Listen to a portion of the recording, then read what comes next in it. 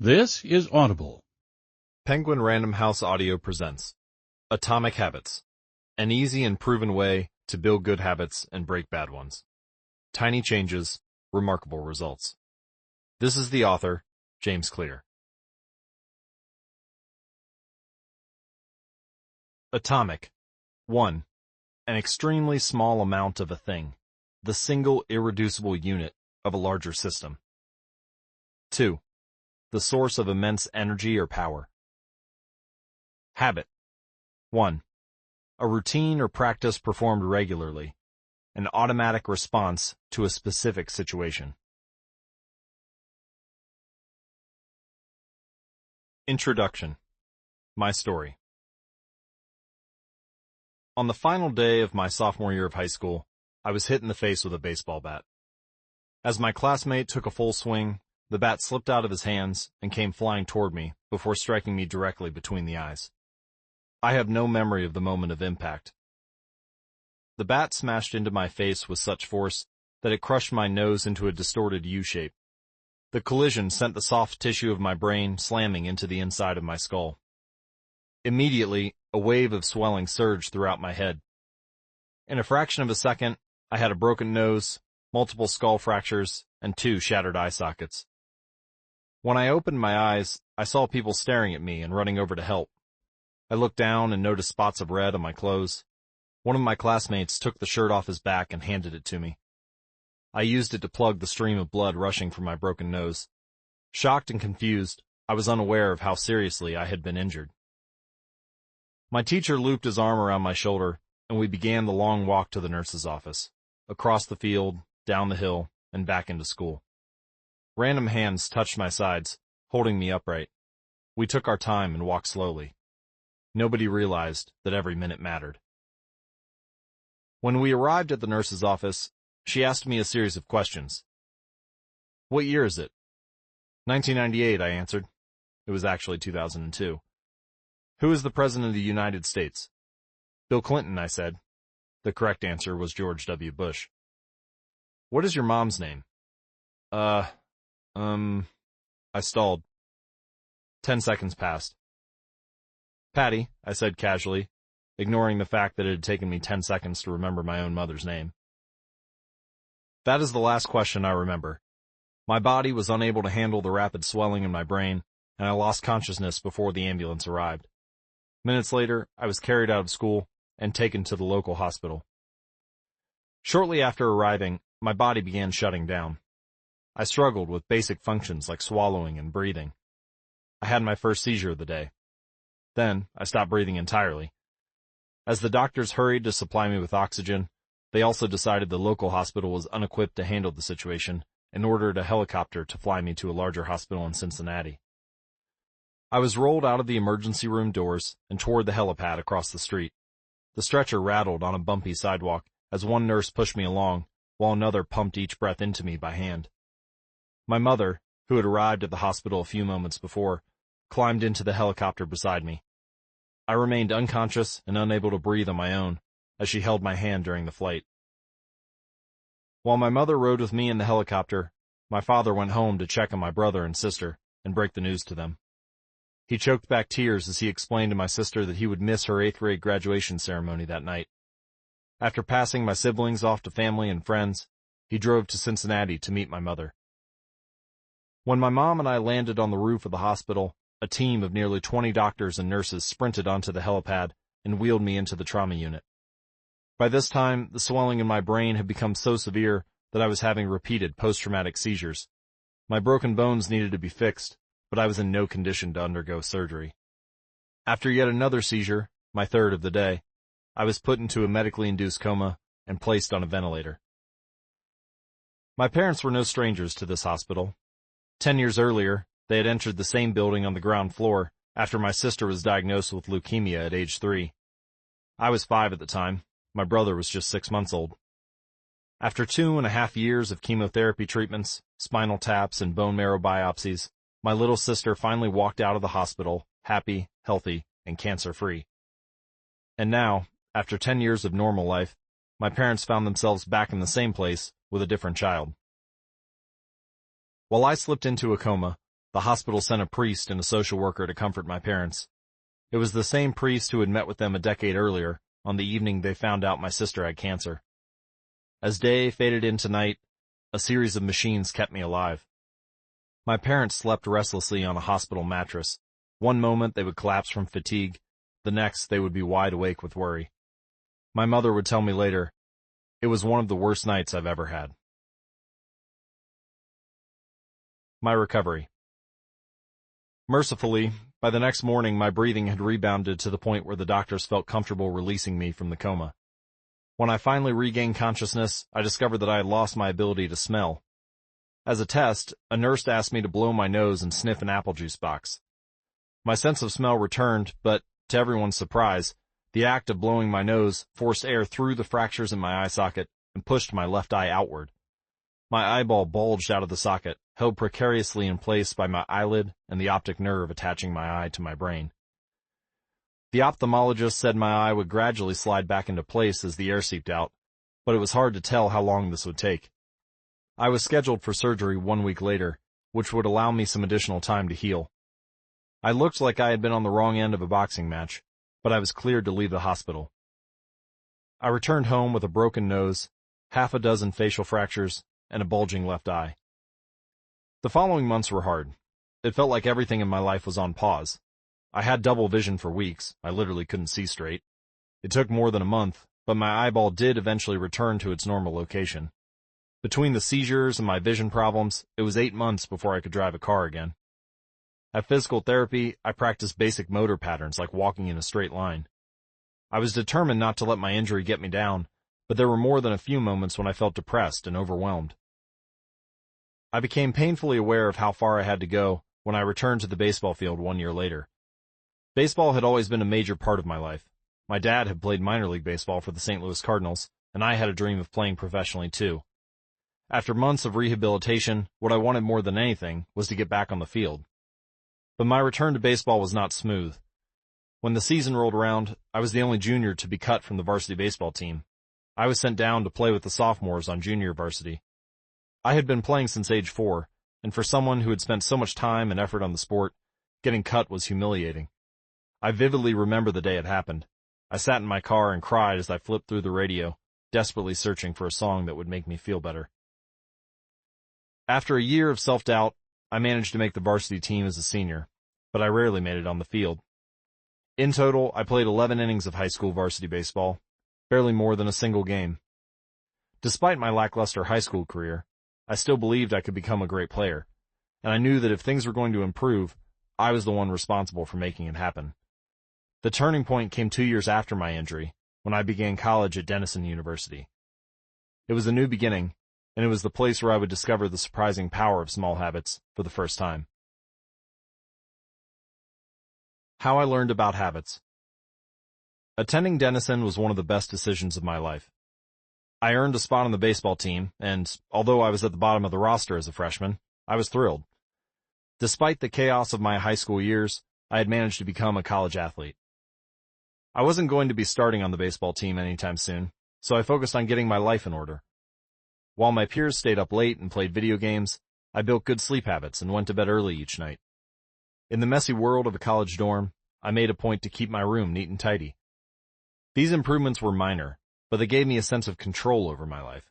I started to feel confident again, and this growing belief in myself rippled into the classroom as I improved my study habits and managed to earn straight A's during my first year. A habit is a routine or behavior that is performed regularly, and, in many cases, automatically. As each semester passed, I accumulated small but consistent habits that ultimately led to results that were unimaginable to me when I started. For example, for the first time in my life, I made it a habit to lift weights multiple times per week, and in the years that followed, my 6-foot 4-inch frame bulked up from a featherweight 170 to a lean 200 pounds. When my sophomore season arrived, I earned a starting role on the pitching staff. By my junior year, I was voted team captain, and at the end of the season, I was selected for the all-conference team. But it was not until my senior season that my sleep habits, study habits, and strength training habits really began to pay off. 6 years after I had been hit in the face with a baseball bat, flown to the hospital, and placed into a coma, I was selected as the top male athlete at Denison University and named to the ESPN Academic All-America team, an honor given to just 33 players across the country. By the time I graduated, I was listed in the school record books in 8 different categories. That same year, I was awarded the university's highest academic honor, the President's Medal. I hope you'll forgive me if this sounds boastful. To be honest, there was nothing legendary or historic about my athletic career. I never ended up playing professionally. However, looking back on those years, I believe I accomplished something just as rare. I fulfilled my potential. And I believe the concepts in this book can help you fulfill your potential as well. We all face challenges in life. This injury was one of mine, and the experience taught me a critical lesson. Changes that seem small and unimportant at first will compound into remarkable results if you're willing to stick with them for years. We all deal with setbacks, but in the long run, the quality of our lives often depends on the quality of our habits. With the same habits, you'll end up with the same results. But with better habits, anything is possible. Maybe there are people who can achieve incredible success overnight. I don't know any of them, and I'm certainly not one of them. There wasn't one defining moment in my journey from medically induced coma to academic All-American. There were many. It was a gradual evolution, a long series of small wins and tiny breakthroughs. The only way I made progress, the only choice I had, to be honest, was to start small. And I employed this same strategy a few years later when I started my own business and began working on this book. How and why I wrote this book. In November 2012, I began publishing articles at jamesclear.com. For years, I had been keeping notes about my personal experiments with habits, and I was finally ready to share some of them publicly. I began by publishing a new article every Monday and Thursday. Within a few months, this simple writing habit led to my first 1,000 email subscribers, and by the end of 2013, that number had grown to more than 30,000 people. In 2014, my email list expanded to over 100,000 subscribers, which made it one of the fastest-growing newsletters on the internet. I had felt like an imposter when I began writing 2 years earlier, but now I was becoming known as an expert on habits, a new label that excited me, but that also felt uncomfortable. I had never considered myself a master of the topic, but rather someone who was experimenting alongside my readers. In 2015, I reached 200,000 email subscribers and signed a book deal with Penguin Random House to begin writing the book you are listening to now. As my audience grew, so did my business opportunities. I was increasingly asked to speak at top companies about the science of habit formation, behavior change, and continuous improvement. I found myself delivering keynote speeches at conferences in the United States and Europe. In 2016, my articles began to appear regularly in major publications like Time, Entrepreneur, and Forbes. Incredibly, my writing was read by over 8 million people that year. Coaches in the NFL, NBA, and MLB began reading my work and sharing it with their teams. And at the start of 2017, I launched the Habits Academy, which became the premier training platform for organizations and individuals interested in building better habits in life and work. Fortune 500 companies and growing startups began to enroll their leaders and train their staff. In total, over 10,000 leaders, managers, coaches, and teachers have graduated from the Habits Academy, and my work with them has taught me an incredible amount about what it takes to make habits work in the real world. You can learn more by visiting habitsacademy.com. As I put the finishing touches on this book in 2018, jamesclear.com is receiving millions of visitors per month, and nearly 500,000 people subscribe to my weekly email newsletter, a number that is so far beyond my expectations when I began that I'm not even sure what to think of it. How this book will benefit you. The entrepreneur and investor Naval Ravikant has said, "To write a great book, you must first become the book." I originally learned about the ideas mentioned here because I had to live them. I had to rely on small habits to rebound from my injury, to get stronger in the gym, to perform at a high level in the field, to become a writer, to build a successful business, and simply to develop into a responsible adult. Small habits helped me fulfill my potential, and since you're listening to this book, I'm guessing you'd like to fulfill yours as well. In what follows, I will share a step-by-step plan for building better habits, not for days or weeks, but for a lifetime. While science supports everything I've written, this book is not meant to be an academic research paper. It's an operating manual. You'll find wisdom and practical advice front and center as I explain the science of how to create and change your habits in a way that is easy to understand and apply. The fields I draw on: biology, neuroscience, philosophy, psychology, and more have been around for many years. What I offer you is a synthesis of the best ideas smart people figured out a long time ago, as well as the most compelling discoveries scientists have made recently. My contribution, I hope, is to find the ideas that matter most and connect them in a way that is highly actionable. Anything wise you hear, you should credit to the many experts who preceded me. Anything foolish, assume it is my error. The backbone of this book is my 4-step model of habits: cue, craving, response, and reward, and the 4 laws of behavior change that evolve out of these steps. Readers with a psychology background may recognize some of these terms from operant conditioning, which was first proposed as stimulus-response reward by B.F. Skinner in the 1930s, and has been popularized more recently as cue, routine reward, in The Power of Habit by Charles Duhigg. Behavioral scientists like Skinner realized that if you offered the right reward or punishment, you could get people to act in a certain way. But while Skinner's model did an excellent job of explaining how external stimuli influenced our habits, it lacked a good explanation for how our thoughts, feelings, and beliefs impact our behavior. Internal states, our moods and emotions, matter too. In recent decades, scientists have begun to determine the connection between our thoughts, feelings, and behavior. This research, too, will be covered here. In total, the framework I offer is an integrated model of the cognitive and behavioral sciences. I believe it is one of the first models of human behavior to accurately account for both the influence of external stimuli and internal emotions on our habits. While some of the language may be familiar, I'm confident that the details and the applications of the 4 laws of behavior change will offer a new way to think about your habits. Human behavior is always changing, situation to situation, moment to moment, second to second. But this book is about what doesn't change. It's about the fundamentals of human behavior, the lasting principles you can rely on year after year, the ideas you can build a business around, build a family around, build a life around. There is no one right way to create better habits, but this book describes the best way I know, an approach that will be effective regardless of where you start or what you're trying to change. The strategies I cover will be relevant to anyone looking for a step-by-step system for improvement, whether your goals center on health, money, productivity, relationships, or all of the above. As long as human behavior is involved, this book will be your guide. The fundamentals: why tiny changes make a big difference. Chapter 1: The surprising power of atomic habits. The fate of British cycling changed one day in 2003. The organization, which was the governing body for professional cycling in Great Britain, had recently hired Dave Brailsford as its performance director. At the time, professional cyclists in Great Britain had endured nearly 100 years of mediocrity.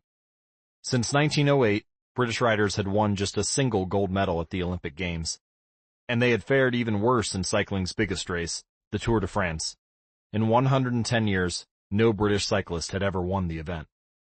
In fact, the performance of British riders had been so underwhelming that one of the top bike manufacturers in Europe refused to sell bikes to the team because they were afraid that it would hurt sales if other professionals saw the Brits using their gear.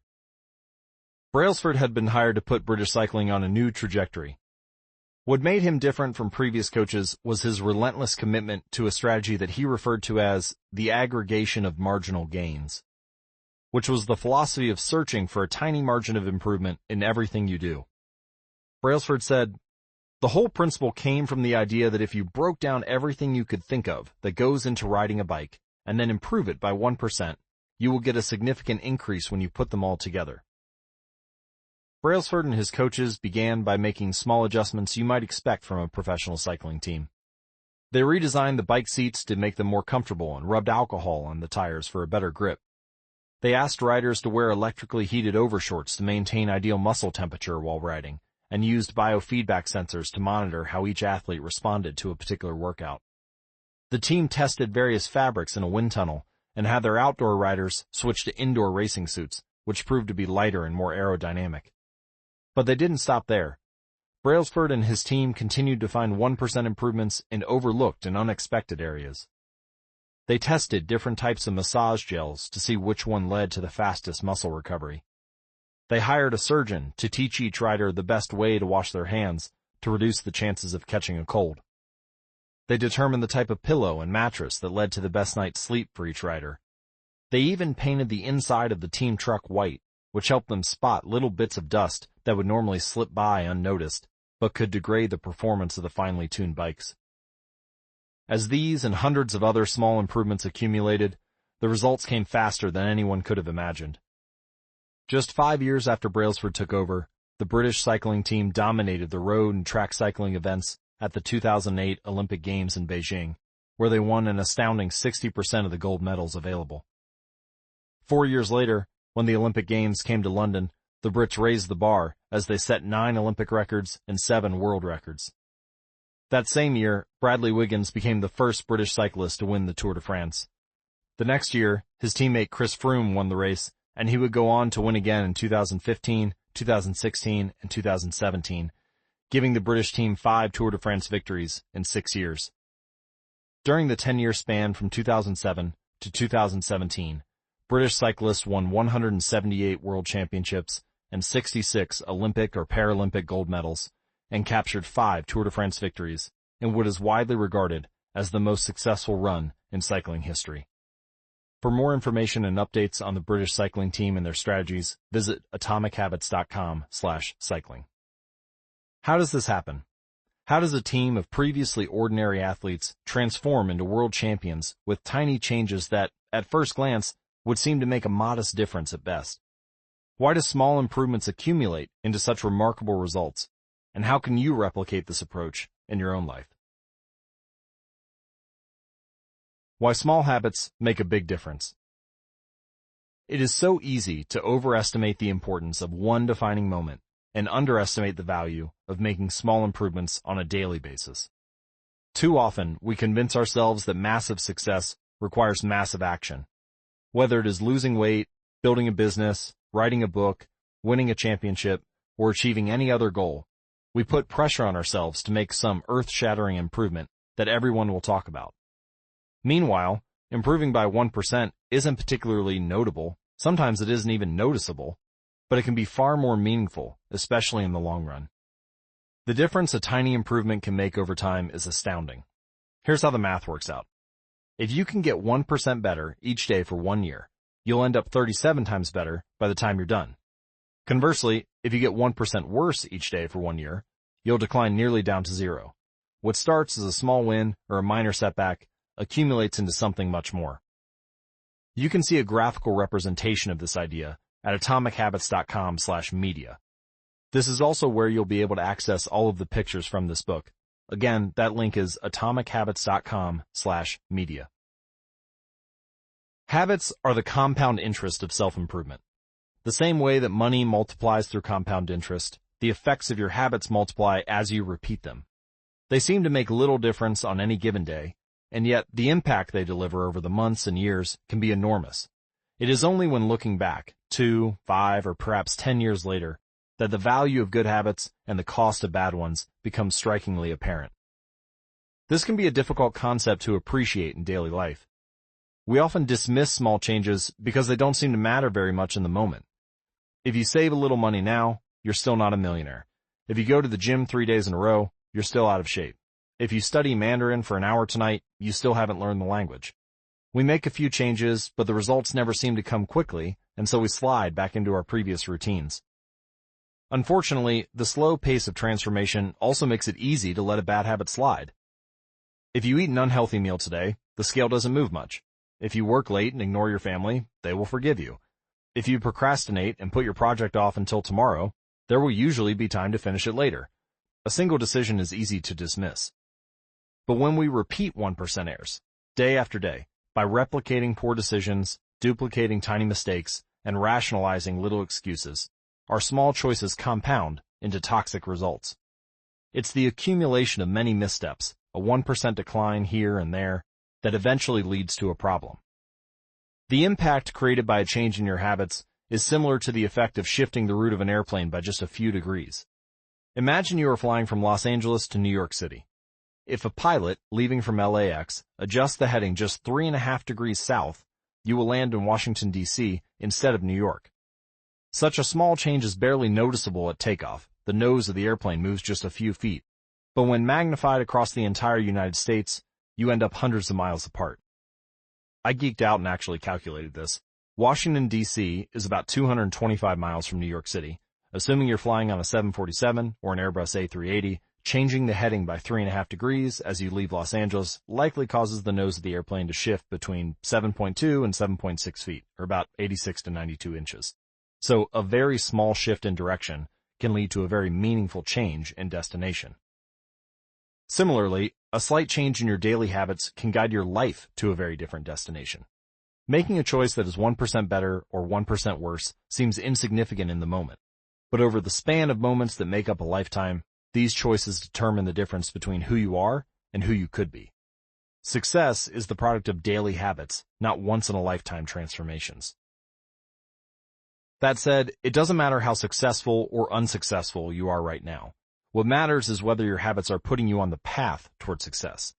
You should be far more concerned with your current trajectory than with your current results. If you're a millionaire, but you spend more than you earn each month, then you're on a bad trajectory. If your spending habits don't change, it's not going to end well. Conversely, if you're broke, but you save a little bit every month, then you're on the path toward financial freedom, even if you're moving slower than you'd like. Your outcomes are a lagging measure of your habits.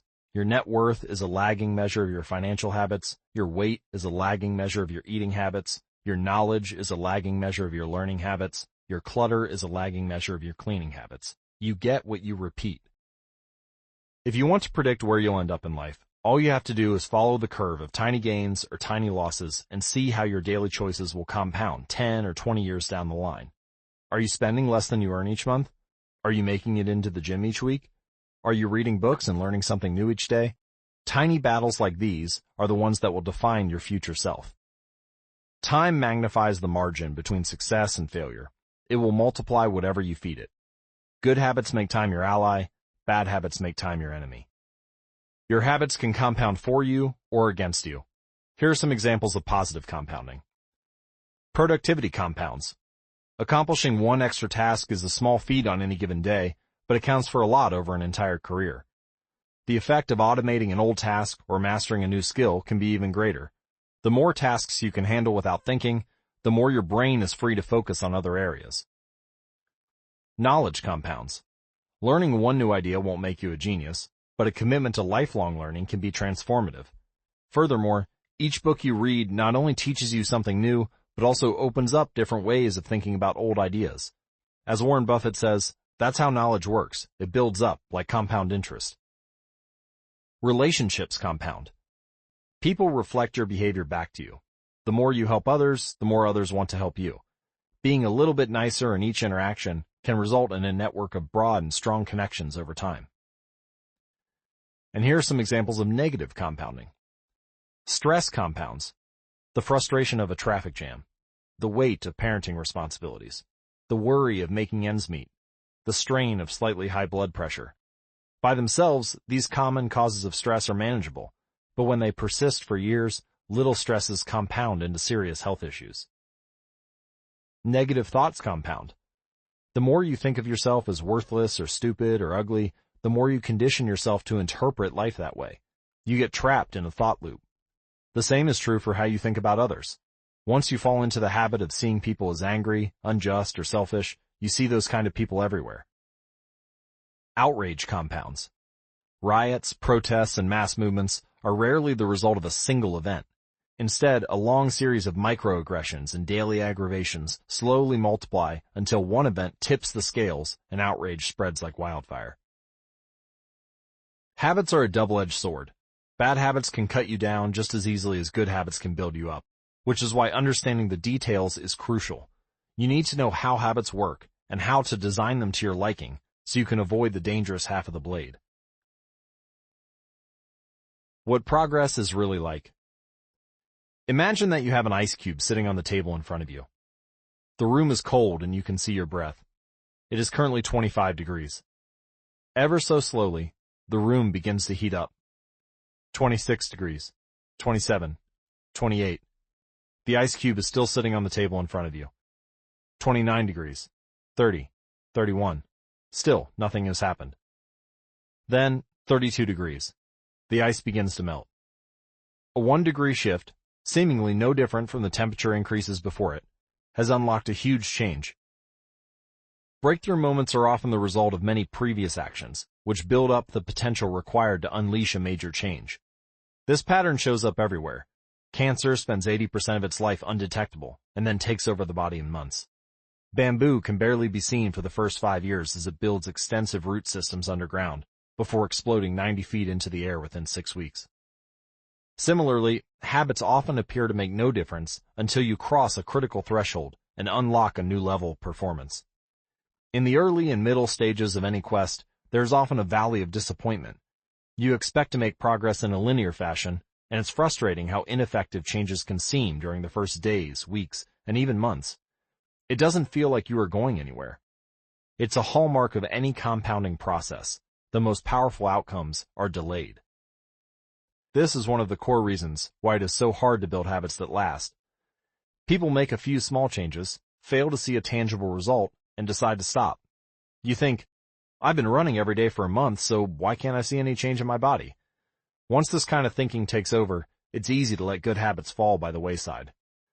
But in order to make a meaningful difference, habits need to persist long enough to break through this plateau, what I call the plateau of latent potential.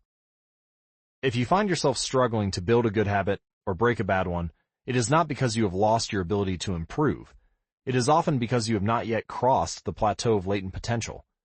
Complaining about not achieving success despite working hard is like complaining about an ice cube not melting when you heated it from 25 to 31 degrees. Your work was not wasted, it is just being stored. All of the action happens at 32 degrees. When you finally break through the plateau of latent potential, people will call it an overnight success. The outside world only sees the most dramatic event, rather than all that preceded it. But you know that it's the work you did long ago, when it seemed that you weren't making any progress, that makes the jump today possible. It is the human equivalent of geological pressure. 2 tectonic plates can grind against one another for millions of years, the tension slowly building all the while.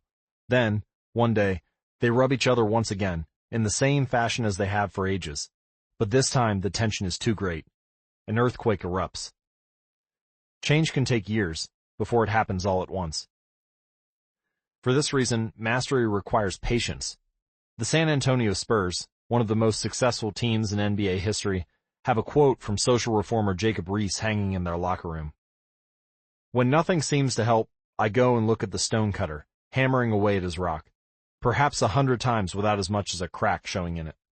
Yet, at the 101st blow, it will split in 2, and I know it was not the last blow that did it, but all that had gone before. All big things come from small beginnings. The seed of every habit is a single, tiny decision. But as that decision is repeated, a habit sprouts and grows stronger. Roots entrench themselves and branches grow. The task of breaking a bad habit is like uprooting a powerful oak within us. And the task of building a good habit is like cultivating a delicate flower, one day at a time. But what determines whether we stick with a habit long enough to survive the plateau of latent potential and break through to the other side? What is it that causes some people to slide into unwanted habits and enables others to enjoy the compounding effects of good ones? Forget about goals. Focus on systems instead. Prevailing wisdom claims that the best way to achieve what we want in life, getting into shape, building a successful business, relaxing more and worrying less, spending more time with friends and family, is to set specific, actionable goals. For many years, this was how I approached my habits too. Each one was a goal to be reached. I set goals for the grades I wanted to get in school, for the weights I wanted to lift in the gym, for the profits I wanted to earn in business. I succeeded at a few, but I failed at a lot of them. And eventually, I began to realize that my results had very little to do with the goals I set, and nearly everything to do with the systems I followed. What's the difference between systems and goals?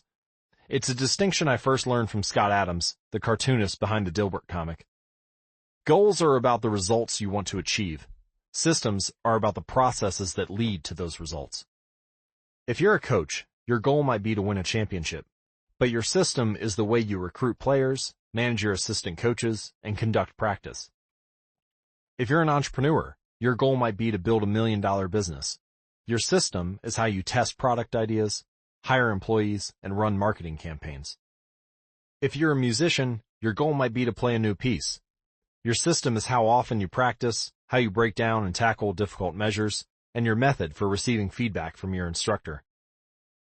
Now for the interesting question. If you completely ignored your goals and focused only on your system, would you still succeed? For example, if you were a basketball coach and you ignored your goal to win a championship and focused only on what your team does at practice each day, would you still get results? I think you would. The goal in any sport is to finish with the best score, but it would be ridiculous to spend the whole game staring at the scoreboard. The only way to actually win is to get better each day.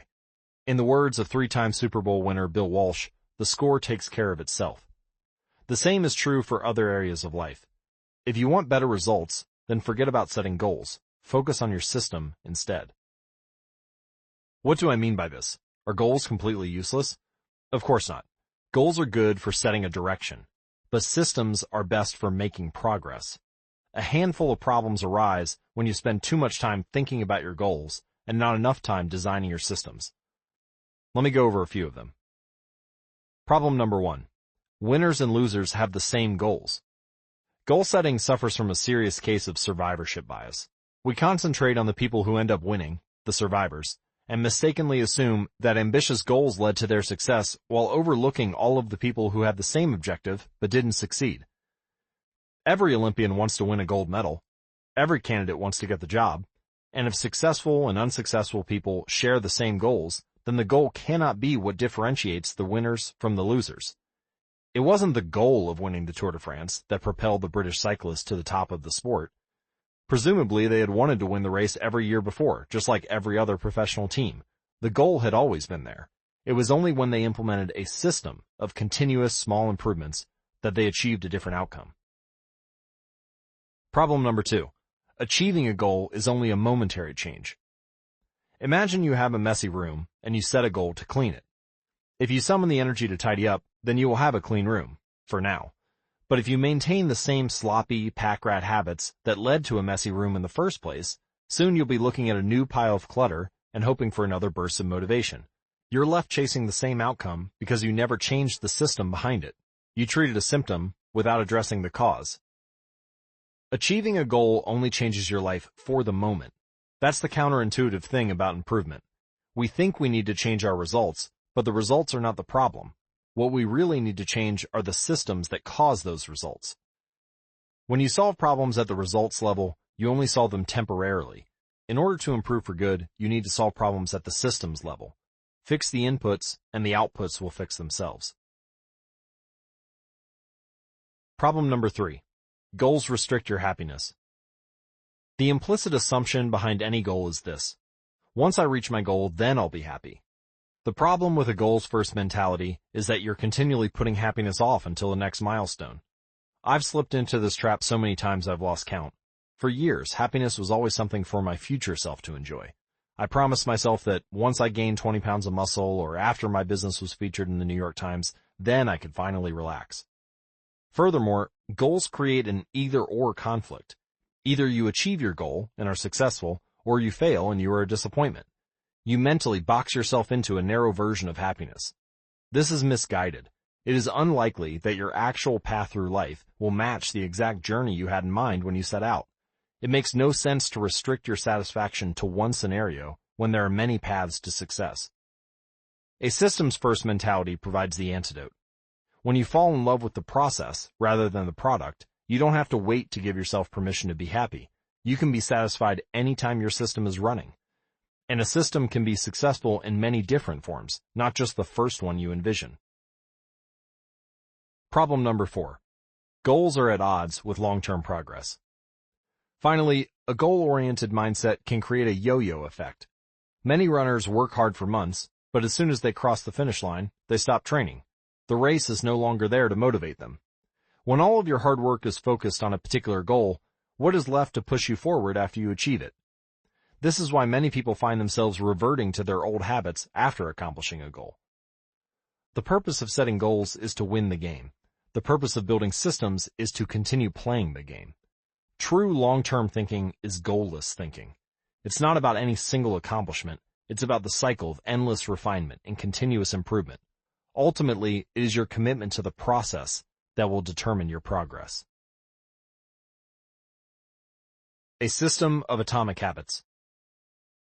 If you're having trouble changing your habits, the problem isn't you. The problem is your system. Bad habits repeat themselves again and again, not because you don't want to change, but because you have the wrong system for change. You do not rise to the level of your goals. You fall to the level of your systems. Focusing on the overall system, rather than a single goal, is one of the core themes of this book. It is also one of the deeper meanings behind the word atomic. By now, you have probably realized that an atomic habit refers to a tiny change, a marginal gain, a 1% improvement. But atomic habits are not just any old habits, however small. They are little habits that are part of a larger system. Just as atoms are the building blocks of molecules, atomic habits are the building blocks of remarkable results. Habits are like the atoms of our lives. Each one is a fundamental unit that contributes to your overall improvement. At first, these tiny routines seem insignificant, but soon they build on each other and fuel bigger wins that multiply to a degree that far outweighs the cost of their initial investment. They are both small and mighty. This is the meaning of the phrase atomic habits, a regular practice or routine that is not only small and easy to do, but also the source of incredible power, a component of the system of compound growth. Chapter Summary. Habits are the compound interest of self-improvement. Getting 1% better every day counts for a lot in the long run. Habits are a double-edged sword. They can work for you or against you, which is why understanding the details is essential. Small changes often appear to make no difference until you cross a critical threshold. The most powerful outcomes of any compounding process are delayed. You need to be patient. An atomic habit is a little habit that is part of a larger system. Just as atoms are the building blocks of molecules, atomic habits are the building blocks of remarkable results. If you want better results, then forget about setting goals. Focus on your system instead. You do not rise to the level of your goals. You fall to the level of your systems. Chapter 2. How your habits shape your identity, and vice versa. Why is it so easy to repeat bad habits, and so hard to form good ones? Few things can have a more powerful impact on your life than improving your daily habits. And yet, it is likely that this time next year, you'll be doing the same thing rather than something better. It often feels difficult to keep good habits going for more than a few days, even with sincere effort and the occasional burst of motivation. Habits like exercise, meditation, journaling, and cooking are reasonable for a day or two and then become a hassle. However, once your habits are established, they seem to stick around forever, especially the unwanted ones. Despite our best intentions, unhealthy habits like eating junk food, watching too much television, procrastinating, and smoking can feel impossible to break. Changing our habits is challenging for two reasons. 1, we try to change the wrong thing, and 2, we try to change our habits in the wrong way. In this chapter, I'll address the first point. In the chapters that follow, I'll answer the second. Our first mistake is that we try to change the wrong thing. To understand what I mean, consider that there are 3 levels at which change can occur. You can imagine them like the layers in an onion. An image and graphical representation of these layers is available at atomichabits.com/media. The first layer is changing your outcomes. This level is concerned with changing your results. Losing weight, publishing a book, winning a championship. Most of the goals you set are associated with this level. The second layer is changing your process. This level is concerned with changing your habits and systems, implementing a new routine at the gym, decluttering your desk for better workflow, developing a meditation practice. Most of the habits you build are associated with this level. The third and deepest layer is changing your identity. This level is concerned with changing your beliefs, your worldview, your self-image, your judgments about yourself and others. Most of the beliefs, assumptions, and biases that you hold are associated with this level. Outcomes are about what you get. Processes are about what you do. Identity is about what you believe. When it comes to building habits that last, when it comes to building a system of 1% improvements. The problem is not that one level is better or worse than another. All levels of change are useful in their own way. The problem is the direction of change. Many people begin the process of changing their habits by focusing on what they want to achieve.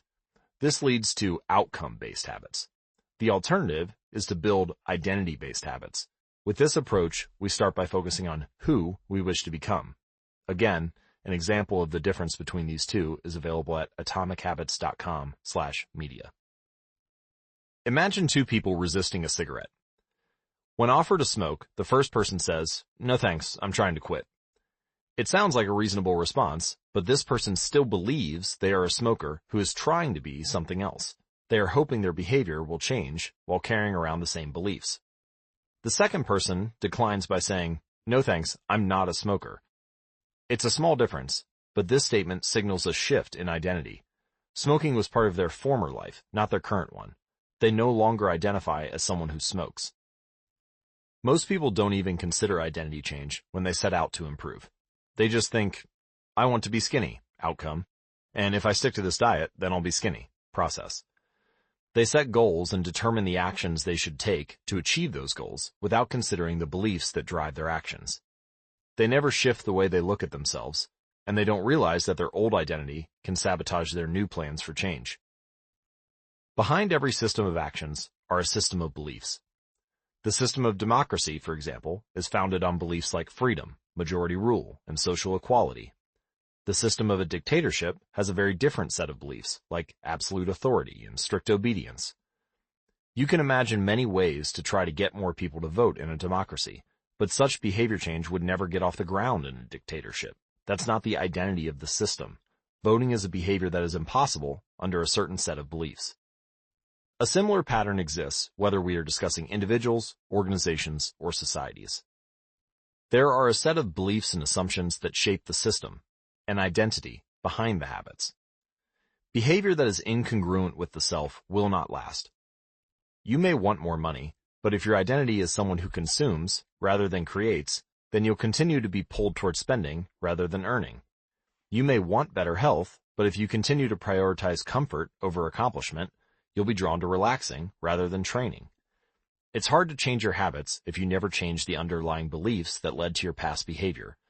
You have a new goal and a new plan, but you haven't changed who you are. The story of Brian Clark, an entrepreneur from Boulder, Colorado, provides a good example. For as long as I can remember, I've chewed my fingernails, Clark told me. It started as a nervous habit when I was young, and then morphed into an undesirable grooming ritual. One day, I resolved to stop chewing my nails until they grew out a bit. Through mindful willpower alone, I managed to do it. Then, Clark did something surprising. I asked my wife to schedule my first ever manicure, he said. My thought was that if I started paying to maintain my nails, I wouldn't chew them. And it worked, but not for the monetary reason. What happened was the manicure made my fingers look really nice for the first time. The manicurist even said that, other than the chewing, I had really healthy, attractive nails. Suddenly, I was proud of my fingernails. And even though that's something I had never aspired to, it made all the difference. I've never chewed my nails since, not even a single close call, and it's because I now take pride in properly caring for them. The ultimate form of intrinsic motivation is when a habit becomes part of your identity. It's one thing to say, I'm the type of person who wants this. It's something very different to say, I'm the type of person who is this. The more pride you have in a particular aspect of your identity, the more motivated you will be to maintain the habits associated with it. If you're proud of how your hair looks, you'll develop all sorts of habits to care for and maintain it. If you're proud of the size of your biceps, you'll make sure you never skip an upper body workout. If you're proud of the scarves you knit, you'll be more likely to spend hours knitting each week. Once your pride gets involved, you'll fight tooth and nail to maintain your habits. True behavior change is identity change. You might start a habit because of motivation, but the only reason you'll stick with one is that it becomes part of your identity.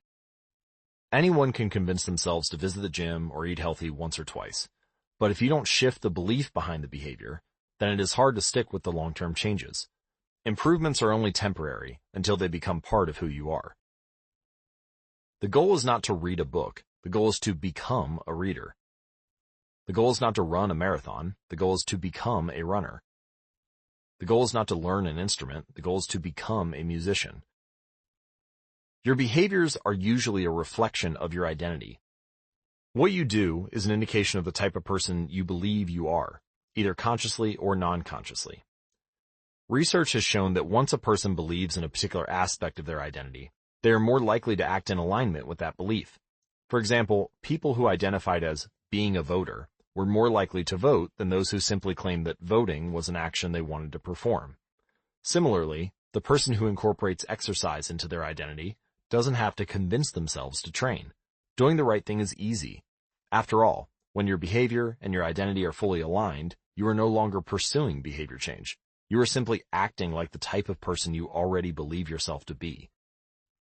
Like all aspects of habit formation, this, too, is a double-edged sword. When working for you, identity change can be a powerful force for self-improvement. When working against you, though, identity change can be a curse. Once you have adopted an identity, it can be easy to let your allegiance to it impact your ability to change. Many people walk through life in a cognitive slumber, blindly following the norms attached to their identity. This includes beliefs like, I'm terrible with directions. I'm not a morning person. I'm bad at remembering people's names. I'm always late. I'm not good with technology. I'm horrible at math. And 1,000 other variations. When you have repeated a story to yourself for years, it is easy to slide into these mental grooves and accept them as a fact. In time, you begin to resist certain actions because that's not who I am. There's internal pressure to maintain your self-image and behave in a way that is consistent with your beliefs. You find whatever way you can to avoid contradicting yourself. The more deeply a thought or action is tied to your identity, the more difficult it is to change. It can feel comfortable to believe what your culture believes, group identity, or to do what upholds your self-image, personal identity, even if it's wrong. The biggest barrier to positive change at any level, individual, team, society, is identity conflict. Good habits can make rational sense, but if they conflict with your identity, you will fail to put them into action. On any given day, you may struggle with your habits because you're too busy or too tired or too overwhelmed or hundreds of other reasons. Over the long run, however, the real reason you fail to stick with habits is that your self-image gets in the way. This is why you can't get too attached to one version of your identity. Progress requires unlearning. Becoming the best version of yourself requires you to continuously edit your beliefs and to upgrade and expand your identity. This brings us to an important question. If your beliefs and worldview play such an important role in your behavior, where do they come from in the first place? How, exactly, is your identity formed? And how can you emphasize new aspects of your identity that serve you and gradually erase the pieces that hinder you? The two-step process to changing your identity. Your identity emerges out of your habits. You are not born with preset beliefs. Every belief, including those about yourself, is learned and conditioned through experience. Certainly, there are some aspects of your identity that tend to remain unchanged over time, like identifying as someone who is tall or short. But even for more fixed qualities and characteristics, whether you view them in a positive or negative light is determined by your experiences throughout life. To put it more precisely, your habits are how you embody your identity. When you make your bed each day, you embody the identity of an organized person. When you write each day, you embody the identity of a creative person. When you train each day, you embody the identity of an athletic person. The more you repeat a behavior, the more you reinforce the identity associated with that behavior. In fact, the word identity was originally derived from the Latin words essentias, which means being, and identidem, which means repeatedly. Your identity is literally your repeated beingness. Whatever your identity is right now, you only believe it because you have proof of it. If you go to church every Sunday for 20 years, you have evidence that you are religious. If you study biology for 1 hour every night, you have evidence that you are studious. If you go to the gym, even when it's snowing, you have evidence that you are committed to fitness. The more evidence you have for a belief, the more strongly you will believe in it. For most of my early life, I didn't consider myself a writer. If you were to ask any of my high school teachers or college professors, they would tell you I was an average writer at best, certainly not a standout. When I began my writing career, I published a new article every Monday and Thursday for the first few years. As the evidence grew, so did my identity as a writer. I didn't start out as a writer, I became one through my habits. Of course, your habits are not the only actions that influence your identity, but by virtue of their frequency, they're usually the most important ones. Each experience in life modifies your self-image, but it's unlikely you would consider yourself a soccer player because you kicked a ball once, or an artist because you scribbled a picture. As you repeat these actions, however, the evidence accumulates, and your self-image begins to change. The effect of one-off experiences tends to fade away, while the effect of habits gets reinforced with time, which means your habits contribute most of the evidence that shapes your identity. In this way, the process of building habits is actually the process of becoming yourself. This is a gradual evolution. We do not change by snapping our fingers and deciding to become someone entirely new. We change bit by bit, day by day, habit by habit. We are continually undergoing micro-evolutions of the self. Each habit is like a suggestion. Hey, maybe this is who I am. If you finish a book, then perhaps you are the type of person who likes reading. If you go to the gym, then perhaps you are the type of person who likes exercise. If you practice playing the guitar, perhaps you are the type of person who likes music. Every action you take is a vote for the type of person you wish to become. No single instance will transform your beliefs, but as the votes build up, so does the evidence of your new identity. This is one reason why meaningful change does not require radical change. Small habits can make a meaningful difference by providing evidence of a new identity. And if a change is meaningful, it actually is big. That's the paradox of making small improvements. Putting this all together, you can see that habits are the path to changing your identity. The most practical way to change who you are is to change what you do. Each time you write a page, you are a writer. Each time you practice the violin, you are a musician. Each time you start a workout, you are an athlete. Each time you encourage your employees, you are a leader. Each habit not only gets results, but also teaches you something far more important, to trust yourself. You start to believe you can actually accomplish these things. When the votes mount up and the evidence begins to change, the story you tell yourself begins to change as well. Of course, it works the opposite way too. Every time you choose to perform a bad habit, it's a vote for that identity. The good news is, you don't need to be perfect. In any election, there are going to be votes for both sides. You don't need a unanimous vote to win the election. You just need a majority. It doesn't matter if you cast a few votes for a bad behavior or an unproductive habit. Your goal is simply to win the majority of the time. New identities require new evidence. If you keep casting the same votes you've always cast, you're going to keep getting the same results you've always had. If nothing changes, nothing is going to change. It is a simple two-step process. 1. Decide the type of person you want to be. 2. Prove it to yourself with small wins. First, decide who you want to be. This holds at any level, as an individual, as a team, as a community, as a nation. What do you want to stand for? What are your principles and values?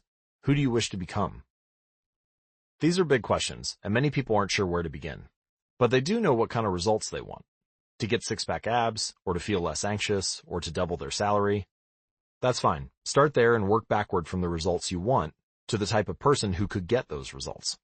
Ask yourself, who is the type of person that could get the outcome I want? Who is the type of person that could lose 40 pounds? Who is the type of person that could learn a new language? Who is the type of person that could run a successful startup? For example, who is the type of person who could write a book? Well, it's probably someone who is consistent and reliable. So now your focus shifts from writing a book, outcome-based, to being the type of person who is consistent and reliable, identity-based. This process can lead to beliefs like, I'm the kind of teacher who stands up for her students.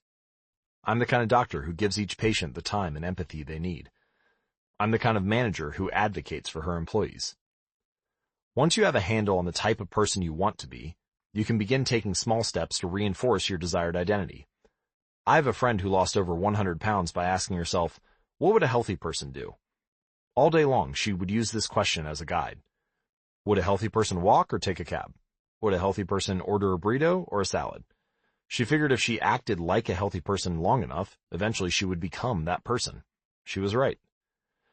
The concept of identity-based habits is our first introduction to another key theme in this book, feedback loops. Your habits shape your identity, and then your identity shapes your habits. It's a two-way street. The formation of all habits is a feedback loop, a concept we will explore in depth in the next chapter. But it is important to let your values, principles, and identity drive the loop, rather than your results. The focus should always be on becoming that type of person, not getting a particular outcome. The real reason habits matter. Identity change is the North Star of habit change. The remainder of this book will provide you with step-by-step instructions on how to build better habits in yourself, your family, your team, your company, and anywhere else you wish. But the true question is, are you becoming the type of person you want to become? The first step is not what or how, but who. You need to know who you want to be. Otherwise, your quest for change is like a boat without a rudder. And that's why we're starting here. You have the power to change your beliefs about yourself. Your identity is not set in stone. You have a choice in every moment. You can choose the identity you want to reinforce today with the habits you choose today. And this brings us to the deeper purpose of this book and the real reason habits matter. Building better habits isn't about littering your day with life hacks. It's not about flossing one tooth each night or taking a cold shower each morning or wearing the same outfit each day. It's not about achieving external measures of success like earning more money, losing weight, or reducing stress. Certainly, habits can help you achieve all of these things. But fundamentally, they're not about having something. They're about becoming someone. Ultimately, your habits matter because they help you become the type of person you wish to be. They are the channel through which you develop your deepest beliefs about yourself. Quite literally, you become your habits. Chapter summary. There are 3 levels of change: outcome change, process change, and identity change. The most effective way to change your habits is to focus not on what you want to achieve, but on who you wish to become. Your identity emerges out of your habits. Every action is a vote for the type of person you wish to become. Becoming the best version of yourself requires you to continuously edit your beliefs and to upgrade and expand your identity. The real reason habits matter is not because they can get you better results, although they can do that, but because they can change your beliefs about yourself. Chapter 3. How to Build Better Habits in 4 Simple Steps. In 1898, a psychologist named Edward Thorndike conducted an experiment that would lay the foundation for our understanding of how habits form and the rules that guide our behavior. Thorndike was interested in studying the behavior of animals, and he started by working with cats. He would place each cat inside a device known as a puzzle box. The box was designed so that the cat could escape through a door by some simple act, such as pulling a loop of cord, pressing a lever, or stepping on a platform. For example, one box contained a lever that, when pressed, would open a door on the side of the box. Once the door had been opened, the cat could dart out and run over to a bowl of food. Most cats wanted to escape as soon as they were placed inside the box. They would poke their nose into the corners, stick their paws through openings, and claw at loose objects. After a few minutes of exploration, the cats would happen to press the magical lever, the door would open, and they would escape. Thorndike tracked the behavior of each cat across many trials. In the beginning, the animals moved around the box at random. But as soon as the lever had been pressed and the door opened, the process of learning began. Gradually, each cat learned to associate the action of pressing the lever with the reward of escaping the box and getting to the food. After 20 to 30 trials, this behavior became so automatic and habitual that the cat could escape within a few seconds. For example, Thorndike noted, Cat 12 took the following times to perform the act: 160 seconds, 30 seconds, 90 seconds, 60, 15, 28, 20, 30, 22, 11, 15, 20, 12, 10, 14, 10, 8, 8, 5, 10, 8, 6, 6, 7. During the first 3 trials, the cat escaped at an average of 1.5 minutes. During the last 3 trials, it escaped in an average of 6.3 seconds. With practice, each cat made fewer errors and their actions became quicker and more automatic. Rather than repeat the same mistakes, the cat began to cut straight to the solution. From his studies, Thorndike described the learning process by stating, behaviors followed by satisfying consequences tend to be repeated, and those that produce unpleasant consequences are less likely to be repeated. His work provides the perfect starting point for discussing how habits form in our own lives. It also provides answers to some fundamental questions like, what are habits, and why does the brain bother building them at all? Why your brain builds habits. A habit is a behavior that has been repeated enough times to become automatic. The process of habit formation begins with trial and error. Whenever you encounter a new situation in life, your brain has to make a decision. How do I respond to this? The first time you come across a problem, you're not sure how to solve it. Like Thorndike's cat, you are just trying things out to see what works. Neurological activity in the brain is high during this period. You are carefully analyzing the situation and making conscious decisions about how to act. You are taking in tons of new information and trying to make sense of it all. The brain is busy learning the most effective course of action. Occasionally, like a cat pressing on a lever, you stumble across a solution. You're feeling anxious, and you discover that going for a run calms you down. Or you're mentally exhausted from a long day of work, and you learn that playing video games relaxes you. You're exploring, and then bam, a reward. After you stumble upon an unexpected reward, you alter your strategy for next time. Your brain immediately begins to catalog the events that preceded the reward. Wait a minute, that felt good. What did I do right before that? This is the feedback loop behind all human behavior. Try, fail, learn, try differently. With practice, the useless movements fade away and the useful actions get reinforced. That's a habit forming. Whenever you face a problem repeatedly, your brain begins to automate the process of solving it. Your habits are just a series of automatic solutions that solve the problems and stresses you face regularly. As behavioral scientist Jason Rea puts it, habits are, simply, reliable solutions to recurring problems in our environment. As habits are created, the level of activity in the brain decreases. You learn to lock in on the cues that predict success and tune out everything else. When a similar situation arises in the future, you know exactly what to look for. There is no longer a need to analyze every angle of the situation. Your brain skips the process of trial and error and creates a mental rule. If this, then that. These cognitive scripts can be followed automatically whenever the situation is appropriate. Now, whenever you feel stressed, you get the itch to run. Or, as soon as you walk in the door from work, you grab the video game controller without thinking. A choice that once required effort is now automatic. A habit has been created. Habits are mental shortcuts learned from experience. In a sense, a habit is just a memory of the steps you previously followed to solve a problem in the past. Whenever the conditions are right, you can draw on this memory and automatically apply the same solution. The primary reason the brain remembers the past is to better predict what will work in the future. Habit formation is incredibly useful because the conscious mind is the bottleneck of the brain. It can only pay attention to one problem at a time. As a result, your brain is always working to preserve your conscious attention for whatever task is most essential. Whenever possible, the conscious mind likes to pawn off tasks to the non-conscious mind to do automatically. This is precisely what happens when a habit is formed. Habits reduce cognitive load and free up mental capacity so you can allocate your attention to other tasks. Despite their efficiency, some people still wonder about the benefits of habits. The argument might go like this. Will habits make my life dull? I don't want to pigeonhole myself into a lifestyle I don't enjoy. Doesn't so much routine take away from the vibrancy and spontaneity of life? Hardly. Such questions set up a false dichotomy. They make you think that you have to choose between building habits and attaining freedom. In reality, the two complement each other. Habits do not restrict freedom. They create it. In fact, the people who don't have their habits handled are often the ones with the least amount of freedom.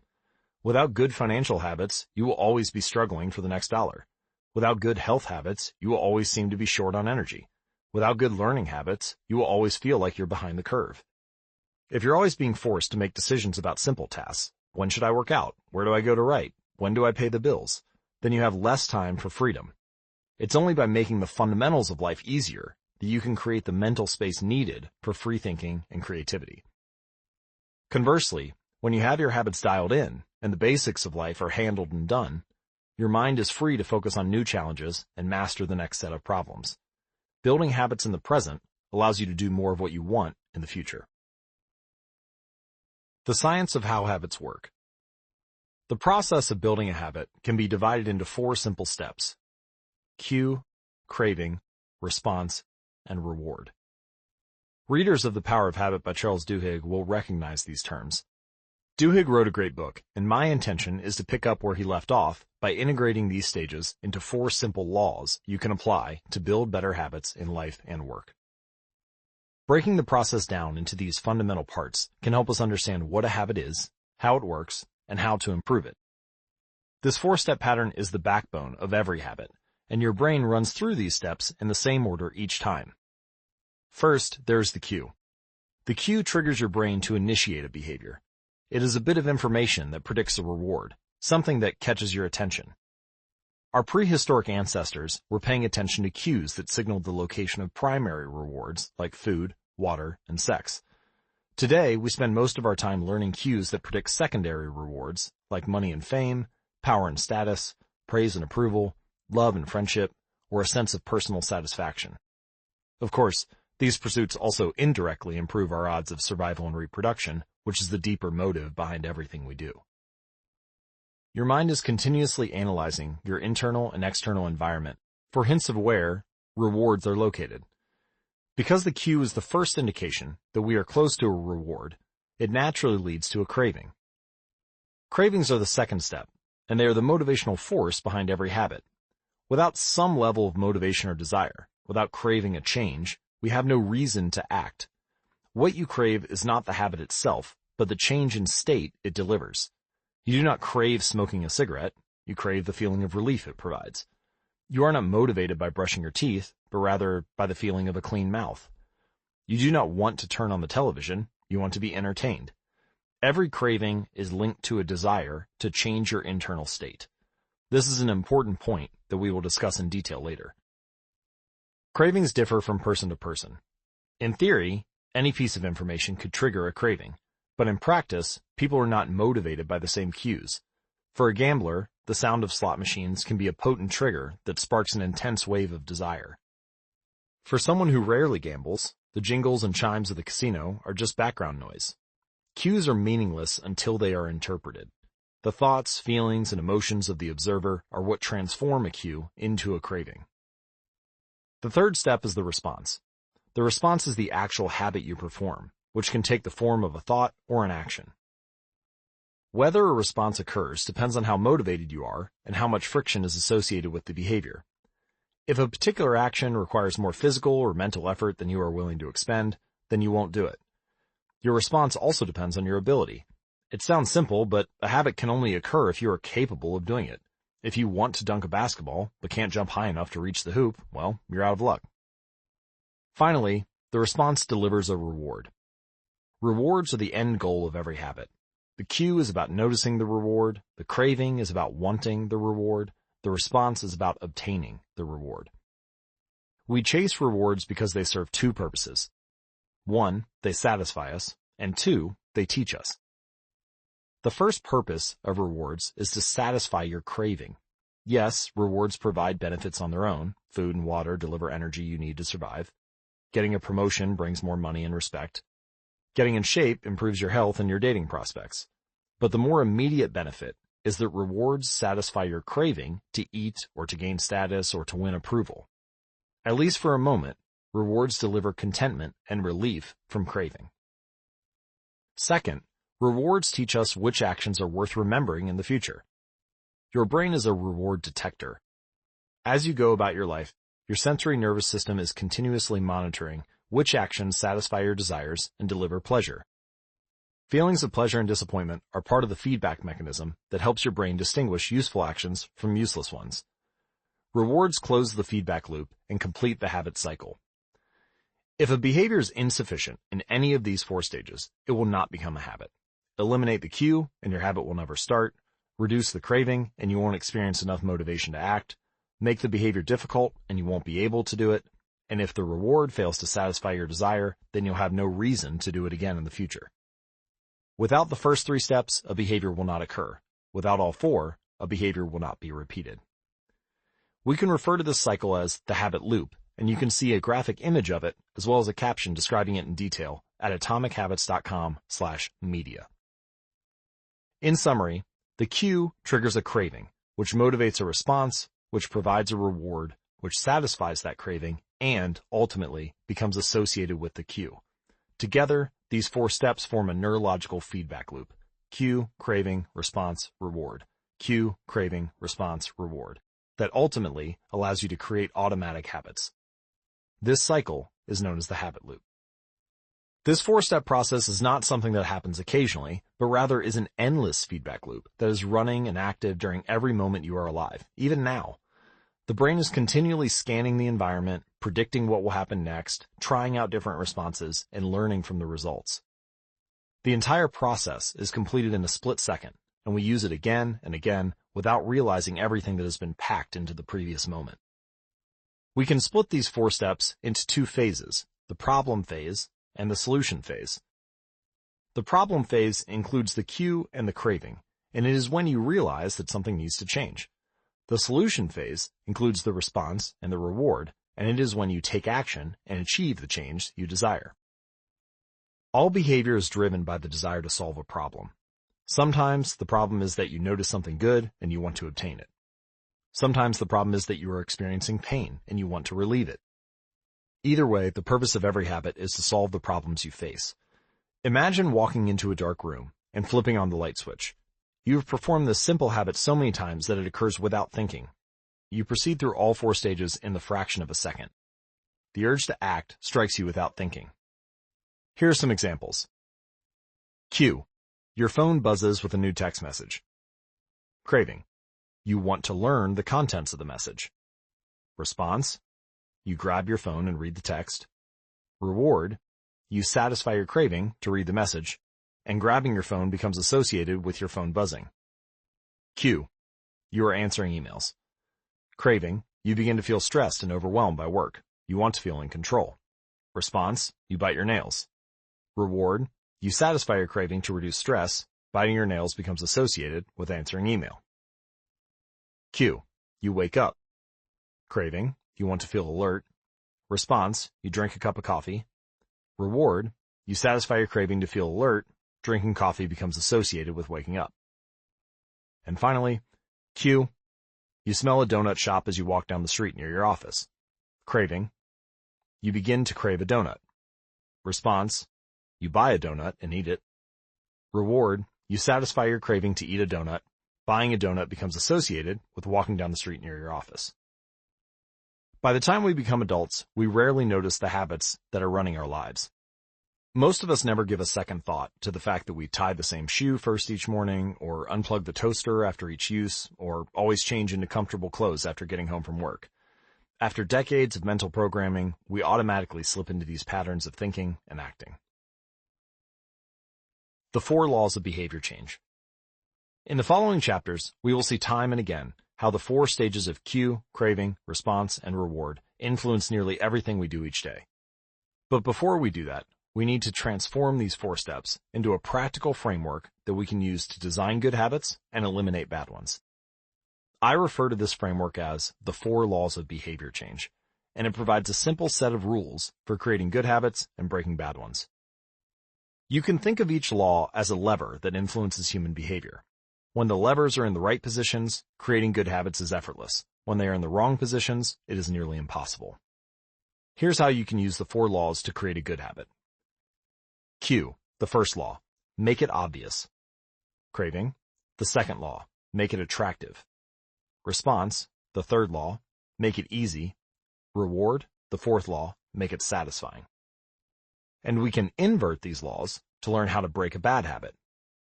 Cue, inversion of the first law, make it invisible.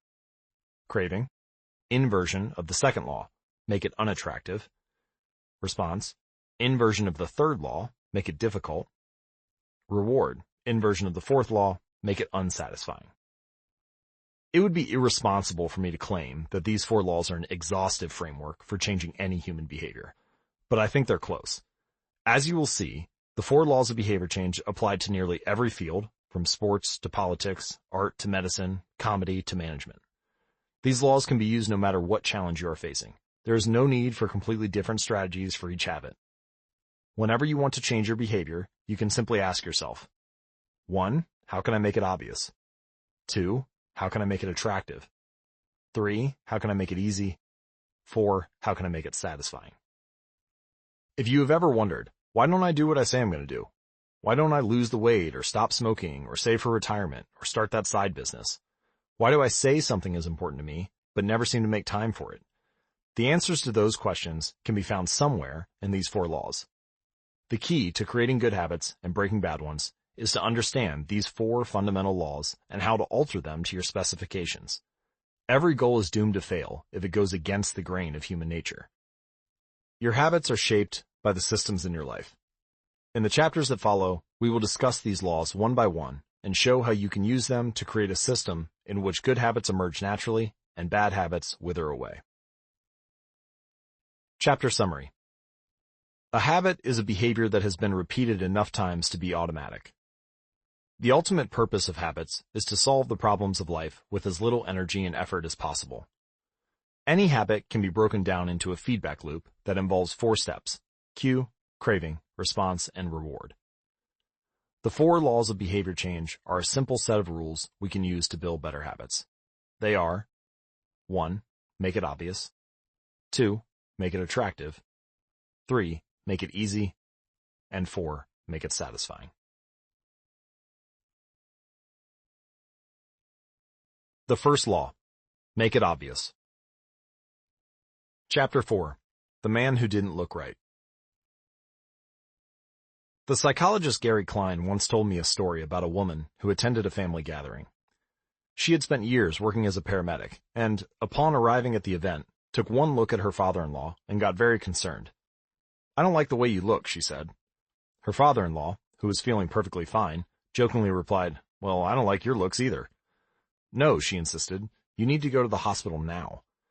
A few hours later, the man was undergoing life-saving surgery after an examination had revealed that he had a blockage to a major artery and was at immediate risk of a heart attack. Without his daughter-in-law's intuition, he could have died. What did the paramedic see? How did she predict his impending heart attack? When major arteries are obstructed, the body focuses on sending blood to critical organs and away from peripheral locations near the surface of the skin. The result is a change in the pattern of distribution of blood in the face. After many years of working with people with heart failure, the woman had unknowingly developed the ability to recognize this pattern on sight. She couldn't explain what it was that she had noticed in her father-in-law's face, but she knew something was wrong. Similar stories exist in other fields. For example, military analysts can identify which blip on a radar screen is an enemy missile and which one is a plane from their own fleet, even though they are traveling at the same speed, flying at the same altitude, and look identical on radar in nearly every respect. During the Gulf War, Lieutenant Commander Michael Riley saved an entire battleship when he ordered a missile shot down, despite the fact that it looked exactly like the battleship's own planes on radar. He made the right call, but even his superior officers couldn't explain how he did it. Museum curators have been known to discern the difference between an authentic piece of art and an expertly produced counterfeit, even though they can't tell you precisely which details tip them off. Experienced radiologists can look at a brain scan and predict the area where a stroke will develop before any obvious signs are visible to the untrained eye. I've even heard of hairdressers noticing whether a client is pregnant based only on the feel of her hair. The human brain is a prediction machine. It is continuously taking in your surroundings and analyzing the information it comes across. Whenever you experience something repeatedly, like a paramedic seeing the face of a heart attack patient or a military analyst seeing a missile on a radar screen, your brain begins noticing what is important, sorting through the details and highlighting the relevant cues, and cataloging that information for future use. With enough practice, you can pick up on the cues that predict certain outcomes without consciously thinking about it. Automatically, your brain encodes the lessons learned through experience. We can't always explain what it is we are learning, but learning is happening all along the way, and your ability to notice the relevant cues in a given situation is the foundation for every habit you have. We underestimate how much our brains and bodies can do without thinking. You do not tell your hair to grow, your heart to pump, your lungs to breathe, or your stomach to digest. And yet, your body handles all of this and more on autopilot. You are much more than your conscious self. Consider hunger. How do you know when you are hungry? You don't necessarily have to see a cookie on the counter to realize that it's time to eat. Appetite and hunger are governed non-consciously. Your body has a variety of feedback loops that gradually alert you when it is time to eat again, and that track what is going on around you and within you. Cravings can arise thanks to hormones and chemicals circulating through your body. Suddenly, you're hungry even though you're not quite sure what tipped you off. This is one of the most surprising insights about our habits. You don't need to be aware of the cue for a habit to begin. You can notice an opportunity and take action without dedicating conscious attention to it. This is what makes a habit useful, but it's also what makes them dangerous. As habits form, your actions come under the direction of your automatic and non-conscious mind. You fall into old patterns before you realize what's happening. Unless someone points it out, you may not notice that you cover your mouth with your hand whenever you laugh, or that you apologize before asking a question, or that you have a habit of finishing other people's sentences. And the more you repeat these patterns, the less likely you become to question what you're doing and why you're doing it. I once heard of a retail clerk who was instructed to cut up empty gift cards after customers had used up the balance on the card. One day, the clerk cashed out a few customers in a row who purchased with gift cards. When the next person walked up, the clerk swiped the customer's actual credit card, picked up the scissors, and then cut it in half, entirely on autopilot, before looking up at the stunned customer and realizing what had just happened.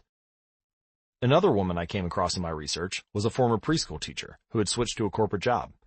Even though she was now working with adults, her old habits would kick in, and she kept asking coworkers if they had washed their hands after going to the bathroom. I also found the story of a man who had spent years working as a lifeguard and would occasionally yell, "Walk," whenever he saw a child running. Over time, the cues that spark our habits can become so common that they are essentially invisible. The treats on the kitchen counter, the remote control next to the couch, the phone in our pocket. Our responses to these cues are so deeply encoded that it may feel like the urge to act comes from nowhere. For this reason, we must begin the process of behavior change with awareness. Before we can effectively build new habits, we need to get a handle on our current ones. This can be more challenging than it sounds, because once a habit is firmly rooted in your life, it is mostly non-conscious and automatic. If a habit remains mindless, you can't expect to improve it. As the psychologist Carl Jung said, "Until you make the unconscious conscious, it will direct your life, and you will call it fate." The Habit Scorecard. The Japanese railway system is regarded as one of the best in the world. If you ever find yourself riding a train in Tokyo, you'll notice that the conductors have a peculiar habit. As each operator runs the train, they proceed through a ritual of pointing at different objects and calling out commands. When the train approaches a signal, the operator will point at it and say, "Signal is green." As the train pulls into and out of each station, the operator will point at the speedometer and call out the exact speed. When it's time to leave, the operator will point at the timetable and state the time. Out on the platform, other employees are performing similar actions. Before each train departs, staff members will point along the edge of the platform and declare, "All clear." Every detail is identified, pointed at, and named aloud.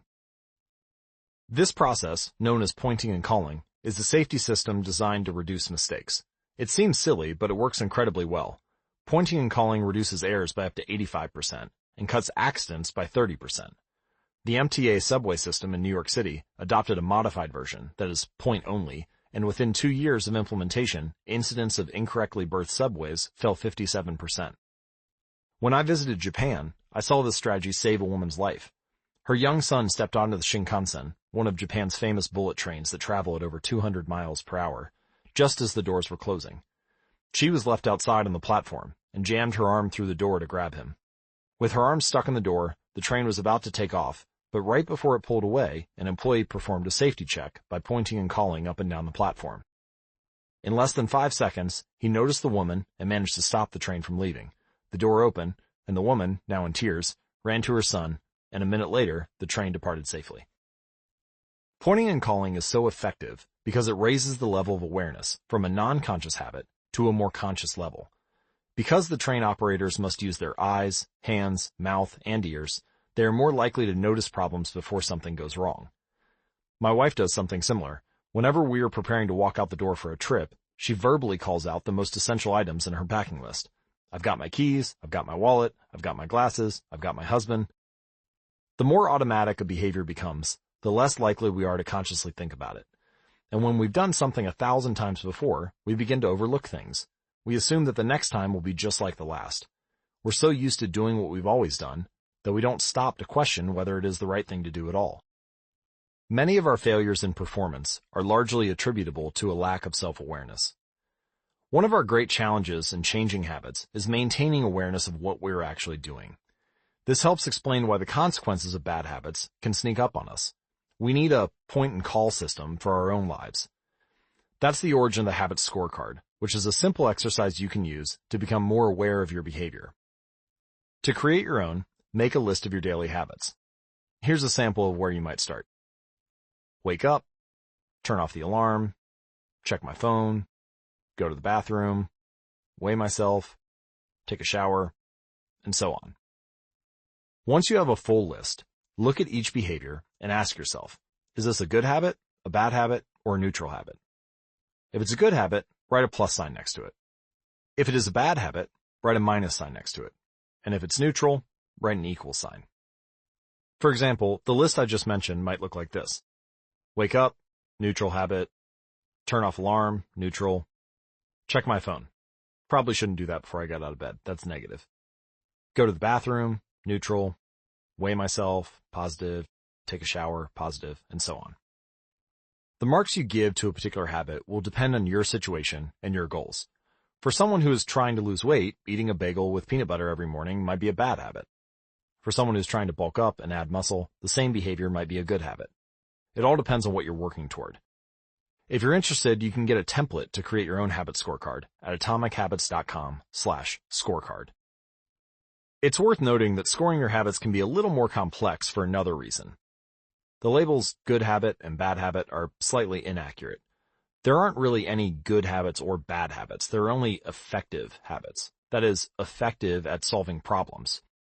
All habits serve you in some way, even the bad ones, which is why you repeat them. For this exercise, categorize your habits based on how they will benefit you or hurt you in the long run.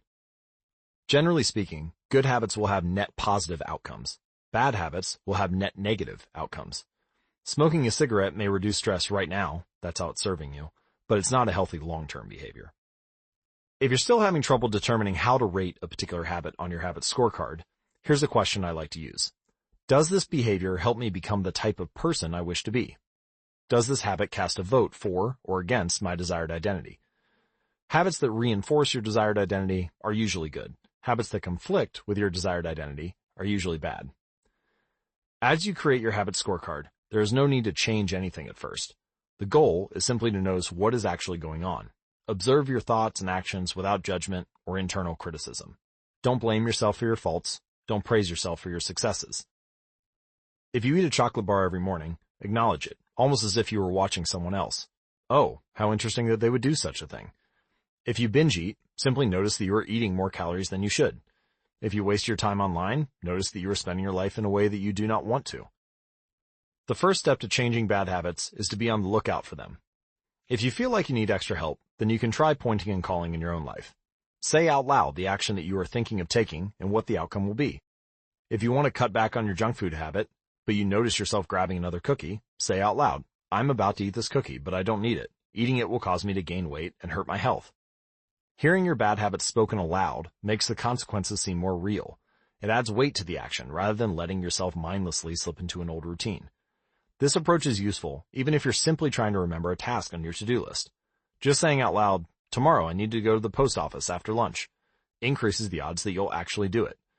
You're getting yourself to acknowledge the need for action, and that can make all the difference. The process of behavior change always starts with awareness. Strategies like pointing and calling and the habit scorecard are focused on getting you to recognize your habits and acknowledge the cues that trigger them, which makes it possible to respond in a way that benefits you. Chapter Summary. With enough practice, your brain will pick up on the cues that predict certain outcomes without consciously thinking about it. Once our habits become automatic, we stop paying attention to what we are doing.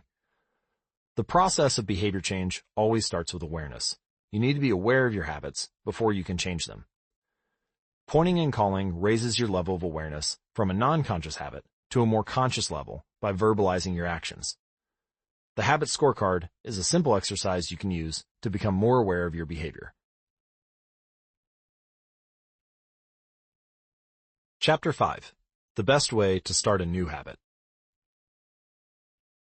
In 2001, researchers in Great Britain began working with 248 people to build better exercise habits over the course of 2 weeks. The subjects were divided into 3 groups. The first group was the control group. They were simply asked to track how often they exercised. The second group was the motivation group. They were asked not only to track their workouts, but also to read some material on the benefits of exercise. The researchers also explained to the group how exercise could reduce the risk of coronary heart disease and improve heart health. Finally, there was the third group.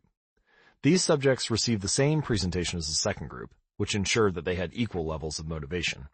However, they were also asked to formulate a plan for when and where they would exercise over the following weeks. Specifically, each member of the third group completed the following sentence. During the next week, I will partake in at least 20 minutes of vigorous exercise on this day, at this time, in this place.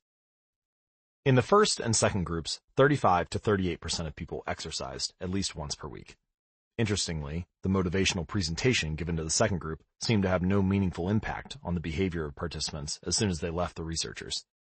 But 91% of the third group exercised at least once per week, more than double the normal rate. The sentence that they had filled out is what researchers refer to as an implementation intention, which is a plan you make beforehand about when and where to act. That is, how you intend to implement a particular habit.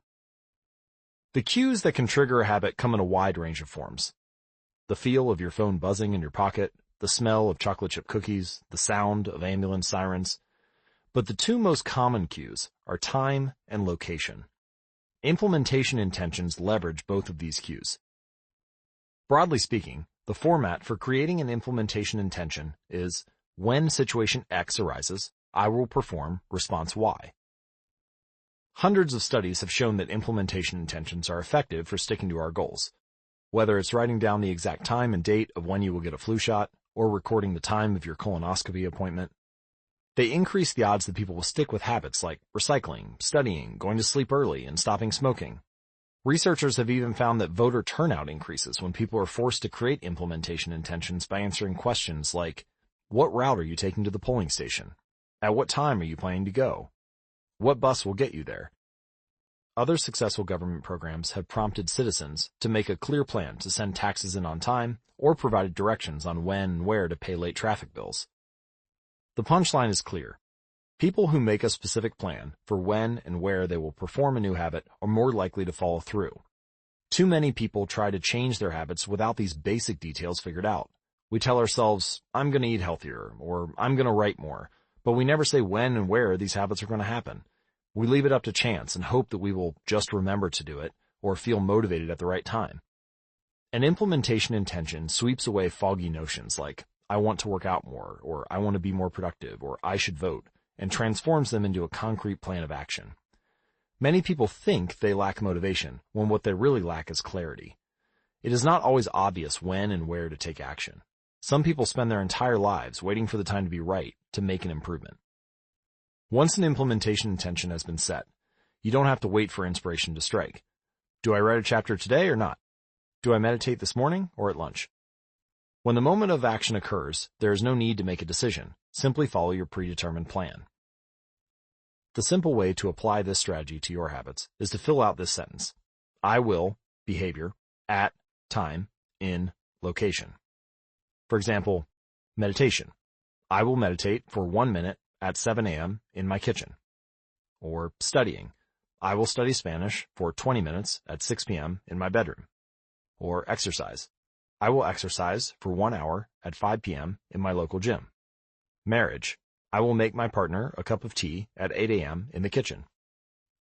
If you aren't sure where to start your habit, try the first day of the week, month, or year. People are more likely to take action at those times because hope is usually higher. If we have hope, we have a reason to take action. A fresh start feels motivating. There's another benefit to implementation intentions. Being specific about what you want and how you will achieve it helps you say no to things that can derail your progress, distract your attention, and pull you off course. We often say yes to little requests because we're not clear about what we need to be doing instead. When your dreams are vague, it's easy to rationalize little exceptions all day long and never get around to the specific things you need to do to succeed. Give your habits a time and a space to live in the world. The goal is to make the time and location so obvious that with enough repetition, you get the urge to do the right thing at the right time, even if you can't say why. As the writer Jason Zweig noted, Obviously, you're never going to just work out without conscious thought. But like a dog salivating at a bell, maybe you start to get antsy around the time of day you normally work out. There are many ways to use implementation intentions in your life and work. My favorite approach is one I learned from Stanford professor B.J. Fogg, who calls it the tiny habits recipe, but it is a strategy that I will refer to as habit stacking. Habit stacking. A simple plan to overhaul your habits. The French philosopher Denis Diderot lived nearly his entire life in poverty, but that all changed one day in 1765. Diderot's daughter was about to be married, and he could not afford to pay for the wedding. Despite his lack of wealth, Diderot was well known for his role as the co-founder and writer of Encyclopédie, one of the most comprehensive encyclopedias of the time. When Catherine the Great, the Empress of Russia, heard of Diderot's financial troubles, her heart went out to him. She was a book lover and greatly enjoyed his encyclopedia. She offered to buy Diderot's personal library for £1,000, which is a sum equal to more than $150,000 today. Suddenly, Diderot had money to spare. With his new wealth, he not only paid for the wedding, but also acquired a scarlet robe for himself. Diderot's scarlet robe was beautiful. So beautiful, in fact, that he immediately noticed how out of place it seemed when surrounded by his more common possessions. He wrote that there was no more coordination, no more unity, no more beauty between his elegant robe and the rest of his stuff. Diderot soon felt the urge to upgrade his possessions. He replaced his rug with one from Damascus. He decorated his home with expensive sculptures. He bought a mirror to place above the mantel and a better kitchen table. He tossed aside his old straw chair for a leather one. Like falling dominoes, one purchase led to the next. Diderot's behavior is not uncommon. In fact, the tendency for one purchase to lead to another has a name, the Diderot effect. The Diderot effect states that obtaining a new possession often creates a spiral of consumption that leads to additional purchases. You can spot this pattern everywhere. You buy a dress and have to get shoes and earrings to match. You buy a couch and suddenly question the layout of your entire living room. You buy a toy for your child and soon find yourself purchasing all of the accessories that go with it. It is a chain reaction of purchases.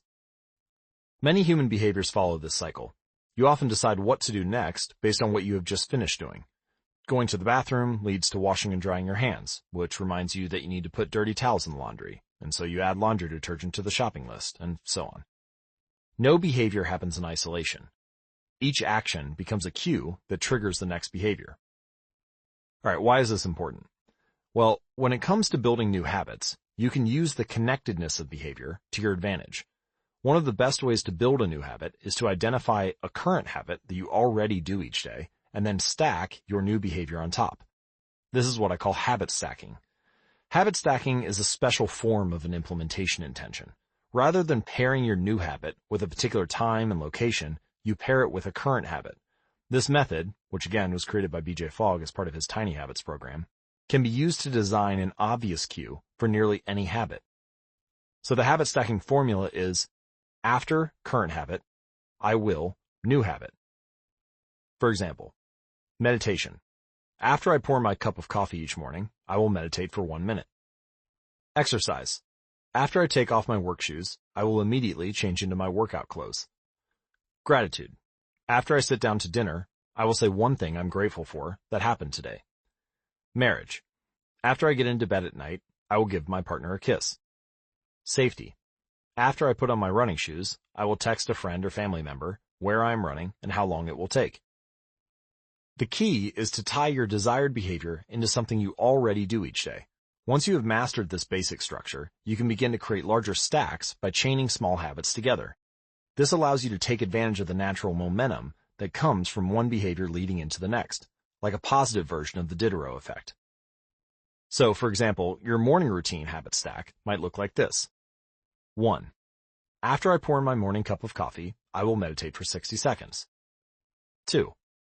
After I meditate for 60 seconds, I will write my to-do list for the day. 3. After I write my to-do list for the day, I will immediately begin my first task. Or you could consider a habit stack like this in the evening. 1. After I finish eating dinner, I will put my plate directly into the dishwasher. 2. After I put my dishes away, I will immediately wipe down the counter. 3. After I wipe down the counter, I will set out my coffee mug for tomorrow morning. You can also insert new behaviors into the middle of your current routines. For example, you may already have a morning routine that looks something like this. Wake up, make my bed, take a shower. Let's say you want to develop the habit of reading more each night. Well, you can expand your habit stack and try something like this. Wake up, make my bed, place a book on my pillow, take a shower. Now, when you climb into bed each night, a book will be sitting there waiting for you to enjoy. Overall, habit stacking allows you to create a simple set of rules that guide your future behavior.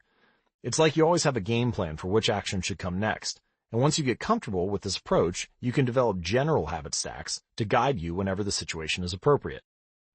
So for example, exercise. When I see a set of stairs, I will take them instead of using the elevator. Or social skills. When I walk into a party, I will introduce myself to someone I don't know yet. Finances. When I want to buy something over $100, I will wait at least 24 hours before purchasing it. Healthy eating. When I serve myself a meal, I will always put veggies on my plate first. Minimalism. When I buy one new item, I will give something away, one in, one out. Mood. When the phone rings, I will take one deep breath and smile before answering it. Forgetfulness. When I leave a public place, I will check the table and chairs to make sure I don't leave anything behind.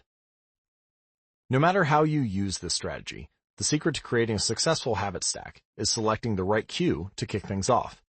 Unlike an implementation intention, which specifically states the time and location for a given behavior, habit stacking implicitly has a time and location built into it. When and where you choose to insert a habit into your daily routine can make a big difference. If you're trying to add meditation into your morning routine, but mornings are chaotic and your kids keep running into the room, then that may be the wrong place and time to build that habit. Consider when you are most likely to be successful. Don't ask yourself to do a habit or try to build a habit stack when you are likely to be occupied with something else. Your cue should also have the same frequency as your desired habit. If you want to do a habit every day, but you stack it on top of a habit that only happens on Mondays, well, then that's not a good choice. One way to find the right trigger for your habit stack is by brainstorming a list of your current habits. You can use your habit scorecard, which we created in the last chapter, as a starting point. Alternatively, you can create a list with 2 columns. In the first column, write down the habits that you do each day without fail. For example, get out of bed, take a shower, brush your teeth, get dressed, brew a cup of coffee, eat breakfast, take the kids to school, and so on. Your list can be much longer, but you get the idea. In the second column, write down all of the things that happen to you each day without fail. For example, the sun rises, or you get a text message, the song you're listening to ends, or the sun sets. Once you're armed with these 2 lists, you can begin searching for the best place to layer a new habit into your lifestyle. If you're looking for more examples and guidance on this, you can download a habit stacking template at atomichabits.com/habit stacking. Alright, so habit stacking works best when the cue is highly specific and immediately actionable. Many people select cues that are too vague. I made this mistake myself. When I wanted to start a push-up habit, my habit stack was, when I take a break for lunch, I will do 10 push-ups. At first glance, this sounds reasonable, but soon I realized that the trigger was unclear. Would I do my push-ups before I ate lunch? After I ate lunch? Where would I do them? After a few inconsistent days, I changed my habit stack to, when I close my laptop for lunch, I will do 10 push-ups next to my desk. Ambiguity gone. Habits like read more or eat better are worthy causes, but these goals do not provide instruction on how and when to act. You need to be specific and clear. After I close the door, after I brush my teeth, after I sit down at the table. The specificity is important. The more tightly bound your new habit is to a specific cue, the better the odds are that you will notice when the time comes to act. Remember, the first law of behavior change is to make it obvious. Strategies like implementation intentions and habit stacking are among the most practical ways to create obvious cues for your habits and design a clear plan for when and where to take action. Chapter summary. The first law of behavior change is make it obvious. The 2 most common cues are time and location. Creating an implementation intention is a strategy you can use to pair a new habit with a specific time and location. The implementation intention formula is I will behavior at time in location. Habit stacking is a strategy you can use to pair a new habit with a current habit. The habit stacking formula is After current habit, I will, new habit. Chapter 6. Motivation is overrated. Environment often matters more. Anne Thorndike, a primary care physician at Massachusetts General Hospital in Boston, had a crazy idea. She believed she could improve the eating habits of thousands of hospital staff and visitors without changing their willpower or motivation in the slightest way. In fact, she didn't plan on talking to them at all. Thorndike and her colleagues designed a 6-month study to alter the choice architecture of the hospital cafeteria. Originally, the refrigerators located next to the cash registers in the cafeteria were filled with only soda. The researchers added water as an option to each one. Additionally, they placed baskets of bottled water next to the food stations throughout the room. Soda was still in the primary refrigerators, but now water was an option available at all drink locations. Over the next 3 months, the number of soda sales at the hospital dropped by 11.4%. Meanwhile, sales of bottled water increased by 25.8%. They made similar adjustments and saw similar results with the food in the cafeteria. Nobody had said a word to anyone eating there. To see a graphical representation of the layouts in the cafeteria before and after the changes, visit atomichabits.com/media. People often choose products not because of what they are, but because of where they are. If I walk into the kitchen and see a plate of cookies on the counter, I'll pick up half a dozen and start eating, even if I hadn't been thinking about them beforehand and didn't necessarily feel hungry. If the communal table at the office is always filled with donuts and bagels, it's going to be hard not to grab one every now and then. Your habits change depending on the room you are in and the cues in front of you. Environment is the invisible hand that shapes human behavior. Despite our unique personalities, certain behaviors tend to arise again and again under certain environmental conditions. In church, people tend to talk in whispers. On a dark street, people act wary and guarded. In this way, the most common form of change is not internal, but external. We are changed by the world around us. Every habit is context dependent. In 1936, psychologist Kurt Lewin wrote a simple equation that makes a powerful statement. Behavior is a function of the person in their environment, or B equals FPE. It didn't take long for Lewin's equation to be tested in business. In 1952, the economist Hawkins Stern described a phenomenon he called suggestion impulse buying, which is triggered when a shopper sees a product for the first time and visualizes a need for it. In other words, customers will occasionally buy products not because they want them, but because of how they are presented to them. For example, items at eye level tend to be purchased more than those down near the floor. For this reason, you'll find expensive brand names featured in easy-to-reach locations on store shelves because they drive the most profit, while cheaper alternatives are tucked away in harder-to-reach spots. The same goes for end caps, which are the units at the end of aisles. End caps are money-making machines for retailers because they are obvious locations that encounter a lot of foot traffic. For example, 45% of Coca-Cola sales come specifically from end-of-the-aisle racks.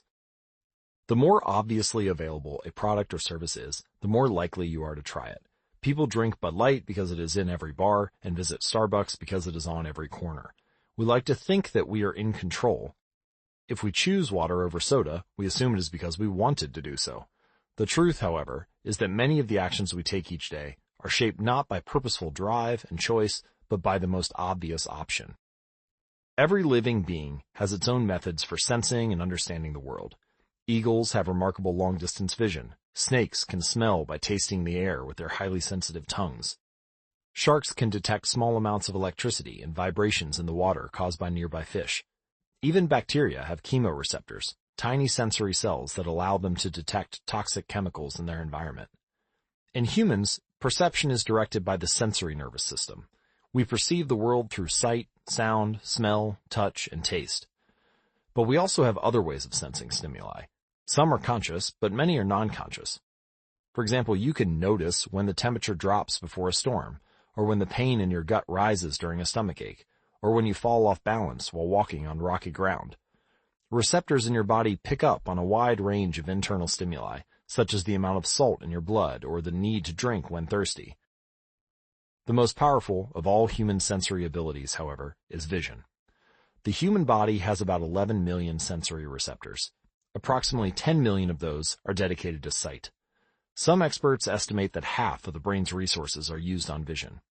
Given that we are more dependent on vision than on any other sense, it should come as no surprise that visual cues are the greatest catalyst of our behavior.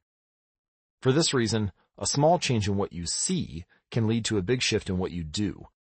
As a result, you can imagine how important it is to live and work in environments that are filled with productive cues and devoid of unproductive ones. Thankfully, there is good news in this respect. You don't have to be the victim of your environment. You can also be the architect of it. How to design your environment for success. During the energy crisis and oil embargo of the 1970s, Dutch researchers began to pay close attention to the country's energy usage. In one suburb near Amsterdam, they found that some homeowners used 30% less energy than their neighbors, despite the homes being of similar size and getting electricity for the same price. It turned out the houses in this neighborhood were nearly identical, except for one feature, the location of the electrical meter. Some had one in the basement. Other houses had electrical meters upstairs in the main hallway. As you may guess, the homes with the meters located in the main hallway used less electricity. When their energy was obvious and easy to track, people changed their behavior. Every habit is initiated by a cue, and we are more likely to notice cues that stand out. Unfortunately, the environments where we live and work often make it easy to not notice or not do certain actions because there is no obvious cue to trigger the behavior. It's easy to not practice the guitar when it's tucked away in the closet. It's easy to not read a book when the bookshelf is in the corner of the guest room. It's easy to not take your vitamins when they're out of sight in the pantry. When the cues that spark a habit are subtle or hidden, they are easy to ignore. By comparison, creating obvious visual cues can draw your attention toward a desired habit. In the early 1990s, the cleaning staff at Schiphol Airport in Amsterdam installed a small sticker that looked like a fly near the center of each urinal. Apparently, when men stepped up to the urinals, they aimed for what they thought was a bug. The stickers improved their aim and significantly reduced spillage around the urinals. Further analysis determined that the stickers cut bathroom cleaning costs by 8% per year. I've experienced the power of obvious cues in my own life. I used to buy apples from the store, put them in the crisper at the bottom of the refrigerator, and forget all about them. By the time I remembered, the apples would have gone bad. I never saw them, so I never ate them. Eventually, I took my own advice and redesigned the environment. I bought a large display bowl and placed it in the middle of the kitchen counter. The next time I bought apples, that was where they went, out in the open where I could see them. Almost like magic, I began eating a few apples a day simply because they were obvious rather than out of sight. Here are a few ways you can redesign your environment and make the cues of your preferred habits more obvious. If you want to remember to take your medication each night, put your pill bottle directly next to the faucet on your bathroom counter. If you want to practice guitar more frequently, place your guitar stand in the middle of the living room. If you want to remember to send more thank you notes, keep a stack of stationery on your desk. If you want to drink more water, fill up a few water bottles each morning and place them in common locations around the house or the office. If you want to make a habit a big part of your life, then make the cue a big part of your environment. The most persistent behaviors usually have multiple cues. Consider how many different ways a smoker could be prompted to pull out a cigarette: driving the car, seeing a friend smoke, feeling stressed at work, and so on. The same strategy can be employed for good habits. By sprinkling triggers throughout your surroundings, you increase the odds that you'll think about your habit throughout the day. Make sure the best choice is the most obvious one. Making a better decision is easy and natural when the cues for good habits are right in front of you. Environment design is powerful not only because it influences how we engage with the world, but also because we rarely do it. Most people live in a world others have created for them, but you can alter the spaces where you live and work to increase your exposure to positive cues and reduce your exposure to negative ones. Environment design allows you to take back control and become the architect of your life. Be the designer of your world and not merely the consumer of it. The context is the cue. The cues that trigger a habit can start out very specific, but over time, your habits become associated not with a single trigger, but with the entire context surrounding the behavior. For example, many people drink more in social situations than they would ever drink alone. The trigger is rarely a single cue, but rather the whole situation: watching your friends order drinks, hearing the music at the bar, seeing the beers on tap. We mentally assign our habits to the locations in which they occur: the home, the office, the gym. Each location develops a connection to certain habits and routines. You establish a particular relationship with the objects on your desk or the items on your kitchen counter or the things in your bedroom. Our behavior is not defined by the objects in our environment, but by our relationship to them. In fact, this is a useful way to think about the influence of environment on your behavior. Stop thinking about your environment as filled with objects. Start thinking about it as filled with relationships. Think in terms of how you interact with the spaces around you. For one person, her couch is the place where she reads for an hour each night. For someone else, the couch is where he watches television and eats a bowl of ice cream after work. Different people can have different memories, and thus different habits associated with the same place. The good news is, you can train yourself to link a particular habit with a particular context. In one study, scientists instructed insomniacs to get into bed only when they felt tired. If they couldn't fall asleep, they were told to sit in a different room until they became sleepy. Over time, the subjects began to associate the context of their bed with the action of sleeping, and it became easier to quickly fall asleep when they climbed in bed. Their brains learned that sleeping, not browsing their phones or watching television or staring at the clock, was the only action that happened in the room. The power of context also reveals an important strategy. Habits can be easier to change in a new environment. It helps to escape the subtle triggers and cues that nudge you toward your current habits. Go to a new place, a different coffee shop, a bench in the park, a corner of the room that you seldom use, and create a new routine there. It is easier to associate a new habit with a new context than to build a new habit in the face of competing cues. It can be difficult to go to bed early if you watch television in your bedroom each night. It can be hard to study in the living room without getting distracted if that's where you always play video games. But when you step outside your normal environment, you leave your behavioral biases behind. You aren't battling old environmental cues, which allows new habits to form without interruption. Want to think more creatively? Move to a bigger room, a rooftop patio, or a building with expansive architecture. Take a break from the space where you do your daily work, which is also linked to your current thought patterns. Trying to eat healthier? It is likely that you shop on autopilot at your regular supermarket. Try a new grocery store. You may find it easier to avoid unhealthy food when your brain doesn't automatically know where it is located in the store. When you can't manage to get to an entirely new environment, redefine or rearrange your current one. Create a separate space for work, study, exercise, entertainment, and cooking. The mantra I find useful is one space, one use. When I started my career as an entrepreneur, I would often work from my couch or at the kitchen table. In the evenings, I found it very difficult to stop working. There was no clear division between the end of work time and the beginning of personal time. Was the kitchen table my office or the space where I ate meals? Was the couch where I relaxed or where I sent emails? Everything happened in the same place. A few years later, I could finally afford to move to a home with a separate room for my office. Suddenly, work was something that happened in here, and personal life was something that happened out there. It was easier for me to turn off the professional side of my brain when there was a clear dividing line between work life and home life. Each room had one primary use. The kitchen was for cooking, the office was for working. Whenever possible, avoid mixing the context of one habit with another. When you start mixing contexts, you'll start mixing habits, and the easier ones will usually win out. This is one reason why the versatility of modern technology is both a strength and a weakness. You can use your phone for all sorts of tasks, which makes it a powerful device. But when you can use your phone to do nearly anything, it becomes hard to associate it with one task. You want to be productive, but you're also conditioned to browse social media, check email, and play video games whenever you open your phone. It's a mishmash of cues. You may be thinking, look, you don't understand, I live in New York City, my apartment is the size of a smartphone, I need to have a room that can play multiple roles. Fair enough. If your space is limited, divide your room into activity zones, a chair for reading, a desk for writing, a table for eating. You can do the same with your digital spaces. I know a writer who uses his computer only for writing, his tablet only for reading, and his phone only for social media and texting. Every habit should have a home. If you can manage to stick with this strategy, each context will become associated with a particular habit and mode of thought. Habits thrive under predictable circumstances like these. Focus comes automatically when you are sitting at your work desk. Relaxation is easier when you're in a space designed for that purpose. Sleep comes quickly when it is the only thing that happens in your bedroom. If you want behaviors that are stable and predictable, you need an environment that is stable and predictable. A stable environment where everything has a place and a purpose is an environment where habits can easily form. Chapter summary.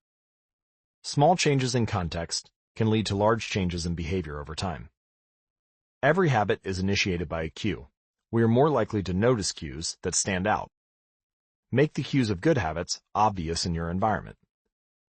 Gradually, your habits become associated not with a single trigger, but with the entire context surrounding the behavior. The context becomes the cue. It is easier to build new habits in a new environment because you are not fighting old cues.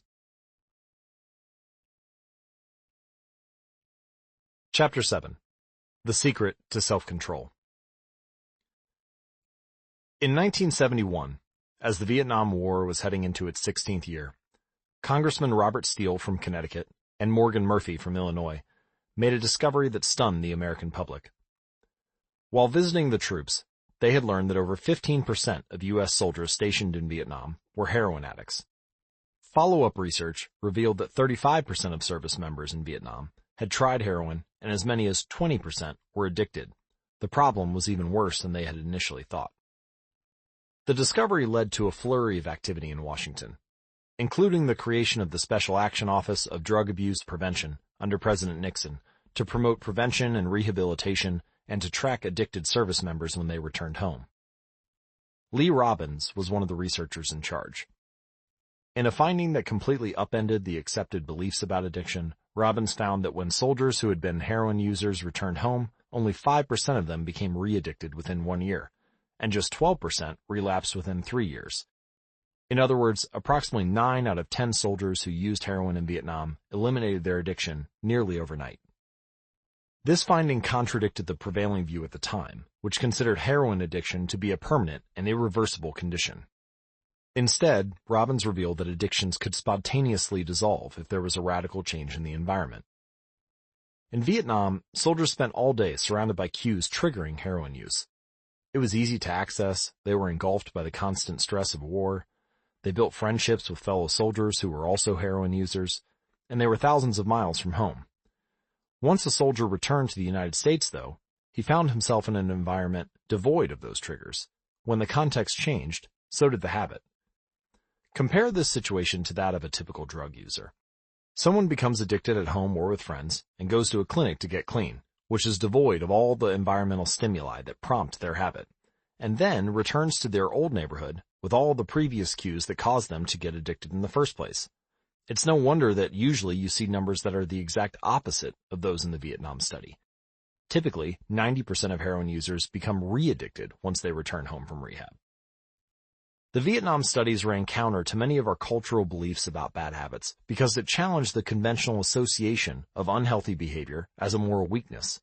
If you're overweight, a smoker, or an addict, you may have been told your entire life that it is because you lack self-control, maybe even because you're a bad person. The idea that a little bit of discipline would solve all of our problems is deeply embedded in our culture. Recent research, however, shows something different. When scientists analyze people who appear to have tremendous self-control, it turns out those individuals aren't all that different from those who are struggling. Instead, disciplined people are better at structuring their lives in a way that does not require heroic willpower and self-control. In other words, they simply spend less time in tempting situations. The people with the best self-control are typically the ones who need to use it the least. It's easier to practice self-restraint when you don't have to use it very often. So, yes, perseverance, grit, and willpower are essential to success, but the way to improve these qualities is not by wishing you were a more disciplined person, but by creating a more disciplined environment. This counterintuitive idea makes even more sense once you understand what happens when a habit is formed in the brain. A habit that has been encoded in the mind is ready to be used whenever the relevant situation arises. When Patty Olwell, a therapist from Austin, Texas, started smoking, she would often light up while riding horses with a friend. Eventually, she quit smoking and avoided it for years. She had also stopped riding. Decades later, she hopped on a horse again and found herself craving a cigarette for the first time in forever. The cues were still internalized. She just hadn't been exposed to them in a long time. Once a habit has been encoded, the urge to act follows whenever the environmental cues reappear. This is one reason behavior change techniques can backfire. Shaming obese people with weight loss presentations can make them feel stressed, and as a result, many people return to their favorite coping strategy, which is overeating. Showing pictures of blackened lungs to smokers leads to higher levels of anxiety, which drives many people to reach for a cigarette. If you're not careful about cues, you can cause the very behavior you want to stop. In this sense, bad habits are autocatalytic. The process feeds itself. They foster the feelings they are trying to numb. You feel bad, so you eat junk food. Because you eat junk food, you feel bad. Watching television makes you feel sluggish, so you watch more television because you don't have the energy to do anything else. Worrying about your health makes you feel anxious, which causes you to smoke to ease your anxiety, which makes your health even worse, and so now you're feeling even more anxious. It's a downward spiral, a runaway train of bad habits.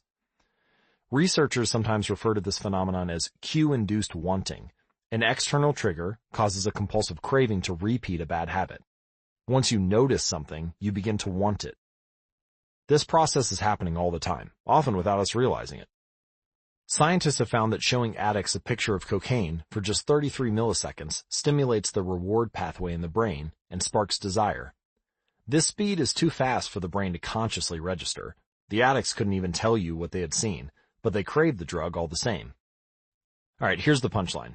You can break a bad habit, but you're unlikely to forget it.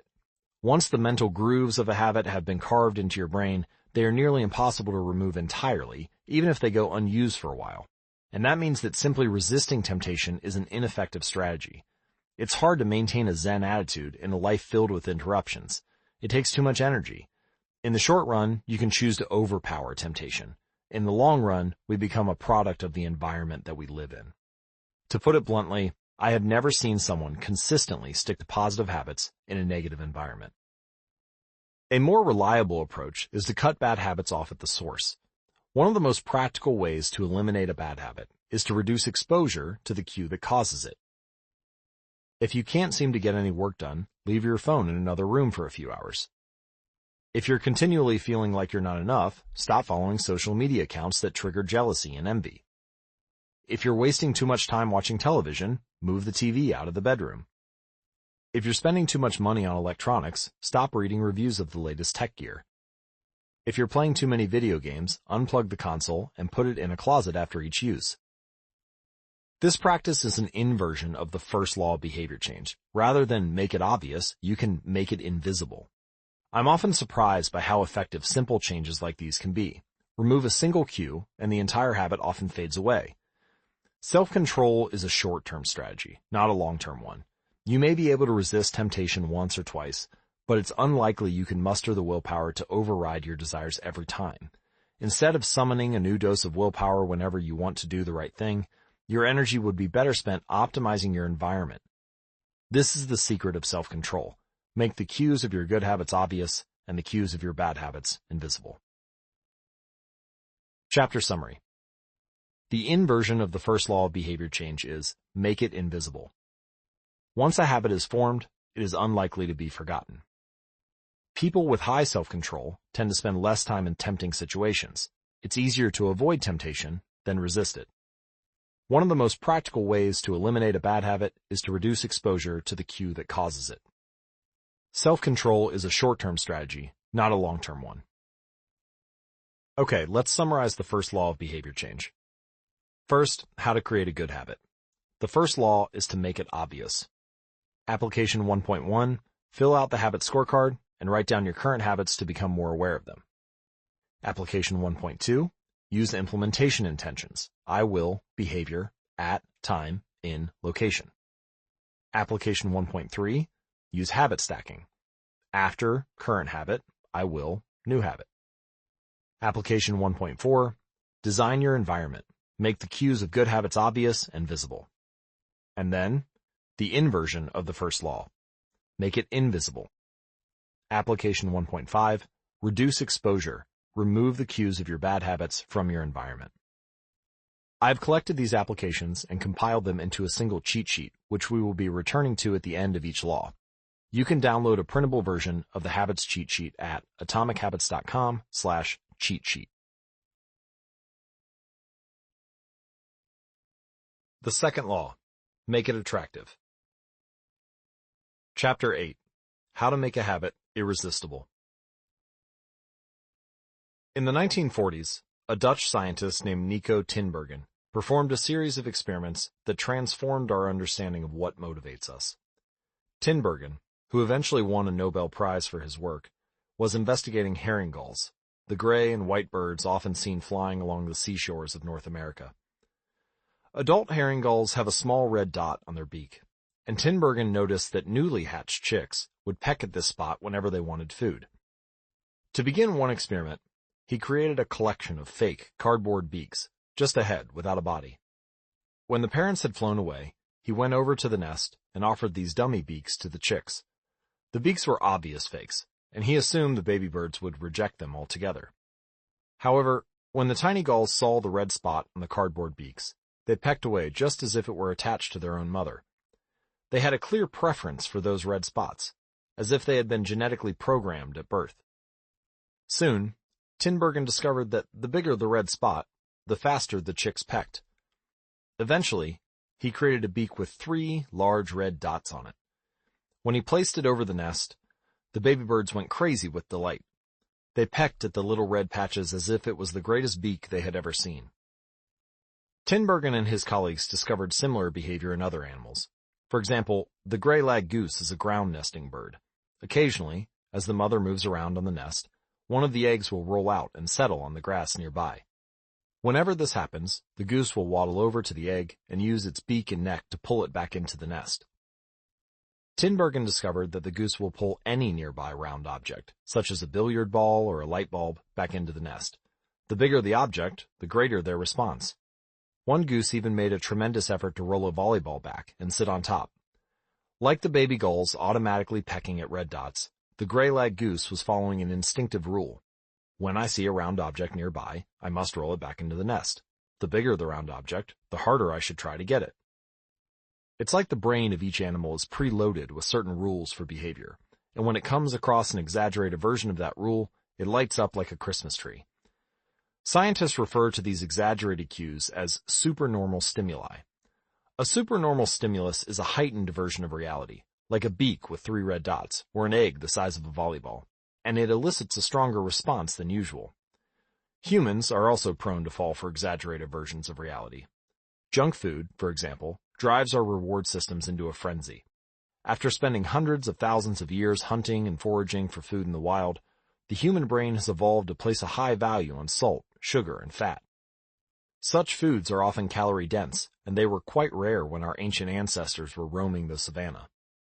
When you don't know where your next meal is coming from, eating as much as possible is an excellent strategy for survival. Today, however, we live in a calorie-rich environment. Food is abundant, but your brain continues to crave it like it is scarce.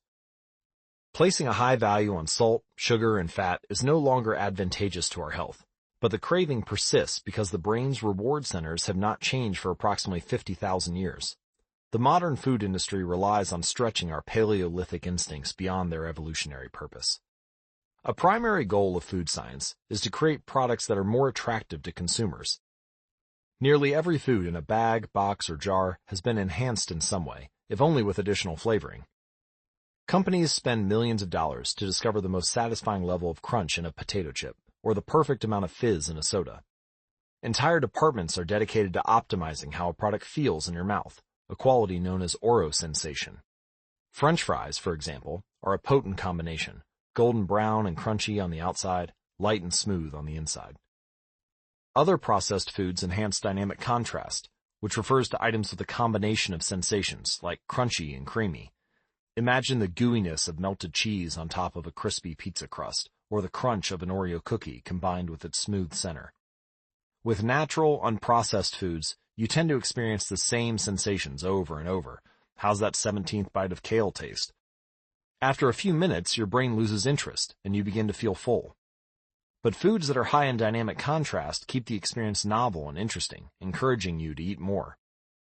Ultimately, such strategies enable food scientists to find the bliss point for each product, which is the precise combination of salt, sugar, and fat that excites your brain and keeps you coming back for more. The result, of course, is that you overeat because hyperpalatable foods are more attractive to the human brain. As Stephan Guyenet, a neuroscientist who specializes in eating behavior and obesity, says, "We've gotten too good at pushing our own buttons." The modern food industry and the overeating habits it has spawned is just one example of the second law of behavior change. Make it attractive. The more attractive an opportunity is, the more likely it is to become habit-forming. Look around. Society is filled with highly engineered versions of reality that are more attractive than the world our ancestors evolved in. Stores feature mannequins with exaggerated hips and breasts to sell clothes. Social media delivers more likes and praise in a few minutes than we could ever get in the office or at home. Online porn splices together stimulating scenes at a rate that would be impossible to replicate in real life. Advertisements are created with a combination of ideal lighting, professional makeup, and photoshopped edits. Even the model doesn't look like the person in the final image. These are the supernormal stimuli of our modern world. They exaggerate features that are naturally attractive to us, and our instincts go wild as a result, driving us into excessive shopping habits, social media habits, porn habits, eating habits, and many others. If history serves as a guide, the opportunities of the future will be more attractive than those of today. The trend is for rewards to become more concentrated and stimuli to become more enticing. Junk food is a more concentrated form of calories than natural food. Hard liquor is a more concentrated form of alcohol than beer. Video games are a more concentrated form of play than board games. Compared to nature, these pleasure-packed experiences are hard to resist. We have the brains of our ancestors, but temptations they never had to face. If you want to increase the odds that a behavior will occur, then you need to make it attractive. Throughout our discussion of the second law, our goal is to learn how to make our habits irresistible. And while it is not possible to transform every habit into a supernormal stimulus, we can make any habit more enticing. To do this, we must start by understanding what a craving is and how it works. We begin by examining the biological signature that all habits share, the dopamine spike. The dopamine-driven feedback loop.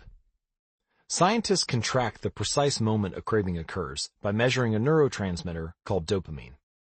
Now, dopamine is not the only chemical that influences your habits. Every behavior involves multiple brain regions and neurochemicals, and anyone who claims that habits are all about dopamine is skipping over major portions of the process. It's just one of the important role players in habit formation. However, I will single out dopamine in this chapter because it provides a window into the biological underpinnings of desire, craving, and motivation that are behind every habit. The importance of dopamine became apparent in 1954 when the neuroscientists James Olds and Peter Milner ran an experiment that revealed the neurological processes behind craving and desire. By implanting electrodes in the brains of rats, the researchers blocked the release of dopamine. To the surprise of the scientists, the rats lost all will to live. They wouldn't eat, they wouldn't have sex, they didn't crave anything. Within a few days, the animals died of thirst. In follow-up studies, other scientists also inhibited the dopamine-releasing parts of the brain, but this time, they squirted little droplets of sugar into the mouths of the dopamine-depleted rats. Their little rat faces lit up with pleasurable grins from the tasty substance. Even though dopamine was blocked, the rats still liked sugar just as much as before. They just didn't want it anymore. The ability to experience pleasure remained, but without dopamine, desire died, and without desire, action stopped. When other researchers reversed this process and flooded the reward system of the brain with dopamine, animals performed habits at breakneck speed.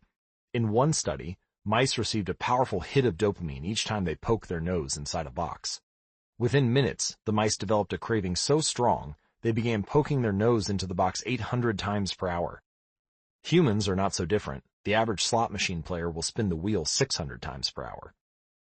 Habits are a dopamine-driven feedback loop. Every behavior that is highly habit-forming, taking drugs, eating junk food, playing video games, browsing social media, is associated with higher levels of dopamine. The same can be said for our most basic habitual behaviors, like eating food, drinking water, having sex, and interacting socially. For years, scientists assumed dopamine was all about pleasure, but now we know it plays a central role in many neurological processes, including motivation, learning and memory, punishment and aversion, and voluntary movement. When it comes to habits, the key takeaway is this. Dopamine is released not only when you experience pleasure, but also when you anticipate it. Gambling addicts have a dopamine spike right before they place a bet, not after they win. Cocaine addicts get a surge of dopamine when they see the powder, not after they take it. Whenever you predict that an opportunity will be rewarding, your levels of dopamine spike in anticipation. And whenever dopamine rises, so does your motivation to act. It is the anticipation of a reward, not the fulfillment of it, that gets us to take action. Interestingly, the reward system that is activated in the brain when you receive a reward is the same system that is activated when you anticipate a reward. This is one reason the anticipation of an experience can often feel better than the attainment of it. As a child, thinking about Christmas morning can be better than actually opening the gifts. As an adult, daydreaming about an upcoming vacation can be more enjoyable than actually being on vacation. Scientists refer to this as the difference between wanting and liking. Your brain has far more neural circuitry allocated for wanting rewards than for liking them. The wanting centers in the brain are large: the brainstem, the nucleus accumbens, the ventral tegmental area, the dorsal striatum, the amygdala, and portions of the prefrontal cortex. By comparison, the liking centers of the brain are much smaller. They are often referred to as hedonic hotspots and are distributed like tiny islands throughout the brain. For instance, researchers have found that 100% of the nucleus accumbens is activated during wanting, but only 10% of the structure is activated during liking. The fact that the brain allocates so much precious space to regions responsible for craving and desire provides further evidence of the crucial role these processes play. Desire is the engine that drives behavior. Every action is taken because of the anticipation that precedes it. It is the craving that leads to the response. These insights reveal the importance of the second law of behavior change. We need to make our habits attractive because it is the expectation of a rewarding experience that motivates us to act in the first place. This is where a strategy, known as temptation bundling, comes into play. How to use temptation bundling to make your habits more attractive. Ronan Byrne, an electrical engineering student in Dublin, Ireland, enjoyed watching Netflix, but he also knew he should exercise more often than he did. Putting his engineering skills to use, Byrne hacked his stationary bike and connected it to his laptop and television. Then he wrote a computer program that would allow Netflix to run only if he was cycling at a certain speed. If he slowed down for too long, whatever show he was watching would pause until he started pedaling again. He was, in the words of one fan, eliminating obesity one Netflix binge at a time. He was also employing temptation bundling to make his exercise habit more attractive. Temptation bundling works by linking an action you want to do with an action you need to do. In Byrne's case, he bundled watching Netflix, the thing he wanted to do, with riding a stationary bike, the thing he needed to do. Businesses are masters at temptation bundling. For instance, when the American Broadcasting Company, more commonly known as ABC, launched its Thursday night television lineup for the 2014-2015 season, they promoted temptation bundling on a massive scale, even though they wouldn't have used that term to describe it. Every Thursday, the company would air 3 shows created by screenwriter Shonda Rhimes: Grey's Anatomy, Scandal, and How to Get Away with Murder. They branded it as TGIT on ABC, which stands for Thank God It's Thursday. In addition to promoting the shows, ABC encouraged viewers to make popcorn, drink red wine, and enjoy the evening. Andrew Kubitz, head of scheduling for ABC, described the idea behind the campaign. "We see Thursday night as a viewership opportunity, with either couples or women by themselves who want to sit down and escape and have fun and drink their red wine and have some popcorn." The brilliance of this strategy is that ABC was associating the thing they needed viewers to do, watch their shows, with activities their viewers already wanted to do, relax, drink wine, and eat popcorn. Over time, people began to connect watching ABC with feeling relaxed and entertained. If you drink red wine and eat popcorn at 8 p.m. every Thursday, then eventually 8 p.m. on Thursday means relaxation and entertainment. The reward gets associated with the cue, and the habit of turning on the television becomes more attractive. You're more likely to find a behavior attractive if you get to do one of your favorite things at the same time. Perhaps you want to hear about the latest celebrity gossip, but you need to get in shape. Using temptation bundling, you could only read tabloids and watch reality shows when you're at the gym. Or maybe you want to get a pedicure, but you need to clean out your email inbox. Solution: only get a pedicure while processing overdue work emails.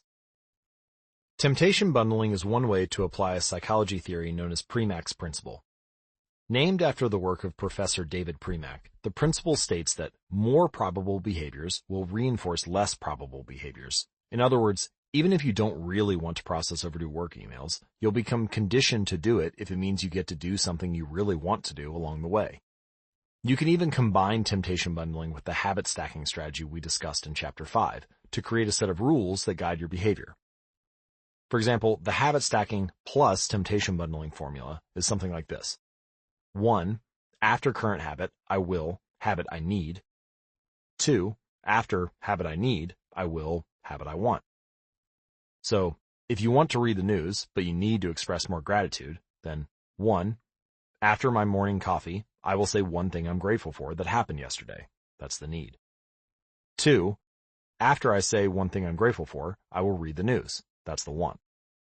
Or, if you want to watch sports, but you need to make sales calls, 1. After I get back from my lunch break, I will call 3 potential clients. 2. After I call 3 potential clients, I will check ESPN. And finally, if you want to check Facebook, but you need to exercise more, 1. After I pull out my phone, I will do 10 burpees. 2. After I do 10 burpees, I will check Facebook. The hope is that eventually you'll look forward to calling 3 clients or doing 10 burpees because it means you get to read the latest sports news or check Facebook. Doing the thing you need to do means you get to do the thing you want to do. We began this chapter by discussing supernormal stimuli, which are heightened versions of reality that increase our desire to take action. Temptation bundling is one way to create a heightened version of any habit by connecting it with something you already want. Engineering a truly irresistible habit is a hard task, but this simple strategy can be employed to make nearly any habit more attractive than it would be otherwise. Chapter Summary. The second law of behavior change is, make it attractive. The more attractive an opportunity is, the more likely it is to become habit-forming. Habits are a dopamine-driven feedback loop. When dopamine rises, so does our motivation to act. It is the anticipation of a reward, not the fulfillment of it, that gets us to take action. The greater the anticipation, the greater the dopamine spike. Temptation bundling is one way to make your habits more attractive. The strategy is to pair an action you want to do with an action you need to do. Chapter 9. The Role of Family and Friends in Shaping Your Habits. In 1965, a Hungarian man named Laszlo Polgar wrote a series of strange letters to a woman named Clara. Laszlo was a firm believer in hard work. In fact, it was all he believed in. He completely rejected the idea of innate talent. He claimed that with deliberate practice and the development of good habits, a child could become a genius in any field. His mantra was, "A genius is not born, but is educated and trained."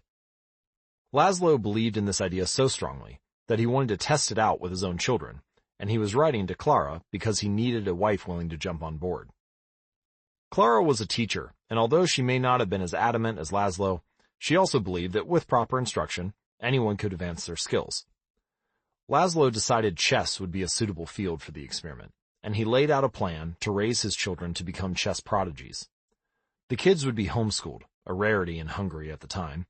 The house would be filled with chess books and pictures of famous chess players. The children would play against each other constantly and compete in the best tournaments they could find.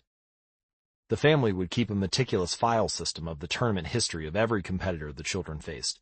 Their lives would be dedicated to chess.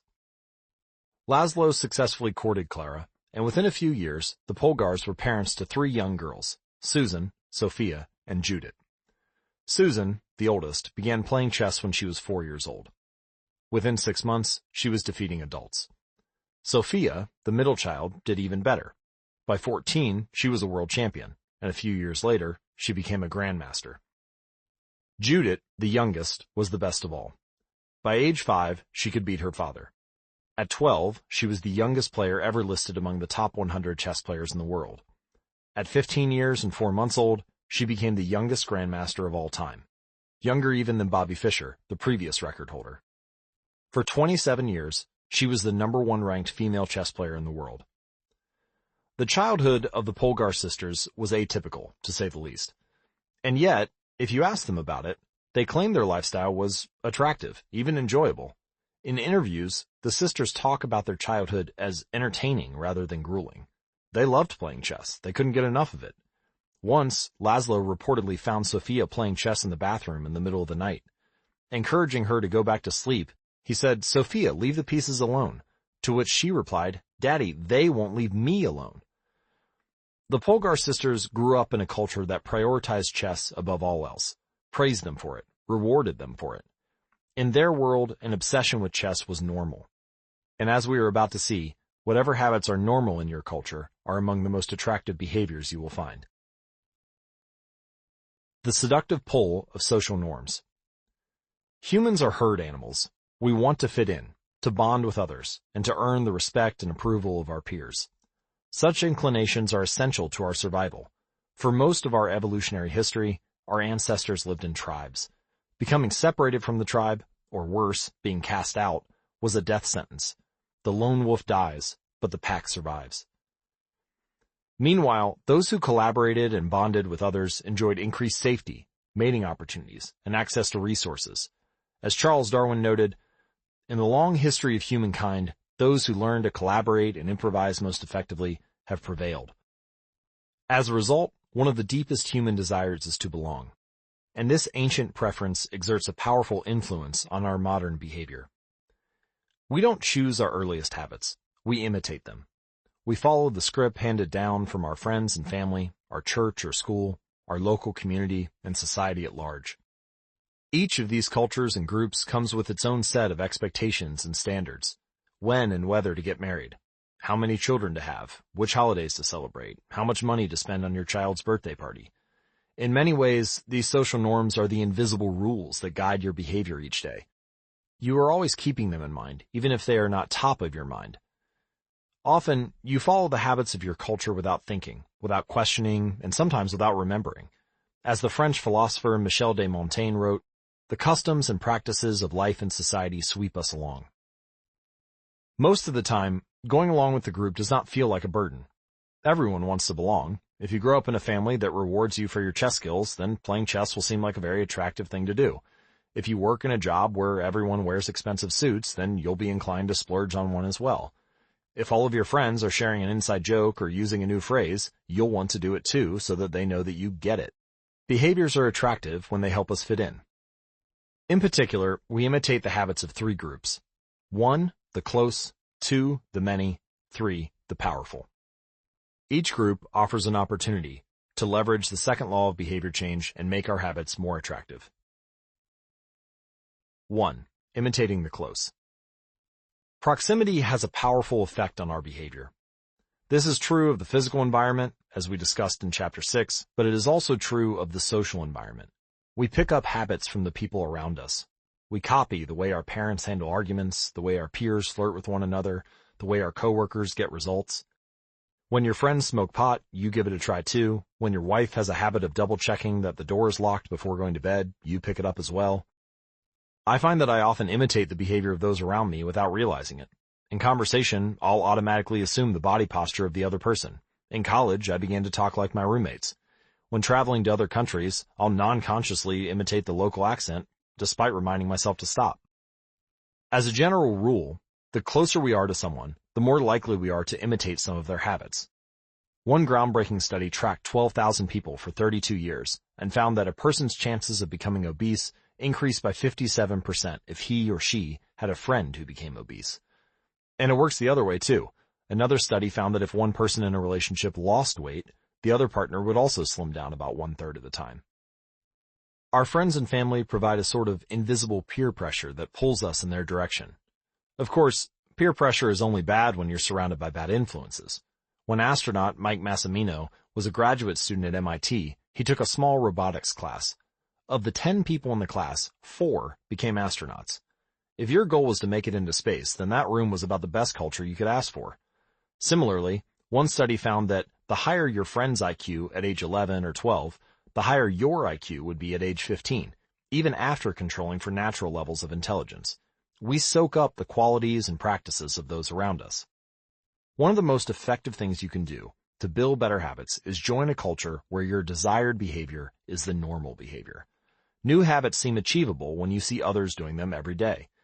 If you are surrounded by fit people, you're more likely to consider working out to be a common habit. If you're surrounded by jazz lovers, you're more likely to believe it's reasonable to play jazz every day. Your culture sets your expectation for what is normal. Surround yourself with people who have the habits you want to have yourself. You'll rise together. To make your habits more attractive, you can take this strategy one step further. Join a culture where, 1, your desired behavior is the normal behavior, and 2, you already have something in common with the group. Steve Kamb, an entrepreneur in New York City, runs a company called Nerd Fitness. According to their motto, they help nerds, misfits, and mutants lose weight, get strong, and get healthy. His clients include video game lovers, movie fanatics, and average Joes who want to get in shape. Many people feel out of place the first time they go to the gym or try to change their diet. But if you are already similar to the other members of the group in some way, say your mutual love of Star Wars, change becomes more appealing because it feels like something people like you already do. Nothing sustains motivation better than belonging to the tribe. It transforms a personal quest into a shared one. Previously, you were on your own. Your identity was singular. You are a reader. You are a musician. You are an athlete. But when you join a book club or a band or a cycling group, your identity becomes linked to those around you. Growth and change is no longer an individual pursuit. We are readers. We are musicians. We are cyclists. The shared identity begins to reinforce your personal identity. This is why remaining part of a group after achieving a goal is crucial for maintaining your habits. It's friendship and community that embed a new identity and help behaviors last over the long run. 2. Imitating the many. In the 1950s, the psychologist Solomon Asch conducted a series of experiments that are now taught to legions of undergrads each year.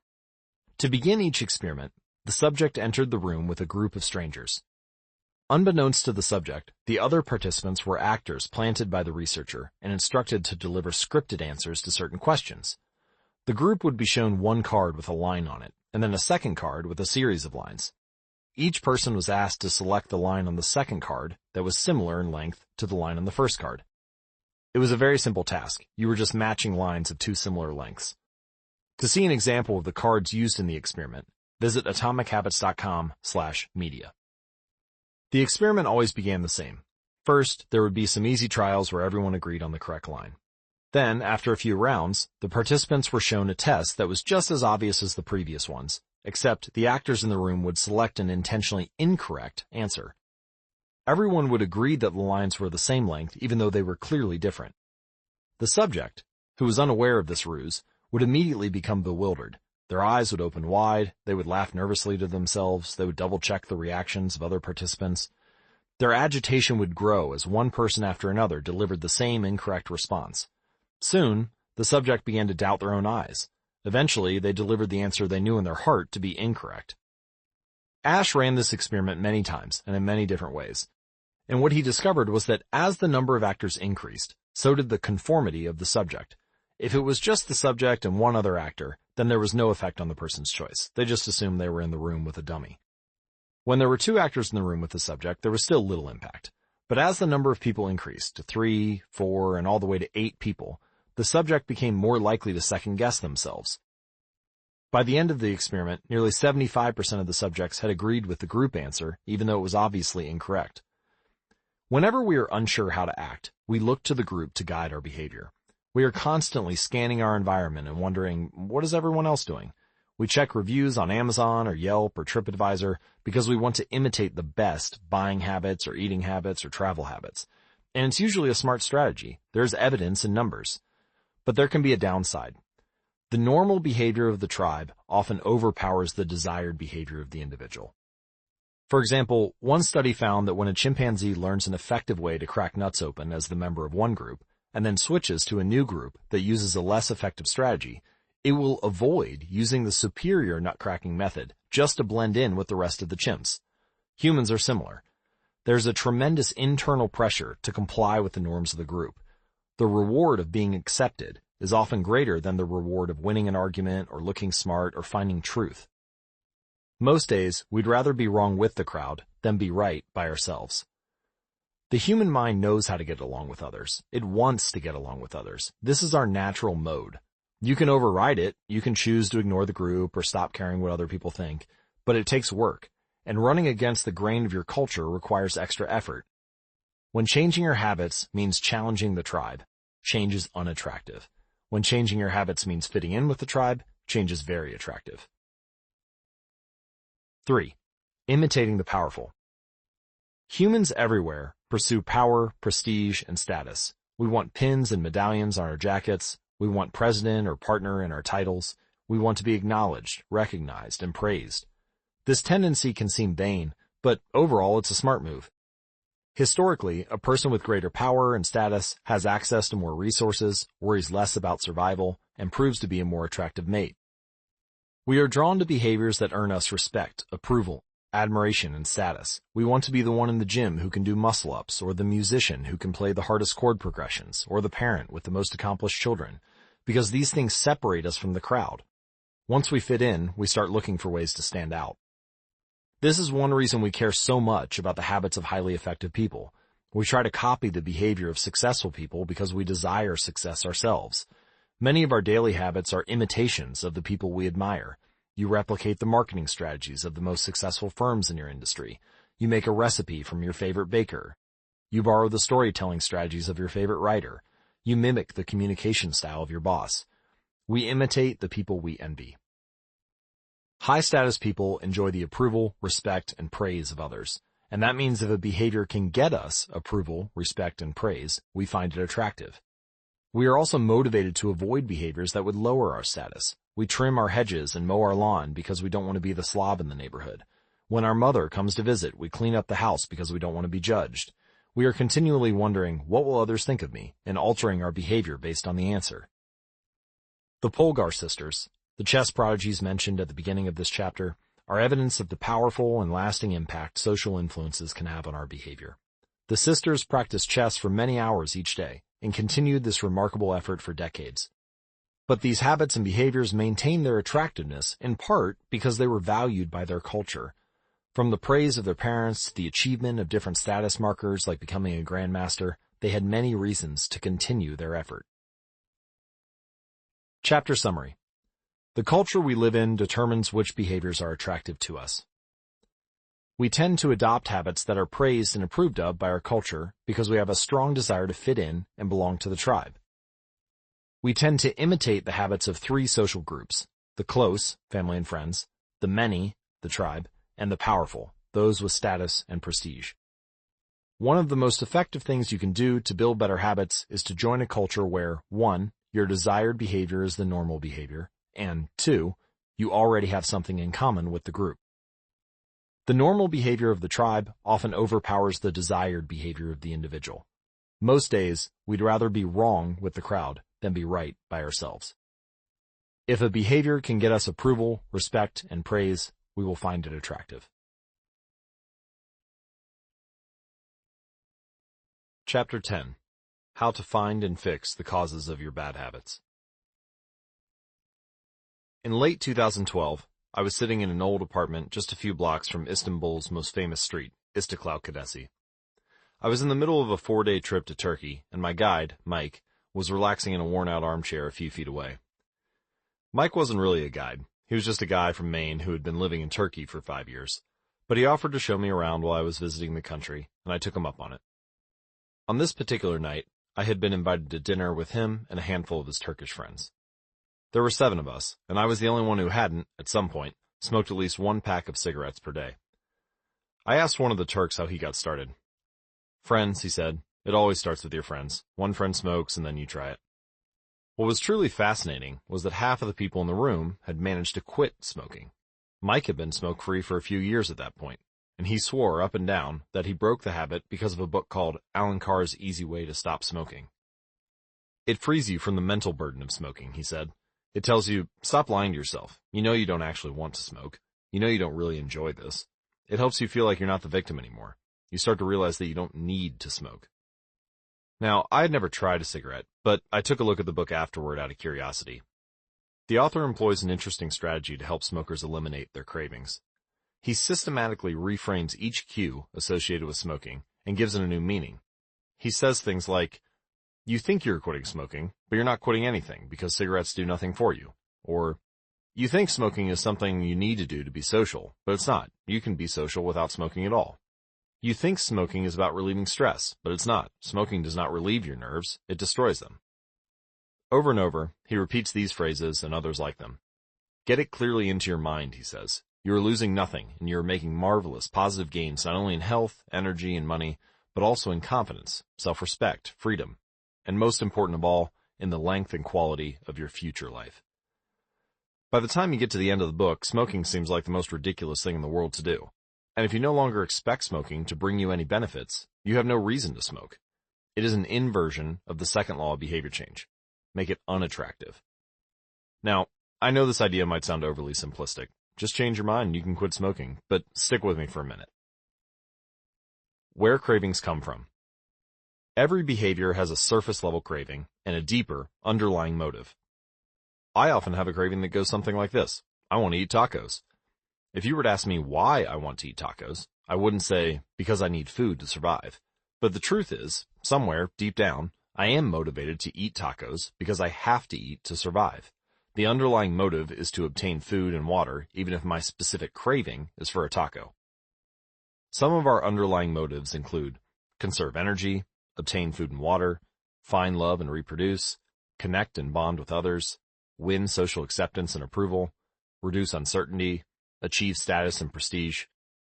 This is just a partial list. I offer a more complete list and more examples of how to apply them to business at atomichabits.com/business. In any case, a craving is just a specific manifestation of a deeper underlying motive. Your brain did not evolve with a desire to smoke cigarettes or to check Instagram or to play video games. At a deep level, you simply want to reduce uncertainty or relieve anxiety, to win social acceptance and approval, or to achieve status. Look at nearly any product that is habit-forming, and you'll see that it does not create a new motivation, but rather latches onto the underlying motives of human nature. Find love and reproduce might mean using Tinder. Connect and bond with others might mean browsing Facebook. Winning social acceptance and approval could be posting on Instagram. Reducing uncertainty might drive you to search on Google. Achieving status and prestige could mean playing video games. Your habits are modern-day solutions to ancient desires, new versions of old vices.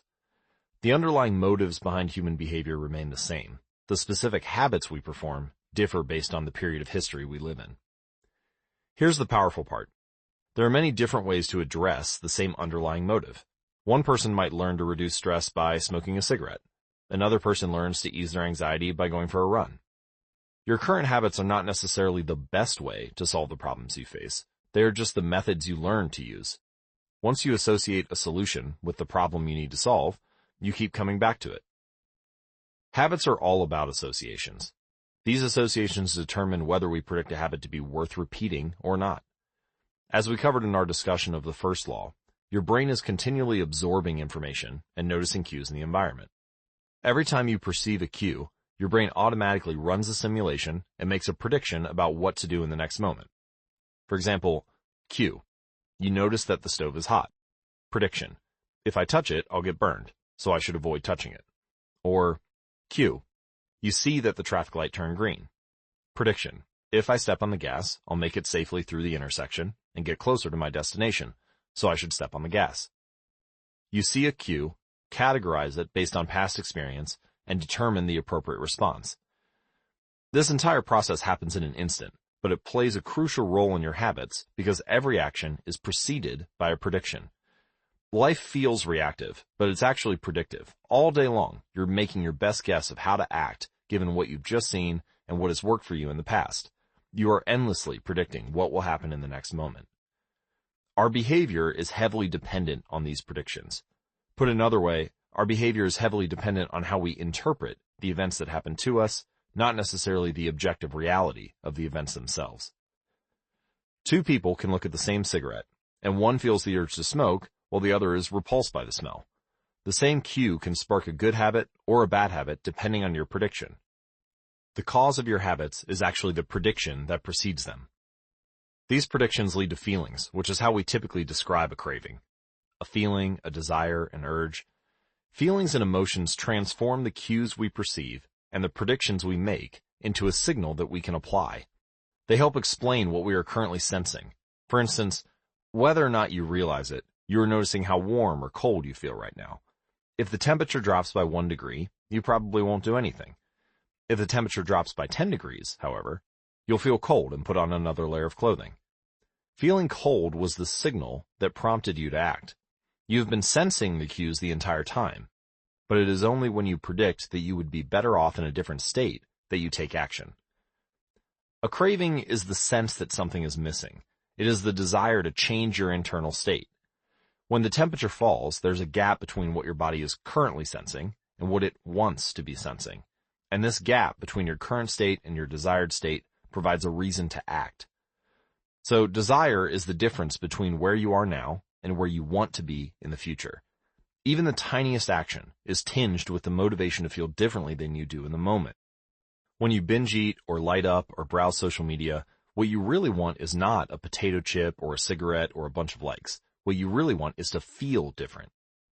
Our feelings and emotions tell us whether to hold steady in our current state or to make a change. They help us decide the best course of action. Neurologists have discovered that when emotions and feelings are impaired, we actually lose the ability to make decisions. We have no signal of what to pursue and what to avoid.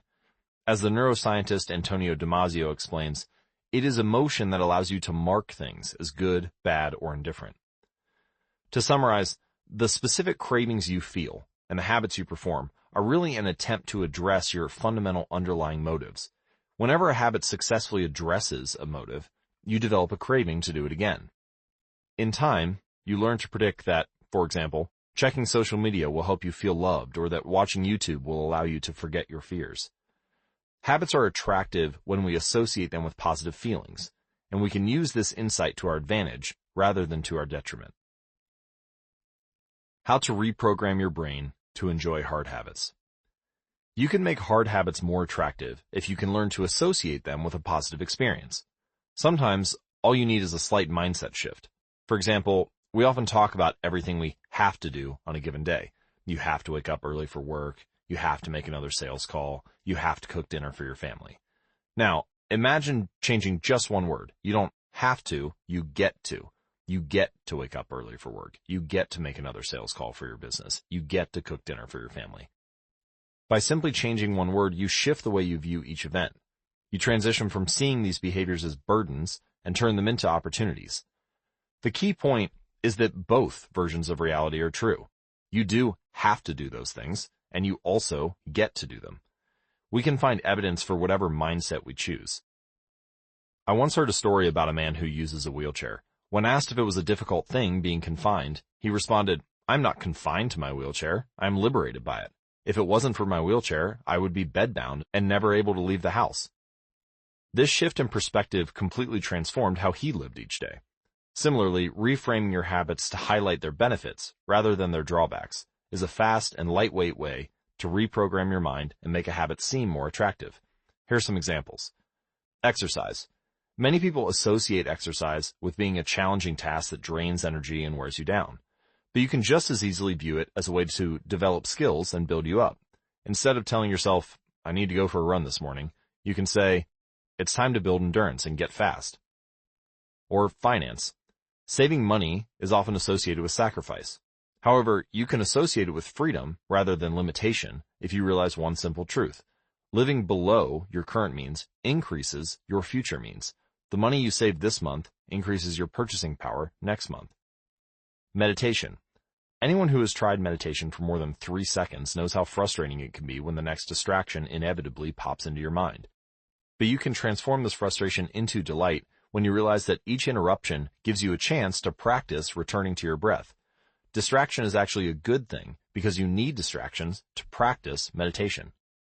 Or take someone who has pre-game jitters. Many people feel anxious before delivering a big presentation or competing in an important event. They experience quicker breathing, a faster heart rate, heightened arousal. If we interpret these feelings negatively, then we feel threatened and tense up. If we interpret these feelings positively, then we can respond with fluidity and grace. You can reframe, "I am nervous," to, "I am excited and I'm getting an adrenaline rush to help me concentrate." These little mindset shifts aren't magic, but they can help change the feelings you associate with a particular habit or situation. If you want to take it a step further, you can create a motivation ritual. You simply associate your habits with something that you already enjoy, and then you use that as the cue whenever you need a little bit of motivation. For instance, if you always play the same song before having sex, then you'll begin to link the music with the act. Whenever you want to get in the mood, you can just press play. Ed Lattimore, a boxer and writer from Pittsburgh, benefited from a similar strategy without knowing it. "Odd realization," he wrote. "My focus and concentration goes up just by putting my headphones on while writing. I don't even have to play any music." Without realizing it, he was conditioning himself. In the beginning, he put his headphones on, played some music he enjoyed, and did focused work. After doing it 5, 10, 20 times, putting his headphones on became a cue that he automatically associated with increased focus. The craving followed naturally. Athletes use similar strategies to get themselves in the mindset to perform. During my baseball career, I developed a specific ritual of stretching and throwing before each game. The whole sequence took about 10 minutes, and I did it the same way every time. While it physically warmed me up to play, more importantly, it put me in the right mental state. I began to associate my pregame ritual with feeling competitive and focused. Even if I wasn't motivated beforehand, by the time I was done with my ritual, I was in game mode. You can adapt this strategy for nearly any purpose. Say you want to feel happier in general. Find something that makes you truly happy, like petting your dog or taking a bubble bath, and then create a short routine that you perform every time before you do the thing you love. For example, maybe you take 3 deep breaths and smile. So 3 deep breaths, smile, pet the dog, repeat. Eventually, you'll begin to associate this breathe and smile routine with being in a good mood. It becomes a cue that means feeling happy. Once established, you can break it out anytime you need to change your emotional state. Stressed at work? Take 3 deep breaths and smile. Sad about life? 3 deep breaths and smile. Once a habit has been built, the cue can prompt a craving, even if it has little to do with the original situation. The key to finding and fixing the causes of your bad habits is to reframe the associations you have about them. It's not easy, but if you can reprogram your predictions, you can transform a hard habit into an attractive one. Chapter summary. The inversion of the second law of behavior change is make it unattractive. Every behavior has a surface-level craving and a deeper underlying motive. Your habits are modern-day solutions to ancient desires. The cause of your habits is actually the prediction that precedes them. This prediction leads to a feeling. Highlight the benefits of avoiding a bad habit to make it seem unattractive. Habits are attractive when we associate them with positive feelings and unattractive when we associate them with negative feelings. Create a motivation ritual by doing something you enjoy immediately before a difficult habit. Now that we have finished our discussion of the second law, let's summarize what we have covered and how to apply it to both creating a good habit and breaking a bad habit. How to create a good habit. The first law is make it obvious. Application 1.1, fill out the habit scorecard, write down your current habits to become aware of them. Application 1.2, use implementation intentions by filling out the following formula.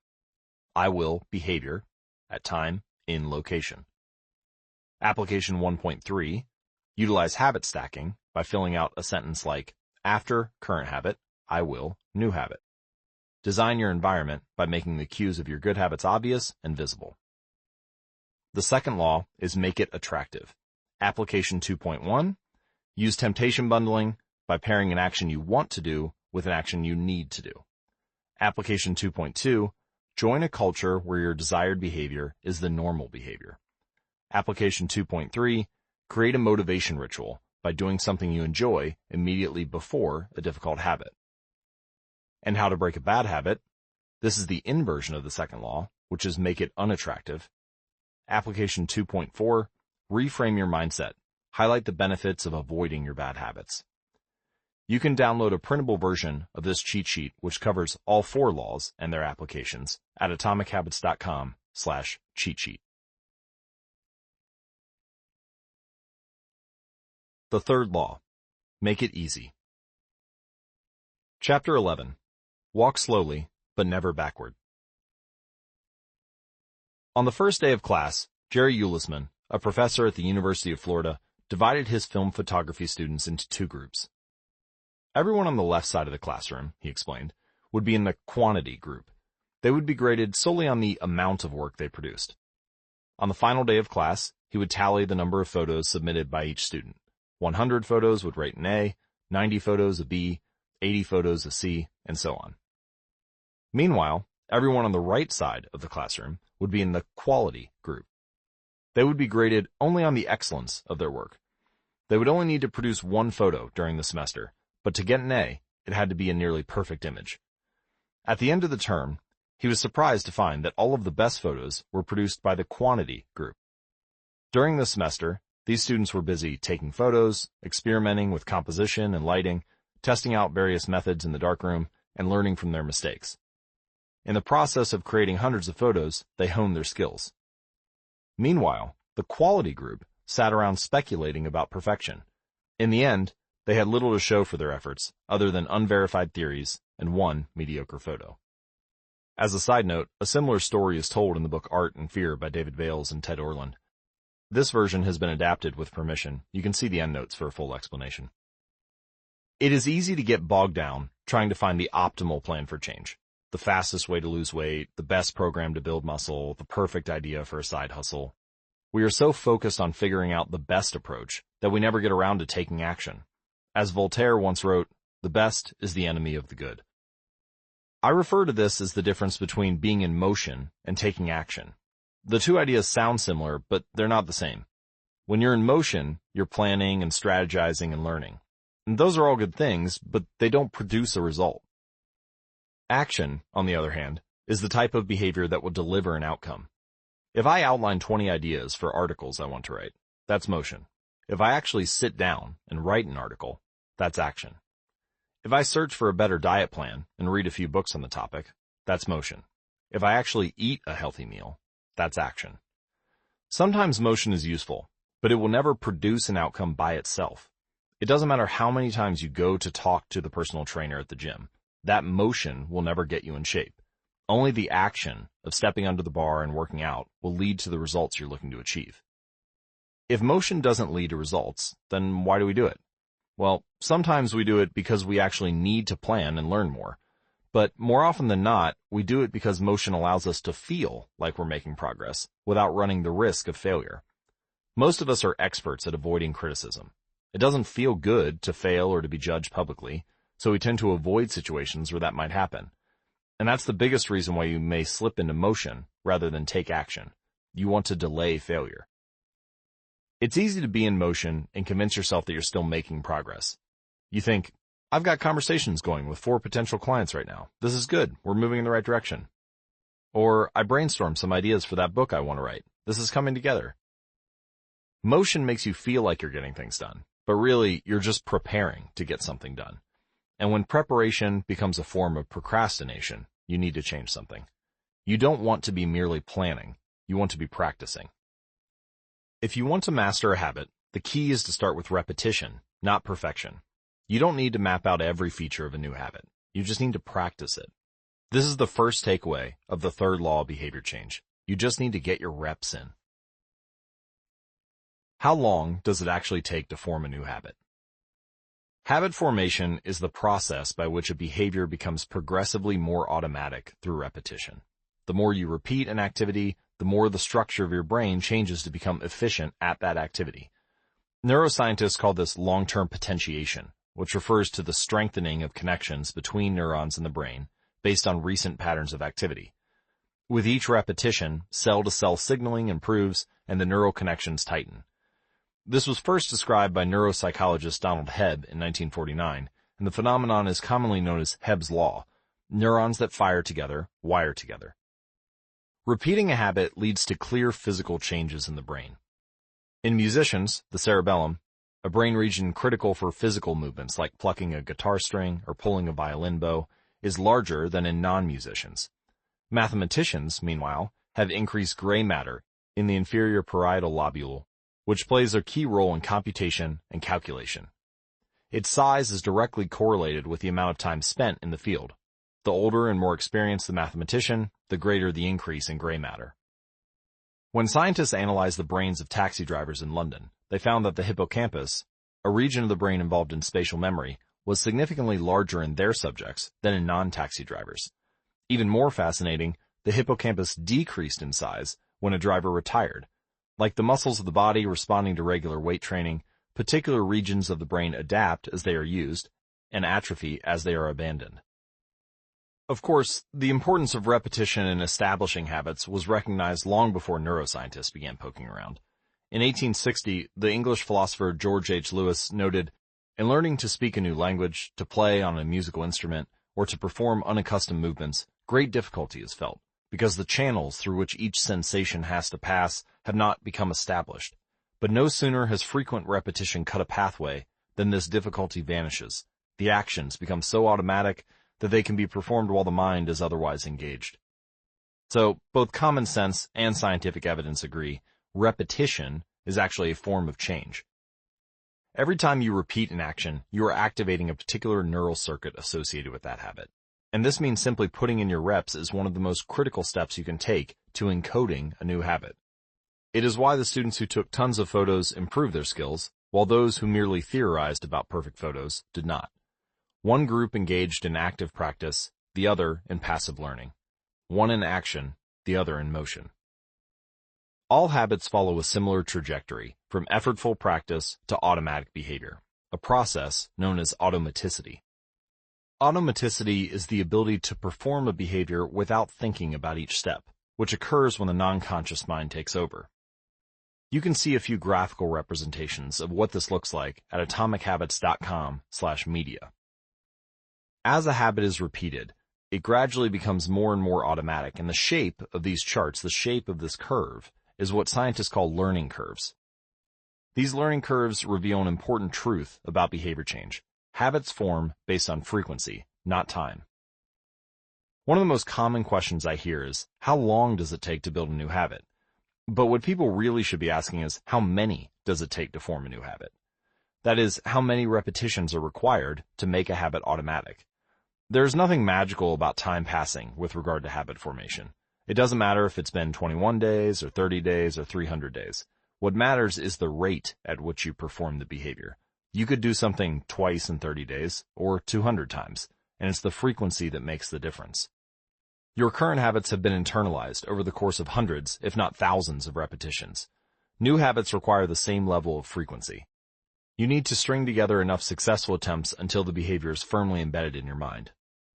In practice, it doesn't really matter how long it takes for a habit to become automatic. What matters is that you take the actions you need to take to make progress. Whether an action is fully automatic is of less importance. The key point is that to build a habit, you need to practice it. And the most effective way to make practice happen is to adhere to the third law of behavior change. Make it easy. The chapters that follow will show you how to do exactly that. Chapter summary. The third law of behavior change is make it easy. The most effective form of learning is practice, not planning. Focus on taking action, not being in motion. Habit formation is the process by which a behavior becomes progressively more automatic through repetition. The amount of time you have spent performing a habit is not as important as the number of times you have performed it. Chapter 12. The Law of Least Effort. In his award-winning book, Guns, Germs, and Steel, anthropologist and biologist Jared Diamond points out a simple fact. Different continents have different shapes. At first glance, this statement seems rather obvious and unimportant, but it turns out to have a profound impact on human behavior. The primary axis of the Americas runs from north to south. That is, the landmass of North and South America tends to be tall and thin rather than wide and fat. The same is generally true for Africa. Meanwhile, the landmass that makes up Europe, Asia, and the Middle East is the opposite. This massive stretch of land tends to be more east-west in shape. According to Diamond, this difference in shape played a significant role in the spread of agriculture over the centuries. When agriculture began to spread around the globe, farmers had an easier time expanding along east-west routes than along north-south ones. This is because locations along the same latitude generally share similar climates, amounts of sunlight and rainfall, and changes in season. These factors allowed farmers in Europe and Asia to domesticate a few crops and grow them along the entire stretch of land from France to China. By comparison, the climate varies greatly when traveling from north to south. Just imagine how different the weather is in Florida compared to Canada. You can be the most talented farmer in the world, but it won't help you grow Florida oranges in the Canadian winter. Snow is a poor substitute for soil. In order to spread crops along north-south routes, farmers would need to find and domesticate new plants whenever the climate changed. As a result, agriculture spread 2 to 3 times faster across Asia and Europe than it did up and down the Americas. Over the span of centuries, this small difference had a very big impact. Increased food production allowed for more rapid population growth. With more people, these cultures were able to build stronger armies and were better equipped to develop new technologies. The changes started out small: a crop that spread slightly farther, a population that grew slightly faster, but compounded into substantial differences over time. The spread of agriculture provides an example of the third law of behavior change on a global scale. Conventional wisdom holds that motivation is the key to habit change. Maybe if you really wanted it, you'd actually do it. But the truth is, our real motivation is to be lazy and to do what is convenient. And despite whatever the latest productivity bestseller will tell you, this is a smart strategy, not a dumb one. Energy is precious, and the brain is wired to conserve it whenever possible. It is human nature to follow the law of least effort, which states that when deciding between two similar options, people will naturally gravitate toward the option that requires the least amount of work. This idea is actually a foundational principle in physics, where it is known as the principle of least action. It states that the path followed between any 2 points will always be the path requiring the least amount of energy. This simple principle underpins the laws of the universe, and from this one idea, you can describe the laws of motion and relativity. In any case, people are wired to do what is convenient. For example, expanding your farm to the east, where you can grow the same crops, rather than heading north, where the climate is different. Out of all the possible actions we could take, the one that is realized is the one that delivers the most value for the least effort. We are motivated to do what is easy. Every action requires a certain amount of energy. The more energy required, the less likely it is to occur. If your goal is to do 100 push-ups per day, well, that's a lot of energy. In the beginning, when you're motivated and excited, you can muster the strength to get started. But after a few days, such a massive effort feels exhausting. Meanwhile, sticking to the habit of doing 1 push-up per day requires almost no energy to get started. And the less energy a habit requires, the more likely it is to occur. Look at any behavior that fills up much of your life, and you'll see that it can be performed with very low levels of motivation. Habits like scrolling on our phones, checking email, and watching television steal so much of our time because they can be performed almost without effort. They are remarkably convenient. In a sense, every habit is just an obstacle to getting what you really want. Dieting is an obstacle to getting fit. Meditation is an obstacle to feeling calm. Journaling is an obstacle to thinking clearly. You don't actually want the habit itself. What you really want is the outcome the habit delivers. And the greater the obstacle, that is, the more difficult the habit, the more friction there is between you and your desired end state. This is why it is crucial to make your habits so easy that you'll do them even when you don't feel like it. If you can make your good habits more convenient, you'll be more likely to follow through on them. Alright, but what about all the moments when we seem to do the opposite? If we're all so lazy, then how do you explain accomplishing hard things like raising a child or starting a business or climbing Mount Everest? Look, certainly you are capable of doing very hard things. The problem is that some days you feel like doing the hard work and some days you feel like giving in. On the tough days, it's crucial to have as many things working in your favor as possible so that you can overcome the challenges life naturally throws your way. The less friction you face, the easier it is for your stronger self to emerge. The idea behind make it easy is not to only do easy things. The idea is to make it as easy as possible in the moment to do the things that pay off in the long run. How to achieve more with less effort. Imagine you are holding a garden hose that is bent in the middle. Some water can flow through, but not very much. If you want to increase the rate at which water passes through the hose, you have 2 options. The first option is to crank up the valve and force more water out. The second option is to simply remove the bend in the hose and let water flow through naturally. Trying to pump up your motivation to stick with a hard habit is like trying to force water through a bent hose. You can do it, but it requires a lot of effort and it increases the tension in your life. Meanwhile, making your habits simple and easy is like removing the bend in the hose. Rather than trying to overcome the friction in your life, you simply reduce it. One of the most effective ways to reduce the friction associated with your habits is to practice environment design. In Chapter 6, we discussed environment design as a method for making cues more obvious, but you can also optimize your environment to make actions easier. For example, when deciding where to practice a new habit, it is best to choose a place that is already along the path of your daily routine. Habits are easier to build when they fit into the flow of your life. You are more likely to go to the gym if it's on your way to work because stopping doesn't add much friction to your lifestyle. By comparison, if the gym is off the path of your normal commute, even by just a few blocks, now you're going out of your way to get there. Perhaps even more effective is reducing the friction within your home or office. Too often, we try to start habits in high-friction environments. We try to follow a strict diet while we are out to dinner with friends. Or we try to write a book in a chaotic household. We try to concentrate while using a smartphone filled with distractions. It doesn't have to be this way. We can remove the points of friction that hold us back. This is precisely what electronics manufacturers in Japan began to do in the 1970s. In an article published in The New Yorker titled Better All the Time, James Surowiecki writes, Japanese firms emphasized what came to be known as lean production, relentlessly looking to remove waste of all kinds from the production process, down to redesigning workspaces so workers didn't have to waste time twisting and turning to reach their tools. The result was that Japanese factories were more efficient, and Japanese products were more reliable than American ones. In 1974, service calls for American-made color televisions were 5 times as common as Japanese televisions. By 1979, it took American workers 3 times as long to assemble their sets. I like to refer to this strategy as addition by subtraction. The Japanese companies looked for every point of friction in the manufacturing process and eliminated it. As they subtracted wasted effort, they added customers and revenue.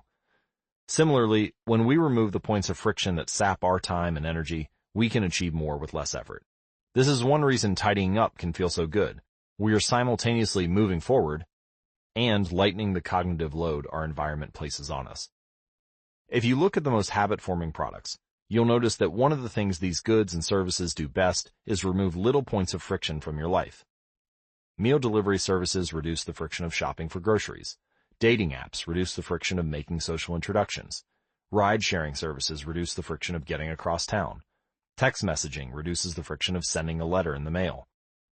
Like a Japanese television manufacturer redesigning their workspace to reduce wasted motion, successful companies design their products to automate, eliminate, or simplify as many steps as possible. They reduce the number of fields on each form. They pare down the number of clicks required to create an account. They deliver their products with easy-to-understand directions or ask their customers to make fewer choices. When the first voice-activated speakers were released, products like Google Home, Amazon Echo, and Apple HomePod, I asked a friend what he liked about the product he had purchased. He said it was just easier to say, play some country music, than to pull out his phone, open the music app, and pick a playlist. Of course, just a few years earlier, having unlimited access to music in your pocket was a remarkably frictionless behavior compared to driving to the store and buying a CD. Business is a never-ending quest to deliver the same result in an easier fashion. Similar strategies have been used effectively by governments. When the British government wanted to increase tax collection rates, they switched from sending citizens to a web page where the tax form could be downloaded to linking directly to the form. Reducing that one step in the process increased the response rate from 19.2% to 23.4%. For a country like the United Kingdom, those percentage points represent millions in tax revenue. The central idea is to create an environment where doing the right thing is as easy as possible. Much of the battle of building better habits comes down to finding ways to reduce the friction associated with our good habits and increase the friction associated with our bad ones. Prime the environment for future use. Oswald Knuckles is an IT developer from Natchez, Mississippi. He is also someone who understands the power of priming his environment. Knuckles dialed in his cleaning habits by following a simple strategy he referred to as resetting the room. For instance, when he finishes watching television, he places the remote back on the TV stand, arranges the pillows on the couch, and folds the blanket. When he leaves his car, he throws any trash away. Whenever he takes a shower, he wipes down the toilet while the shower is warming up. As he notes, the perfect time to clean the toilet is right before you wash yourself in the shower anyway. The purpose of resetting each room is not simply to clean up after the last action, but to prepare for the next action. When I walk into a room, everything is in its right place, Knuckles wrote. Because I do this every day, in every room, stuff always stays in good shape. People think I work hard, but I'm actually really lazy. I'm just proactively lazy. It gives you so much time back. Whenever you organize a space for its intended purpose, you are priming it to make the next action easy. For instance, my wife keeps a box of greeting cards that are pre-sorted by occasion: birthday, sympathy, wedding, graduation, and more. Whenever necessary, she grabs the appropriate card and sends it off. She is incredibly good at remembering to send cards because she has reduced the friction of doing so. For years, I was the opposite. Someone would have a baby and I would think, I should send a card. But then weeks would pass, and by the time I remembered to pick one up at the store, it was too late. The habit wasn't easy. There are many ways to prime your environment so it's ready for immediate use.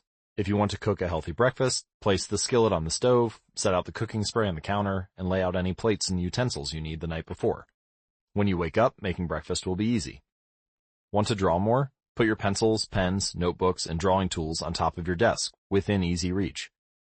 Want to exercise? Set out your workout clothes, shoes, gym bag, and water bottle ahead of time. Want to improve your diet? Chop up a ton of fruits and vegetables on weekends and pack them in containers, so you have easy access to healthy, ready-to-eat options during the week.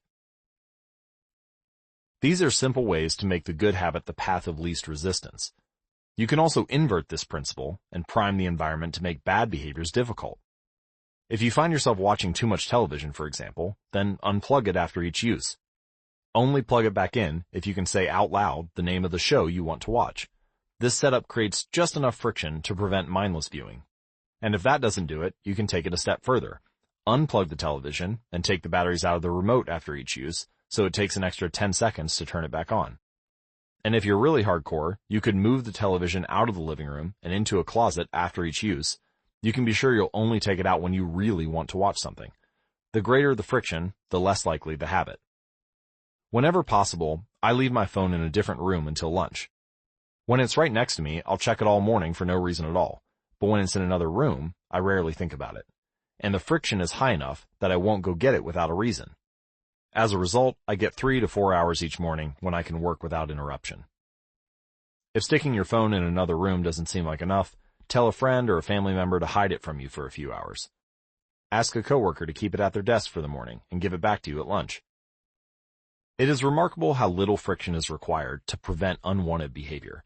When I hide beer in the back of the fridge where I can't see it, I drink less. When I delete social media apps from my phone, it can be weeks before I download them again and log in. These tricks are unlikely to curb a true addiction, but for many of us, a little bit of friction can be the difference between sticking with a good habit or sliding into a bad one.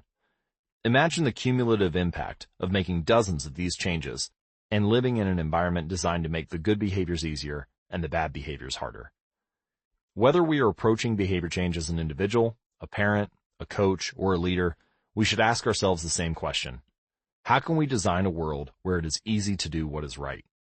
Redesign your life so the actions that matter most are also the actions that are easiest to do. Chapter Summary. Human behavior follows the law of least effort. We will naturally gravitate toward the option that requires the least amount of work. Create an environment where doing the right thing is as easy as possible. Reduce the friction associated with good behaviors. When friction is low, habits are easy. Increase the friction associated with bad behaviors. When friction is high, habits are difficult. Prime your environment to make future actions easier. Chapter 13. How to stop procrastinating by using the 2-minute rule. Twyla Tharp is widely regarded as one of the greatest dancers and choreographers of the modern era. In 1992, she was awarded a MacArthur Fellowship, often referred to as the Genius Grant, and she has spent the bulk of her career touring the globe to perform her original works. She also credits much of her success to simple daily habits. I begin each day of my life with a ritual, she writes.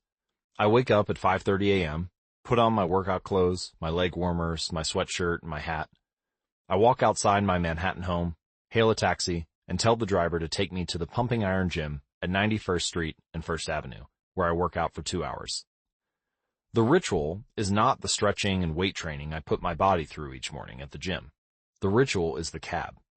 The moment I tell the driver where to go, I have completed the ritual. It's a simple act, but doing it the same way each morning habitualizes it, makes it repeatable, easy to do. It reduces the chance that I would skip it or do it differently.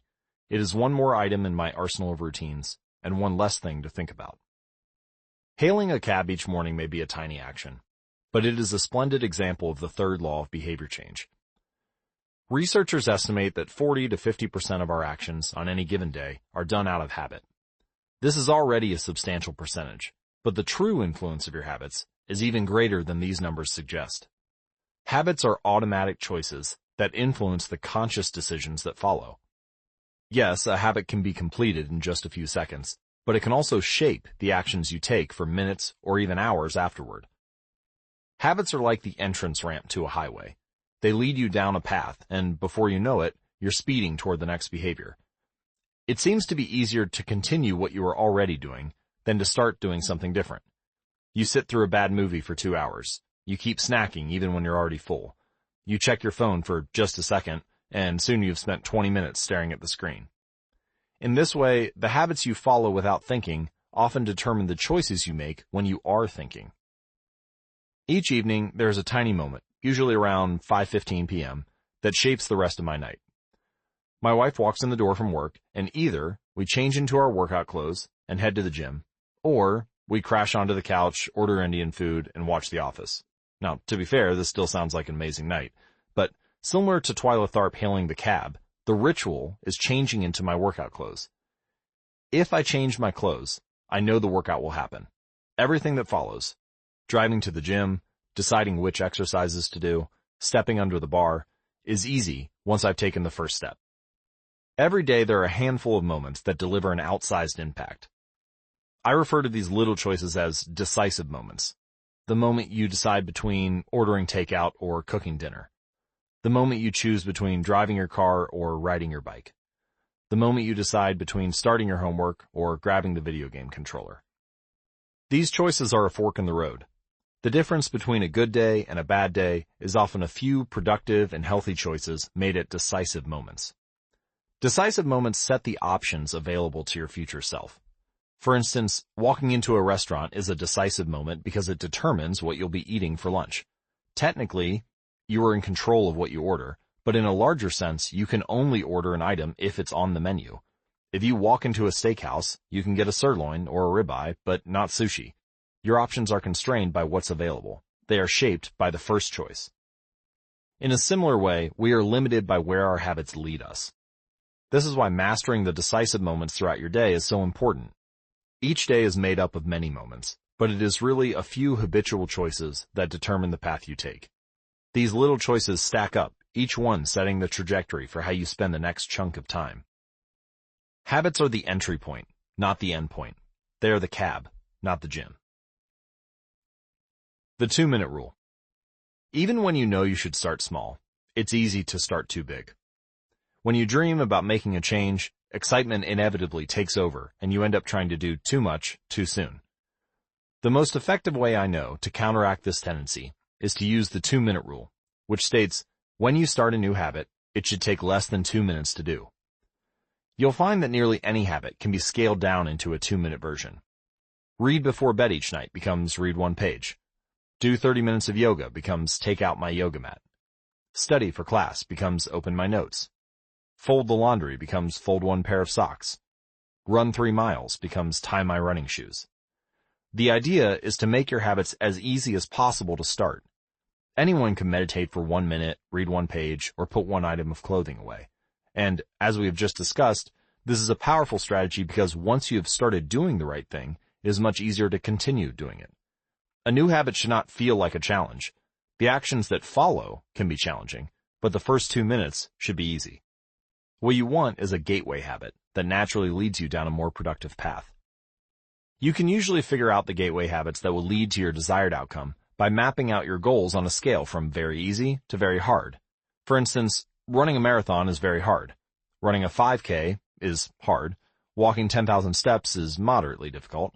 Walking 10 minutes is easy. And putting on your running shoes is very easy. So your goal might be to run a marathon, but your gateway habit is to put on your running shoes. That's how you follow the 2-minute rule. People often think it's weird to get hyped about reading one page, or meditating for 1 minute, or making one sales call, but the point is not to do one thing. The point is to master the habit of showing up. The truth is, a habit must be established before it can be improved. If you can't learn the basic skill of showing up, then you have little hope of mastering the finer details. Instead of trying to engineer a perfect habit from the start, do the easy thing on a more consistent basis.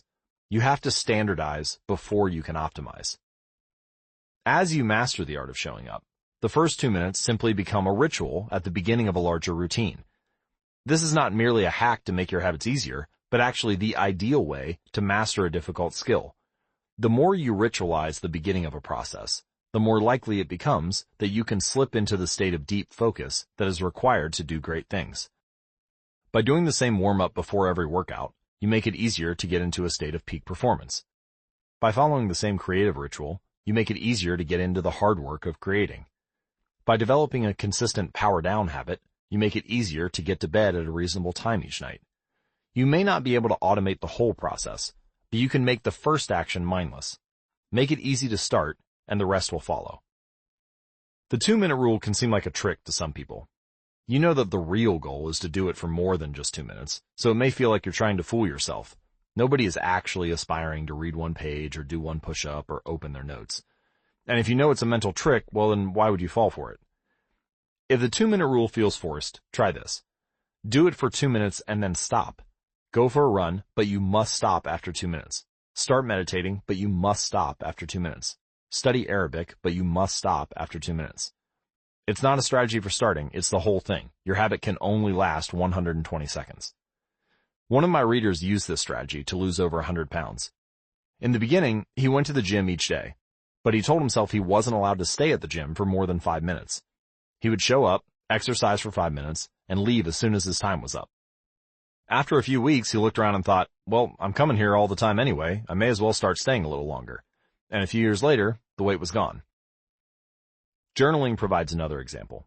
Nearly everyone can benefit from getting their thoughts out of their head and onto paper, but most people give up after a few days, or avoid it entirely, because journaling feels like a chore. The secret is to always stay below the point where it feels like work. Greg McCown, a leadership consultant from the United Kingdom, built a daily journaling habit by specifically writing less than he felt like. He always stopped journaling before it seemed like a hassle. Ernest Hemingway believed in similar advice for any kind of writing. The best way is to always stop when you are going good, he said. I actually designed a habit journal specifically to make journaling easier. It includes a 1-line per day section where you simply write 1 sentence about your day. It's the easiest way to start a journaling habit. You can learn more at atomichabits.com/journal. Strategies like this work for another reason too. They reinforce the identity you want to build. If you show up at the gym 5 days in a row, even if it's just for 2 minutes, you are casting votes for your new identity. You're not worried about getting in shape. You're focused on becoming the type of person who doesn't miss workouts. You're taking the smallest action that confirms the type of person you want to be. We rarely think about change this way because everyone is consumed by the end goal. But 1 push-up is better than not exercising. 1 minute of guitar practice is better than none at all. 1 minute of reading is better than never picking up a book. It's better to do less than you hoped than to do nothing at all. At some point, once you've established the habit and you're showing up each day, you can combine the 2-minute rule with a technique we call habit shaping to scale your habit back up toward your ultimate goal. You start by mastering the first 2 minutes of the smallest version of the behavior. Then, you advance to an intermediate step and repeat the process, focusing on just the first 2 minutes and mastering that stage before moving on to the next level. Eventually, you'll end up with the habit you had originally hoped to build while still keeping your focus where it should be, on the first 2 minutes of the behavior. Here are some examples of habit shaping. If you want to become an early riser, phase 1 might be home at 10 p.m. every night. Phase 2, have all devices, television, phone, and so on, turned off by 10 p.m. every night. Phase 3, be in bed by 10 p.m. every night. Phase 4, lights off by 10 p.m. every night. Phase 5, wake up at 6 a.m. every day. At each of the 5 stages, you focus on mastering the first 2 minutes of the habit. Or imagine that you want to start an exercise habit. Phase 1 might be changing into your workout clothes. Phase 2 could be step out the door. Phase 3 could be driving to the gym and exercising for 5 minutes. Phase 4, exercise for 15 minutes at least once a week. And finally, phase 5, exercise 3 times a week. Nearly any larger life goal can be transformed into a 2-minute behavior. For example, I want to live a healthy and long life becomes I need to stay in shape, which translates to I need to exercise, which breaks down to I need to change into my workout clothes. Or I want to have a happy marriage becomes I need to be a good partner, which translates to I should do something each day to make my partner's life easier, which leads to I should meal plan for next week. Whenever you're struggling to stick with a habit, you can employ the 2-minute rule. It is a simple way to make your habits easy. Chapter Summary. Habits can be completed in a few seconds, but continue to impact your behavior for minutes or hours afterward. Many habits occur at decisive moments, choices that are like a fork in the road, and either send you in the direction of a productive day or an unproductive one. The 2-minute rule states, when you start a new habit, it should take less than 2 minutes to do. The more you ritualize the beginning of a process, the more likely it becomes that you can slip into the state of deep focus that is required to do great things. Standardize before you optimize. You can't improve a habit that doesn't exist. Chapter 14. How to make good habits inevitable and bad habits impossible. In the summer of 1830, Victor Hugo was facing an impossible deadline. 12 months earlier, the French author had promised his publisher a new book. But instead of writing, he spent that year pursuing other projects, entertaining guests, and delaying his work. Frustrated, Hugo's publisher responded by setting a deadline less than 6 months away. The book had to be finished by February of 1831. Hugo concocted a strange plan to beat his procrastination. He collected all of his clothes and asked an assistant to lock them away in a large chest. He was left with nothing to wear except a large shawl. Lacking any suitable clothing to go outdoors, he remained in his study and wrote furiously during the fall and winter of 1830. The Hunchback of Notre Dame was published 2 weeks early, on January 14, 1831. The irony of how closely the story matches my process for writing this book is not lost on me. Although my publisher was much more accommodating and my closet remained full, I did feel like I had to place myself on house arrest to finish the manuscript. Sometimes success is less about making good habits easy and more about making bad habits hard. This is an inversion of the third law of behavior change. Make it difficult. If you find yourself continually struggling to follow through on your plans, then you can take a page from Victor Hugo and make your bad habits more difficult by creating what psychologists call a commitment device. A commitment device is a choice you make in the present that controls your actions in the future. It is a way to lock in future behavior, bind you to good habits, and restrict you from bad ones. When Victor Hugo shut his clothes away so he could focus on writing, he was creating a commitment device.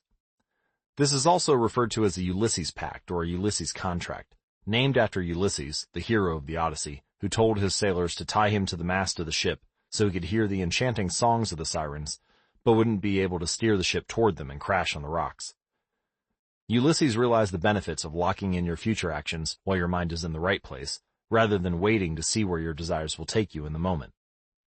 There are many ways to create a commitment device. You can reduce overeating by purchasing food in individual packages rather than in bulk size. You can voluntarily ask to be added to the banned list at casinos and online poker sites to prevent future gambling sprees. I've even heard of athletes who have to make weight for a competition, choosing to leave their wallets at home during the week before weigh-in so they won't be tempted to buy fast food. As another example, my friend and fellow habits expert Nir Eyal purchased an outlet timer, which is an adapter that he plugged in between his internet router and the power outlet. At 10 p.m. each night, the outlet timer cuts off the power to the router, and when the internet goes off, everyone knows it's time to go to bed. Commitment devices are useful because they enable you to take advantage of your good intentions before you can fall victim to temptation. Whenever I'm looking to cut calories, for example, I will ask the waiter to split my meal and box it in half before the meal is served. If I waited until the meal came out and told myself, I'll just eat half, it would never work. The key is to change the task such that it requires more work to get out of the good habit than to get started on it. If you're feeling motivated to get in shape, schedule a yoga session and pay ahead of time. If you're excited about the business you want to start, email an entrepreneur you respect and set up a consulting call. When the time comes to act, the only way to bail is to cancel the meeting, which requires effort and may cost money. Commitment devices increase the odds that you'll do the right thing in the future by making bad habits difficult in the present. However, we can do even better. We can make good habits inevitable and bad habits impossible. How to automate a habit and never think about it again. John Henry Patterson was born in Dayton, Ohio, in 1844. He spent his childhood doing chores on the family farm and working shifts at his father's sawmill. After attending college at Dartmouth, Patterson returned to Ohio and opened a small supply store for coal miners. It seemed like a good opportunity. The store faced little competition and enjoyed a steady stream of customers, but it still struggled to make money. That was when Patterson discovered his employees were stealing from him. In the mid-1800s, employee theft was a common problem. Receipts were kept in an open drawer and could easily be altered or discarded. There were no video cameras to review behavior and no software to track transactions. Unless you were willing to hover over your employees every minute of the day, or to manage all transactions yourself, it was difficult to prevent theft. As Patterson mulled over his predicament, he came across an advertisement for a new invention called Ritty's Incorruptible Cashier. Designed by fellow Dayton resident James Ritty, it was the first cash register. The machine automatically locked the cash and receipts inside after each transaction. Patterson bought two for $50 each. Employee theft at his store vanished overnight. In the next 6 months, Patterson's business went from losing money to making $5,000 in profit, the equivalent of more than $100,000 today. Patterson was so impressed with the machine that he changed businesses. He bought the rights to Ritty's invention and opened the National Cash Register Company. 10 years later, National Cash Register had over 1,000 employees and was on its way to becoming one of the most successful businesses of its time. The best way to break a bad habit is to make it impractical to do. Increase the friction until you don't even have the option to act. The brilliance of the cash register was that it automated ethical behavior by making stealing practically impossible. Rather than trying to change the motivations of the employees, it made the preferred behavior automatic. Some actions, like installing a cash register, pay off again and again. These one-time choices require a little bit of effort up front, but create increasing value over time. I'm fascinated by the idea that a single choice can deliver returns again and again, and I surveyed my readers on their favorite one-time actions that lead to better long-term habits. Here are a few examples. One-time actions that lock in good habits. Nutrition. Buy a water filter to clean your drinking water. Use smaller plates to reduce caloric intake. Sleep. Buy a good mattress. Get blackout curtains. Remove your television from your bedroom. Productivity. Unsubscribe from emails. Turn off notifications and mute group chats. Set your phone to silent. Use email filters to clear up your inbox. Delete games and social media apps from your phone. Happiness. Get a dog. Move to a friendly social neighborhood. General health. Get vaccinated. Buy good shoes to avoid back pain. Buy a supportive chair or a standing desk. Finance. Enroll in an automatic savings plan. Set up automatic bill pay. Cut cable service. Call up service providers and ask to lower your bills. I'd wager that if the average person were to simply do half of the one-time actions on this list, even if they didn't give another thought to their habits, most would find themselves living a better life a year from now. These one-time actions are a straightforward way to employ the third law of behavior change. They make it easier to sleep well or eat healthy or be productive, to save money, and generally live better. Of course, there are many ways to automate good habits and eliminate bad ones. Typically, they involve putting technology to work for you. Technology can transform actions that were once hard, annoying, and complicated into behaviors that are easy, painless, and simple. It is the most reliable and effective way to guarantee the right behavior. This is particularly useful for behaviors that happen too infrequently to become habitual. Things you have to do monthly or yearly, like rebalancing your investment portfolio, are never repeated frequently enough to become a habit, so they benefit in particular from technology remembering to do them for you. Other examples include medicine. Prescriptions can be automatically refilled. Or personal finance. Employees can save for retirement with an automatic wage deduction. Cooking. Meal delivery services can do your grocery shopping. Productivity. Social media browsing can be cut off with a website blocker. When you automate as much of your life as possible, you can spend your effort on the tasks machines cannot do yet. Each habit that we hand over to the authority of technology frees up time and energy to pour into the next stage of growth. As mathematician and philosopher Alfred North Whitehead wrote, Civilization advances by extending the number of operations we can perform without thinking about them. Of course, the power of technology can work against us as well. Binge watching becomes a habit because you have to put more effort into stop looking at the screen than to continue doing so. Instead of pressing a button to advance to the next episode, Netflix or YouTube will autoplay it for you. All you have to do is keep your eyes open. Technology creates a level of convenience that enables you to act on your smallest whims and desires. At the mere suggestion of hunger, you can have food delivered to your door. At the slightest hint of boredom, you can get lost in the vast expanse of social media. When the effort required to act on your desires becomes effectively zero, you can find yourself slipping into whatever impulse arises at the moment. The downside of automation is that we can find ourselves jumping from easy task to easy task without making time for more difficult, but ultimately more rewarding work. I often find myself gravitating towards social media during any downtime. If I feel bored for just a fraction of a second, I reach for my phone.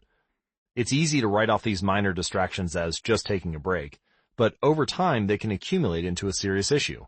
The constant tug of just one more minute can prevent me from doing anything of consequence. I'm not the only one. The average person spends over 2 hours per day on social media. What could you do with an extra 600 hours per year? During the year I was writing this book, I experimented with a new time management strategy.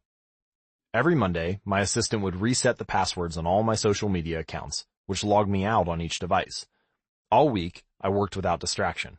On Friday, she would send me the new passwords. I had the entire weekend to enjoy what social media had to offer until Monday morning when she would do it again. If you don't have an assistant, you can team up with a friend or family member and reset each other's passwords each week. One of the biggest surprises was how quickly I adapted.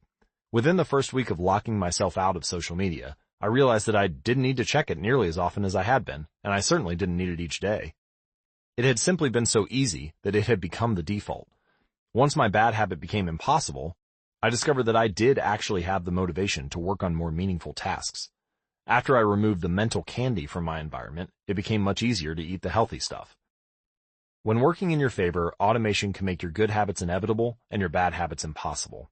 It is the ultimate way to lock in future behavior rather than relying on willpower in the moment. By utilizing commitment devices, strategic one-time decisions, and technology, you can create an environment of inevitability, a space where good habits are not just an outcome you hope for, but an outcome that is virtually guaranteed. Chapter Summary. The inversion of the third law of behavior change is make it difficult. A commitment device is a choice you make in the present that locks in better behavior in the future. The ultimate way to lock in future behavior is to automate your habits. One-time choices, like buying a better mattress or enrolling in an automatic savings plan, are single actions that automate your future habits and deliver increasing returns over time. Using technology to automate your habits is the most reliable and effective way to guarantee the right behavior. Now that we have concluded our discussion of the third law of behavior change, let me summarize how to create a good habit and how to create a bad one. The third law of behavior change is make it easy. Application 3.1, reduce friction. Decrease the number of steps between you and your good habits. Application 3.2, prime the environment. Prepare your environment to make future actions easier. Application 3.3, master the decisive moment. Optimize the small choices that deliver outsized impact. Application 3.4, use the 2-minute rule. Downscale your habits until they can be done in 2 minutes or less. Application 3.5, automate your habits. Invest in technology and one-time purchases that lock in future behavior. And we can invert the third law of behavior change to discuss how to break a bad habit. The inversion of the third law is make it difficult. Application 3.6, increase friction. Increase the number of steps between you and your bad habits. Application 3.7, use a commitment device. Restrict your future choices to the ones that benefit you. You can download a complete version of this cheat sheet on how to create a good habit and how to break a bad habit at atomichabits.com/cheat sheet. The fourth law, make it satisfying. Chapter 15, the cardinal rule of behavior change. In the late 1990s, a public health worker named Stephen Luby left his hometown of Omaha, Nebraska, and bought a one-way ticket to Karachi, Pakistan. Karachi was one of the most populous cities in the world. By 1998, over 9 million people called it home. It was the economic center of Pakistan and a transportation hub, with some of the most active airports and seaports in the region. In the commercial parts of town, you could find all of the standard urban amenities and bustling downtown streets. But Karachi was also one of the least livable cities in the world. Over 60% of Karachi's residents lived in squatter settlements and slums. These densely packed neighborhoods were filled with makeshift houses, cobbled together with old boards, cinder blocks, and other discarded materials. There was no waste removal system, no electricity grid, no clean water supply. When dry, the streets were a combination of dust and trash. When wet, they became a muddy pit of sewage. Mosquito colonies thrived in pools of stagnant water, and children played among the garbage. The unsanitary conditions led to widespread illness and disease. Contaminated water sources caused epidemics of diarrhea, vomiting, and abdominal pain. Nearly one-third of the children living there were malnourished. With so many people crammed into such a small space, viruses and bacterial infections spread rapidly. It was this public health crisis that had brought Stephen Luby to Pakistan. Luby and his team realized that in an environment with poor sanitation, the simple habit of washing your hands could make a real difference in the health of the residents. But they soon discovered that many people were already aware that hand washing was important. And yet, despite this knowledge, many residents were washing their hands in a haphazard fashion. Some people would just run their hands under the water quickly, others would only wash one hand, many would simply forget to wash their hands before preparing food. Everyone said hand washing was important, but few people made a habit out of it. The problem wasn't knowledge, the problem was consistency. That was when Luby and his team partnered with Procter & Gamble to supply the neighborhood with Safeguard soap. Compared to your standard bar of soap, using Safeguard was a much more enjoyable experience. In Pakistan, Safeguard was a premium soap, Luby told me. The study participants commonly mentioned how much they liked it. The soap foamed easily and people were able to lather their hands with suds. It smelled great. Instantly, hand washing became slightly more pleasurable. I see the goal of hand washing promotion not as behavior change, but as habit adoption, Luby said. It is a lot easier for people to adopt a product that provides a strong positive sensory signal, for example, the mint of toothpaste, than it is to adopt a habit that does not provide pleasurable sensory feedback, like flossing one's teeth. The marketing team at Procter & Gamble talked about trying to create a positive hand-washing experience. Within months, the researchers saw a rapid shift in the health of children in the neighborhood. The rate of diarrhea fell by 52%, pneumonia by 48%, and impetigo, a bacterial skin infection, by 35%. The long-term effects were even better. We went back to some of the households in Karachi 6 years after, Luby told me. Over 95% of households who had been given the soap for free and encouraged to wash their hands had a hand-washing station with soap and water available when our study team visited. We had not given any soap to the intervention group for over 5 years, but during the trial, they had become so habituated to wash their hands that they had maintained the practice. It was a powerful example of the fourth and final law of behavior change: make it satisfying. We are more likely to repeat a behavior when the experience is satisfying. This is entirely logical. Feelings of pleasure, even minor ones like washing your hands with soap that smells nice and lathers well, are signals that tell the brain, this feels good, do this again next time. Pleasure teaches your brain that a behavior is worth remembering and repeating. Take the story of chewing gum. Chewing gum had been sold commercially throughout the 1800s, but it wasn't until Wrigley launched in 1891 that it became a worldwide habit. Early versions were made from relatively bland resins, chewy but not tasty. Wrigley revolutionized the industry by adding flavors like spearmint and juicy fruit, which made the product flavorful and fun to use. Then they went a step further and began pushing chewing gum as a pathway to a clean mouth. Advertisements told readers to, quote, refresh your taste. Tasty flavors and the feeling of a fresh mouth provided little bits of immediate reinforcement and made the product satisfying to use. Consumption skyrocketed, and Wrigley became the largest chewing gum company in the world. Toothpaste had a similar trajectory. Manufacturers enjoyed great success when they added flavors like spearmint, peppermint, and cinnamon to their products. These flavors don't improve the effectiveness of toothpaste, they simply create a clean mouth feel and make the experience of brushing your teeth more pleasurable. My wife actually stopped using Sensodyne because she didn't like the aftertaste. She switched to a brand with a stronger mint flavor, which proved to be more satisfying. Conversely, if an experience is not satisfying, we have little reason to repeat it. In my research, I came across the story of a woman who had a narcissistic relative that drove her nuts. In an attempt to spend less time with this egomaniac, she acted as dull and as boring as possible whenever he was around. Within a few encounters, he started avoiding her because he found her so uninteresting. Stories like these are evidence of the cardinal rule of behavior change. What is rewarded is repeated. What is punished is avoided. You learn what to do in the future based on what you were rewarded for doing or punished for doing in the past. Positive emotions cultivate habits, negative emotions destroy them. The first 3 laws of behavior change, make it obvious, make it attractive, and make it easy, increase the odds that a behavior will be performed this time. The 4th law of behavior change, make it satisfying, increases the odds that a behavior will be repeated next time. It completes the habit loop. However, there is a trick. We are not looking just for any type of satisfaction. We are looking for immediate satisfaction. The mismatch between immediate and delayed rewards. Imagine you're an animal roaming the plains of Africa, a giraffe or an elephant or a lion. On any given day, most of your decisions have an immediate impact. You are always thinking about what to eat or where to sleep or how to avoid a predator. You are constantly focused on the present or the very near future. You live in what scientists call an immediate return environment because your actions instantly deliver clear and immediate outcomes. Now, switch back to your human self. In modern society, many of the choices you make today will not benefit you immediately.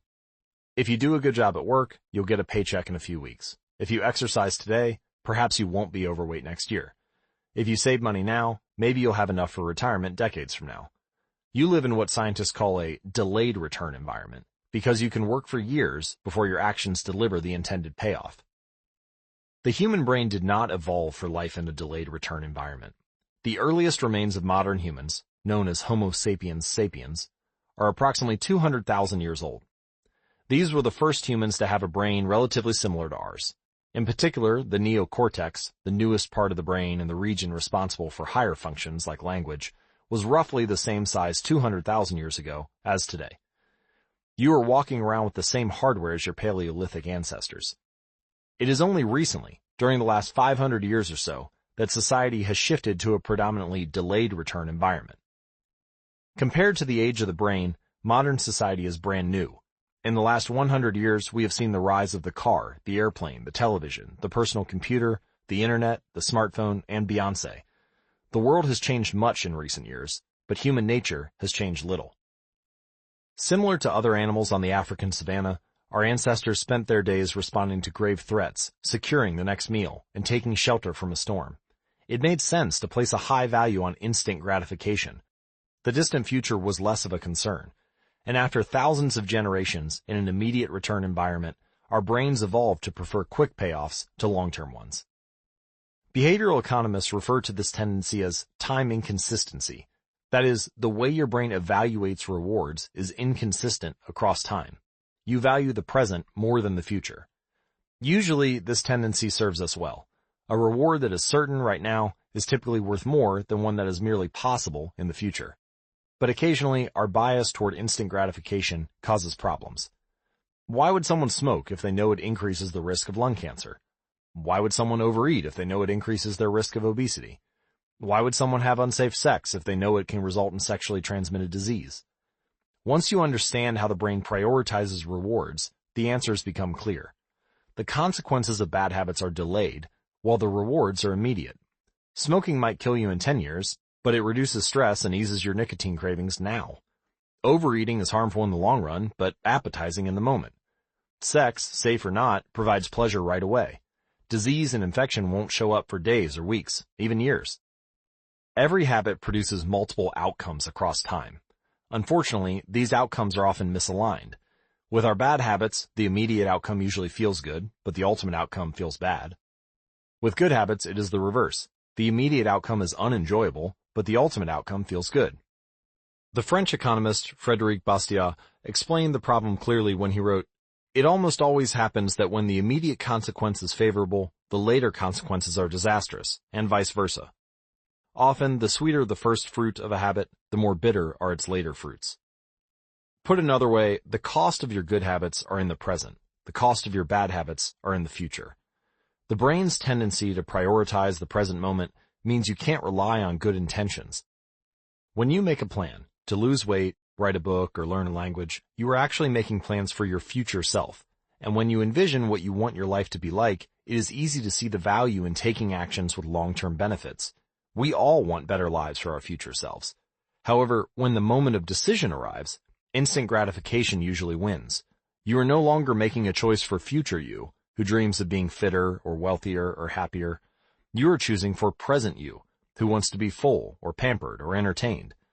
As a general rule, the more immediate pleasure you get from an action, the more strongly you should question whether it aligns with your long-term goals. This mental setup can derail our decision-making as well. The brain overestimates the danger of anything that seems like an immediate threat, but has almost no likelihood of actually occurring.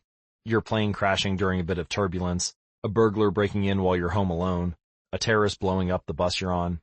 Meanwhile, it underestimates what appears to be a distant threat, but is actually very likely: the steady accumulation of fat from eating unhealthy food, the gradual decay of your muscles from sitting at a desk all day, the slow creep of clutter when you fail to tidy up. With a fuller understanding of what causes our brain to repeat some behaviors and avoid others, let's update the cardinal rule of behavior change. What is immediately rewarded is repeated. What is immediately punished is avoided. Our preference for instant gratification reveals an important truth about success. Because of how we are wired, most people will spend all day chasing quick hits of satisfaction. The road less traveled is the road of delayed gratification. If you're willing to wait for the rewards, you'll face less competition and often get a bigger payoff. As the saying goes, the last mile is always the least crowded. This is precisely what research has shown. People who are better at delaying gratification have higher SAT scores, lower levels of substance abuse, lower likelihood of obesity, better responses to stress, and superior social skills.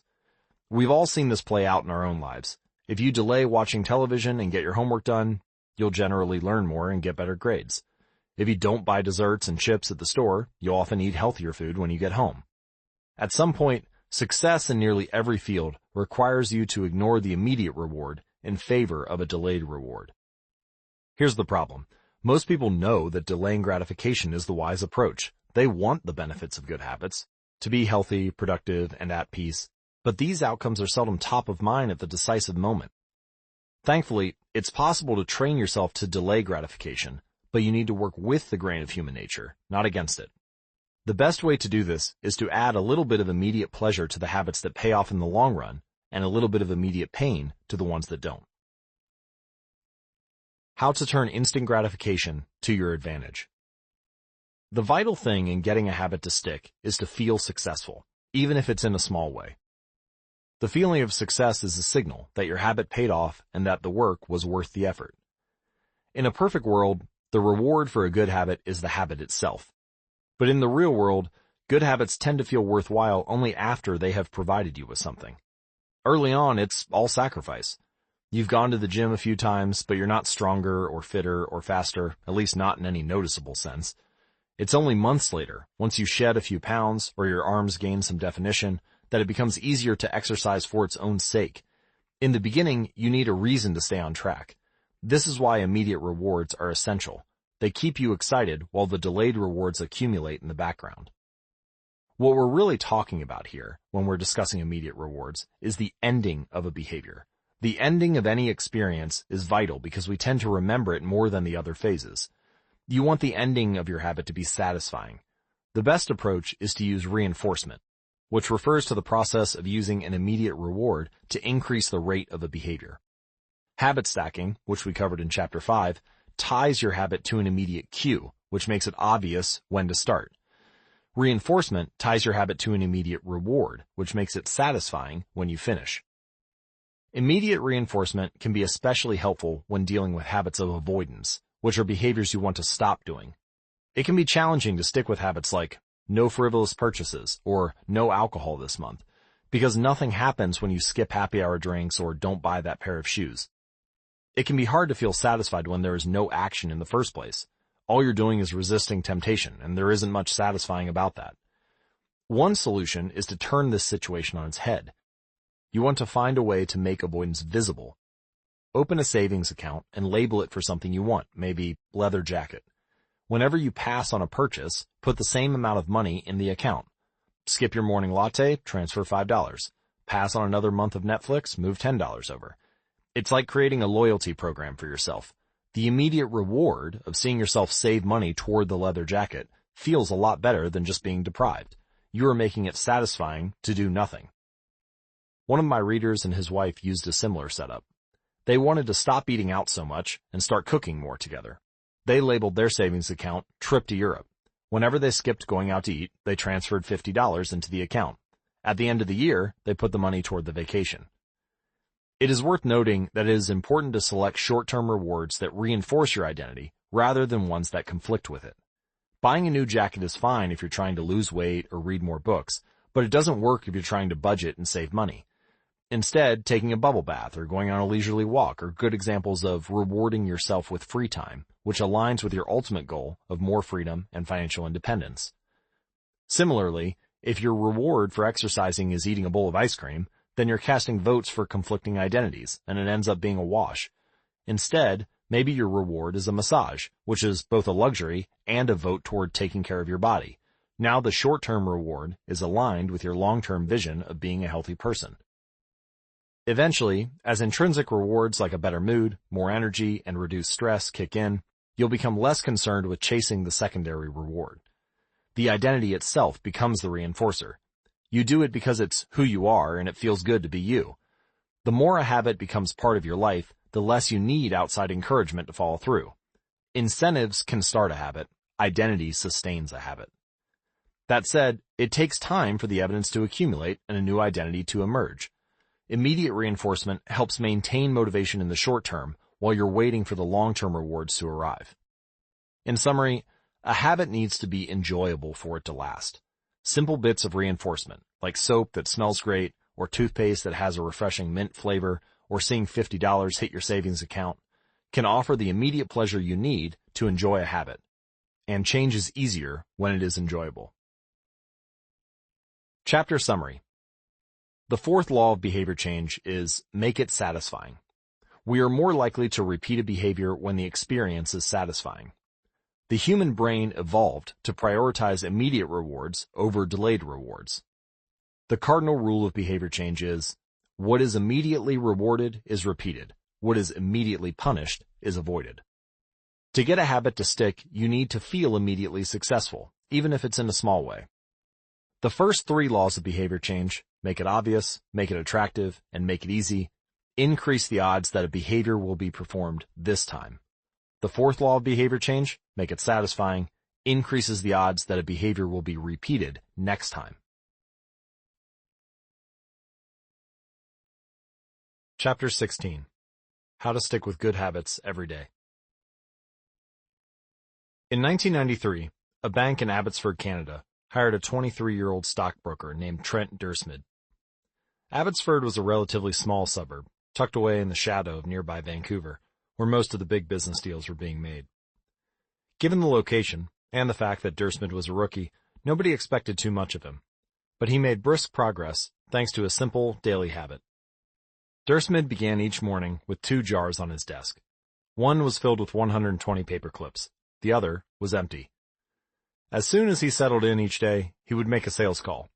Immediately after, he would move one paper clip from the full jar to the empty jar, and the process would begin again. Every morning I would start with 120 paper clips in one jar, and I would keep dialing the phone until I had moved them all to the second jar, he told me. Within 18 months, Dursmid was bringing in $5 million to the firm. By age 24, he was making $75,000 per year, the equivalent of $125,000 today. Not long after, he landed a 6-figure job with another company. I like to refer to this technique as the paperclip strategy, and over the years, I've heard from readers who have employed it in a variety of ways. One woman shifted a hairpin from one container to another whenever she wrote a page of her book. Another man moved a marble from one bin to the next after each set of push-ups.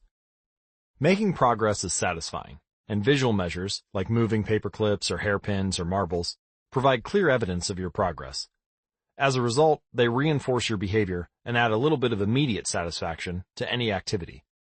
Visual measurement comes in many forms: food journals, workout logs, loyalty punch cards, the progress bar on a software download, even the page numbers in a book.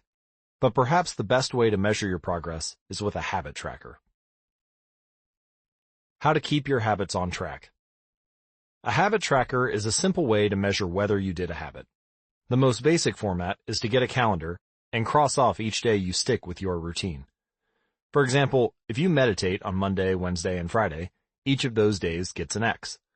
As time rolls by, the calendar becomes a record of your habit streak. Countless people have tracked their habits, but perhaps the most famous was Benjamin Franklin. Beginning at age 20, Franklin carried a small booklet everywhere he went and used it to track 13 personal virtues. This list included goals like lose no time, be always employed in something useful, and avoid trifling conversation. At the end of each day, Franklin would open his booklet and record his progress. Jerry Seinfeld reportedly uses a habit tracker to stick with his streak of writing jokes. In the documentary Comedian, he explains that his goal is to never break the chain of writing jokes every day. In other words, he is not focused on how good or bad a particular joke is or how inspired he feels. He is simply focused on showing up and adding to his streak. Don't break the chain is a powerful mantra. Don't break the chain of sales calls and you'll build a successful book of business. Don't break the chain of workouts and you'll get fit faster than you'd expect. Don't break the chain of creating every day and you will end up with an impressive portfolio. Habit tracking is powerful because it leverages multiple laws of behavior change. It simultaneously makes a behavior obvious, attractive, and satisfying. Let's break down each one. Benefit number 1. Habit tracking is obvious. Recording your last action creates a trigger that can initiate your next one. Habit tracking naturally builds a series of visual cues, like the streak of X's on your calendar or the list of meals in your food log. When you look at the calendar and see your streak, you'll be reminded to act again. Research has shown that people who track their progress on goals like losing weight, quitting smoking, and lowering blood pressure are all more likely to improve than those who don't. One study of more than 1,600 people found that those who kept a daily food log lost twice as much weight as those who did not. The mere act of tracking a behavior can spark the urge to change it.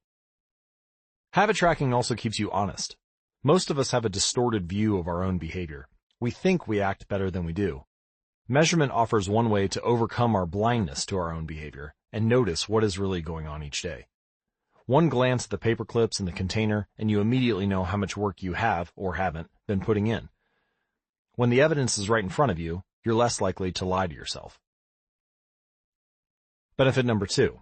Habit tracking is attractive. The most effective form of motivation is progress. When we get a signal that we are moving forward, we become more motivated to continue down that path. In this way, habit tracking can have an addictive effect on motivation.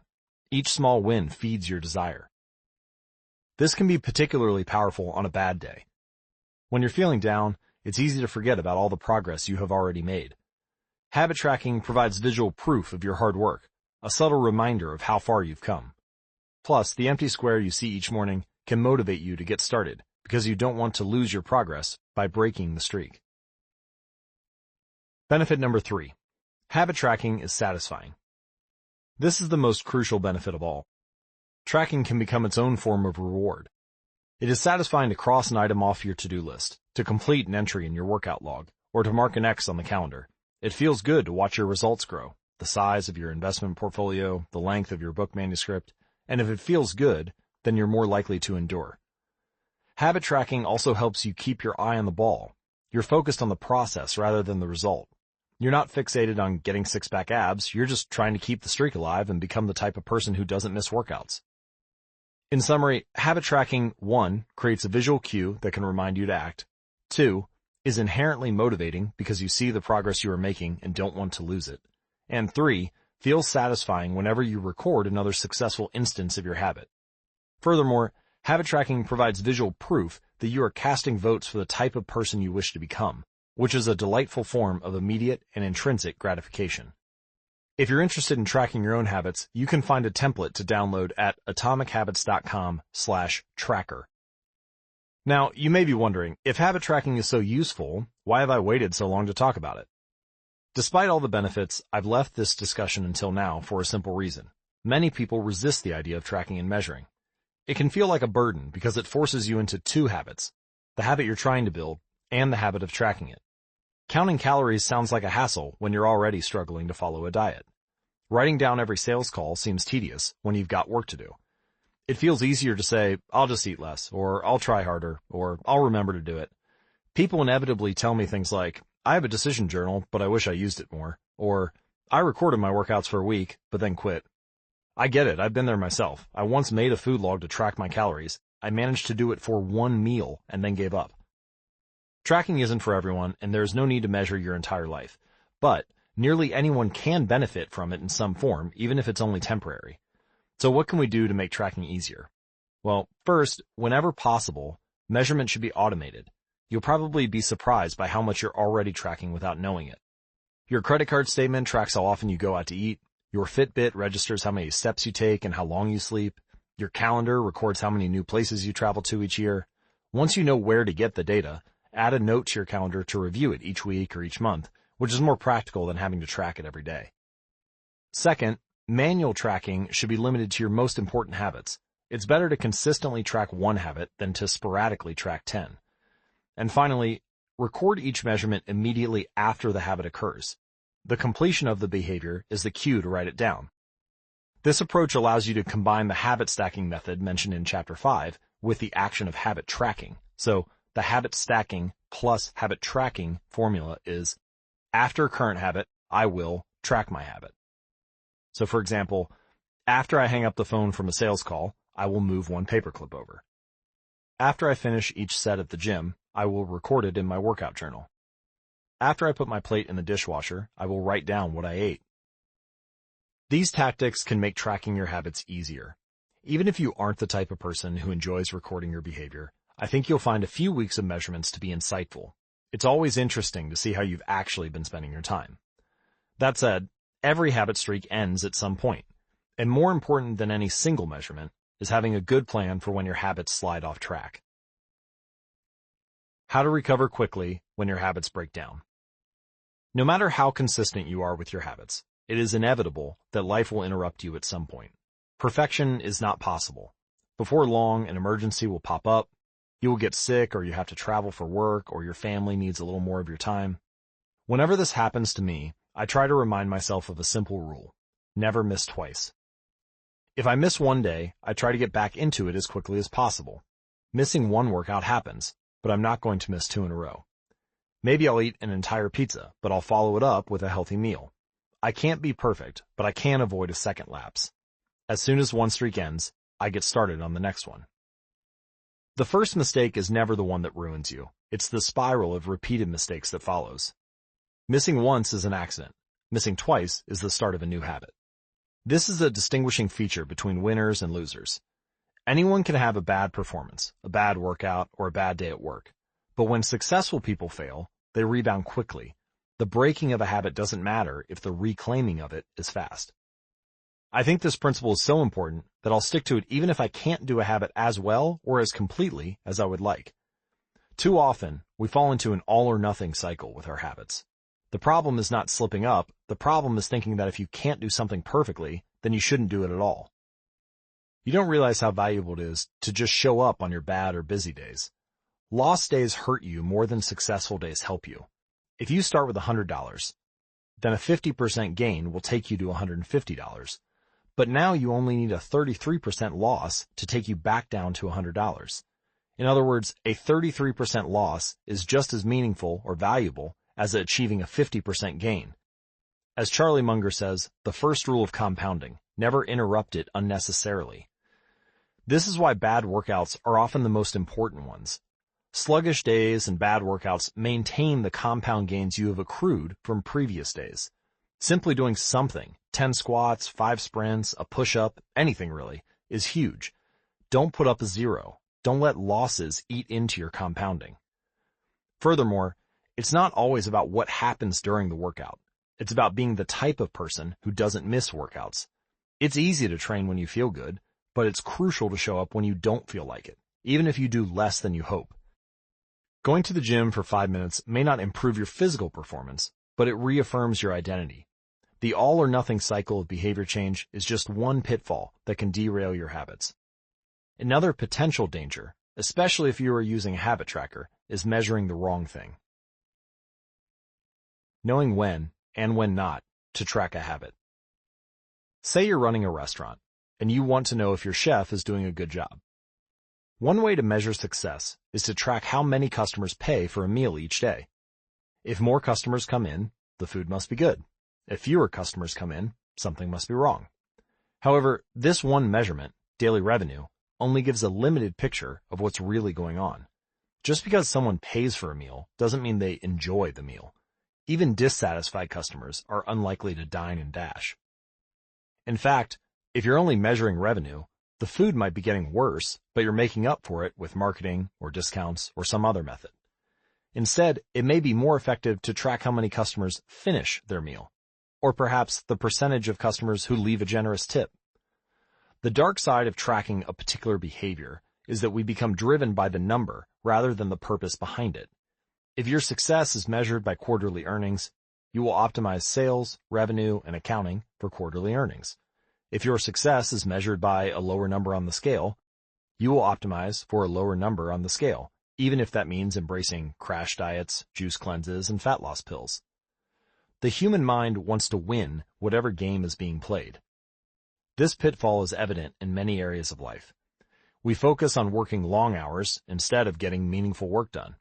We care more about getting 10,000 steps than we do about being healthy. We teach for standardized tests instead of emphasizing learning, curiosity, and critical thinking. In short, we optimize for what we measure, and when we choose the wrong measurement, we get the wrong behavior. This is sometimes referred to as Goodhart's Law. Named after the economist Charles Goodhart, the principle states, when a measure becomes a target, it ceases to be a good measure. Measurement is only useful when it guides you and adds context to a larger picture, not when it consumes you. Each number is simply one piece of feedback in the overall system. In our data-driven world, we tend to overvalue numbers and undervalue anything ephemeral, soft, or difficult to quantify. We mistakenly think the factors we can measure are the only factors that exist. But just because you can measure something doesn't mean it's the most important thing. And just because you can't measure something doesn't mean it's not important at all. All of this to say, it's crucial to keep habit tracking in its proper place. It can feel satisfying to record a habit and track your progress, but the measurement is not the only thing that matters. Furthermore, there are many ways to measure progress, and sometimes it helps to shift your focus to something entirely different. This is why non-scale victories can be effective for weight loss. The number on the scale may be stubborn, so if you focus solely on the number, your motivation will sag. But you may notice that your skin looks better, or you wake up earlier, or your sex drive gets a boost. All of these are valid ways to track your improvement. If you're not feeling motivated by the number on the scale, perhaps it's time to focus on a different measurement, one that gives you more signals of progress. No matter how you measure your improvement, habit tracking offers a simple way to make your habits more satisfying. Each measurement provides a little bit of evidence that you're moving in the right direction, and a brief moment of immediate pleasure for a job well done. Chapter Summary. One of the most satisfying feelings is the feeling of making progress. A habit tracker is a simple way to measure whether you did a habit, like marking an X on a calendar. Habit trackers and other visual forms of measurement can make your habits satisfying by providing clear evidence of your progress. Don't break the chain. Try to keep your habit streak alive. Never miss twice. If you miss one day, try to get back on track as quickly as possible. Just because you can measure something doesn't mean it's the most important thing. Chapter 17. How an accountability partner can change everything. After serving as a pilot in World War II, Roger Fisher attended Harvard Law School and spent 34 years specializing in negotiation and conflict management. He founded the Harvard Negotiation Project and worked with numerous countries and world leaders on peace resolutions, hostage crises, and diplomatic compromises. But it was in the 1970s and 1980s, as the threat of nuclear war escalated, that Fisher developed perhaps his most interesting idea. At the time, Fisher was focused on designing strategies that could prevent nuclear war, and he had noticed a troubling fact. Any sitting president would have access to launch codes that could kill millions of people, but would never actually see anyone die because he would always be thousands of miles away. My suggestion was quite simple, he wrote in 1981. Put that nuclear code number in a little capsule, and then implant that capsule right next to the heart of a volunteer. The volunteer would carry with him a big, heavy butcher knife as he accompanied the president. If ever the president wanted to fire nuclear weapons, the only way he could do so would be for him, first, with his own hands, to kill one human being. The president says, "George, I'm sorry, but tens of millions must die." He has to look at someone and realize what death is, what an innocent death is. Blood on the White House carpet. It's reality brought home. When I suggested this to friends in the Pentagon, they said, "My God, that's terrible. Having to kill someone would distort the president's judgment. He might never push the button." Throughout our discussion of the fourth law of behavior change, we have covered the importance of making good habits immediately satisfying. Fisher's proposal is an inversion of the fourth law. Make it immediately unsatisfying. Just as we are more likely to repeat an experience when the ending is satisfying, we are also more likely to avoid an experience when the ending is painful. Pain is an effective teacher. If a failure is painful, it gets fixed. If a failure is relatively painless, it gets ignored. The more immediate and more costly a mistake is, the faster you will learn from it. The threat of a bad review forces a plumber to be good at his job. The possibility of a customer never returning makes restaurants create good food. The cost of cutting the wrong blood vessel makes a surgeon master human anatomy and cut carefully. When the consequences are severe, people learn quickly. The more immediate the pain, the less likely the behavior. If you want to prevent bad habits and eliminate unhealthy behaviors, then adding an instant cost to the action is a great way to reduce their odds. We repeat bad habits because they serve us in some way, and that makes them hard to abandon. The best way I know to overcome this predicament is to increase the speed of the punishment associated with the behavior. There can't be a gap between the action and the consequences. As soon as actions incur an immediate consequence, behavior begins to change. Customers pay their bills on time when they are charged a late fee. Students show up to class when their grade is linked to attendance. We will jump through a lot of hoops to avoid a little bit of immediate pain.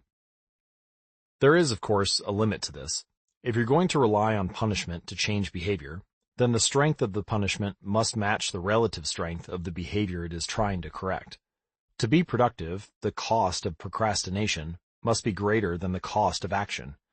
To be healthy, the cost of laziness must be greater than the cost of exercise. Getting fined for smoking in a restaurant or failing to recycle adds consequence to an action, but behavior only shifts if the punishment is painful enough and reliably enforced.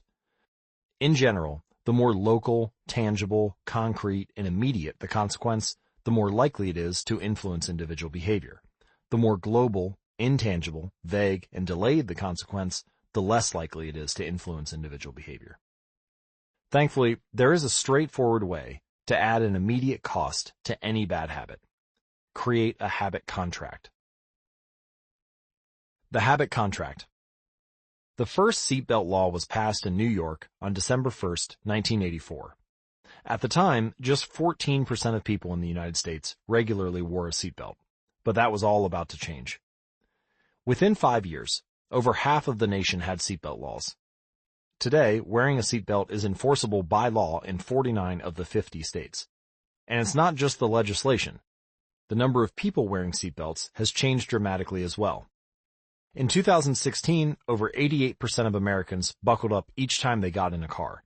In just over 30 years, there was a complete reversal in the habits of millions of people. Laws and regulations are an example of how government can change our habits by creating a social contract. As a society, we collectively agree to abide by certain rules and then enforce them as a group. Whenever a new piece of legislation impacts behavior, seatbelt laws, banning smoking inside restaurants, mandatory recycling, it is an example of a social contract shaping our habits. The group agrees to act in a certain way, and if you don't follow along, you'll be punished. Just as governments use laws to hold citizens accountable, you can create a habit contract to hold yourself accountable.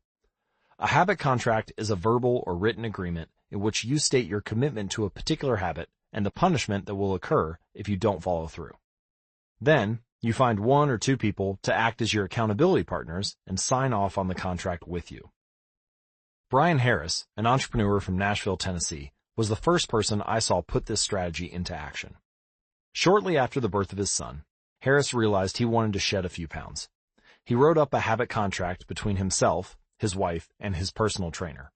The first version read, Brian's #1 objective for Q1 of 2017 is to start eating correctly again so he feels better, looks better, and is able to hit his long-term goal of 200 pounds at 10% body fat. Below that statement, Harris laid out a roadmap for achieving his ideal outcome. Phase 1. Get back to a strict, slow-carb diet in Q1. Phase 2. Start a strict macronutrient tracking program in Q2. Phase 3. Refine and maintain the details of his diet and workout program in Q3. Finally, he wrote out each of the daily habits that would get him to his goal. For example, write down all food that he consumes each day and weigh himself each day.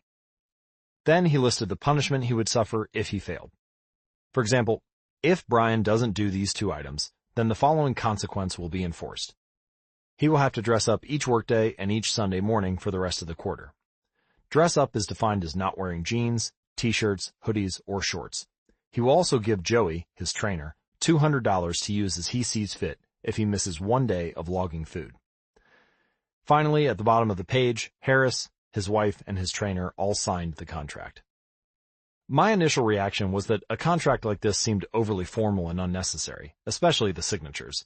But Harris convinced me that signing the contract was an indication of seriousness. Anytime I skip this part, he said, I start slacking almost immediately. 3 months later, after hitting his targets for Q1, Harris upgraded his goals. The consequences escalated too. If he missed his carbohydrate and protein targets, he had to pay his trainer $100. If he failed to weigh himself, he had to give his wife $500 to use as she saw fit. Perhaps most painfully, if he forgot to run sprints, he had to dress up for work every day and wear an Alabama hat the rest of the quarter, the bitter rival of his beloved Auburn team. The strategy worked, with his wife and trainer acting as accountability partners, and with the habit contract clarifying exactly what to do each day, Harris lost the weight. If you'd like to create your own habit contract or see the actual habit contracts used by Brian Harris, you can download a template and view them at atomichabits.com/contract. To make bad habits unsatisfying, your best option is to make them painful in the moment. Creating a habit contract is a straightforward way to do exactly that. Even if you don't want to create a full-blown habit contract, simply having an accountability partner is useful. The comedian, Margaret Cho, writes a joke or song every day. She does this song-a-day challenge with a friend, which helps them both stay accountable. Knowing that someone is watching can be a powerful motivator. You are less likely to procrastinate or give up because there is an immediate cost. If you don't follow through, perhaps they'll see you as untrustworthy or lazy. Suddenly, you are not only failing to uphold your promises to yourself, but also failing to uphold your promises to others. You can even automate this process. Thomas Frank, an entrepreneur in Boulder, Colorado, wakes up at 5:55 each morning. And if he doesn't, he has a tweet automatically scheduled that says, "It's 6:10 and I'm not up because I'm lazy. Reply to this for $5 via PayPal, limit 5, assuming my alarm didn't malfunction." We are always trying to present our best selves to the world. We comb our hair and brush our teeth and dress ourselves carefully because we know these habits are likely to get a positive reaction. We want to get good grades and graduate from top schools to impress potential employers and mates and our friends and family. We care about the opinions of those around us because it helps if others like us. This is precisely why getting an accountability partner or signing a habit contract can work so well. Chapter Summary. The inversion of the fourth law of behavior change is make it unsatisfying. We are less likely to repeat a bad habit if it is painful or unsatisfying. An accountability partner can create an immediate cost to inaction. We care deeply about what others think of us, and we do not want others to have a lesser opinion of us. A habit contract can be used to add a social cost to any behavior. It makes the costs of violating your promises public and painful. Knowing that someone else is watching you can be a powerful motivator. As we wrap up the fourth law of behavior change, allow me to summarize the different applications we have gone over so far. How to create a good habit. The fourth law is make it satisfying. Application 4.1. Use reinforcement. Give yourself an immediate reward when you complete your habit.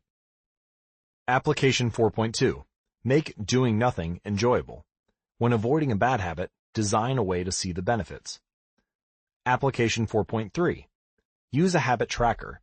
Keep track of your habit streak and don't break the chain. Application 4.4. Never miss twice. When you forget to do a habit, make sure you get back on track immediately. And now, how to break a bad habit. The inversion of the fourth law of behavior change. Make it unsatisfying. Application 4.5.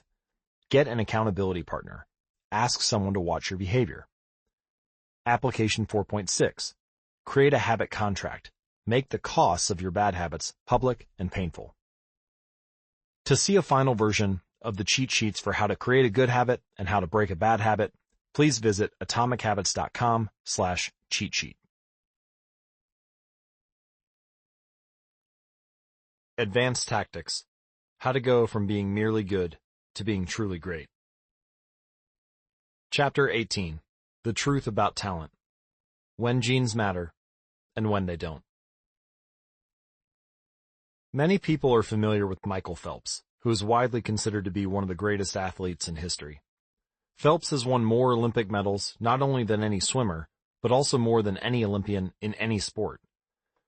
Fewer people know the name Hicham El Guerrouj, but he was a fantastic athlete in his own right.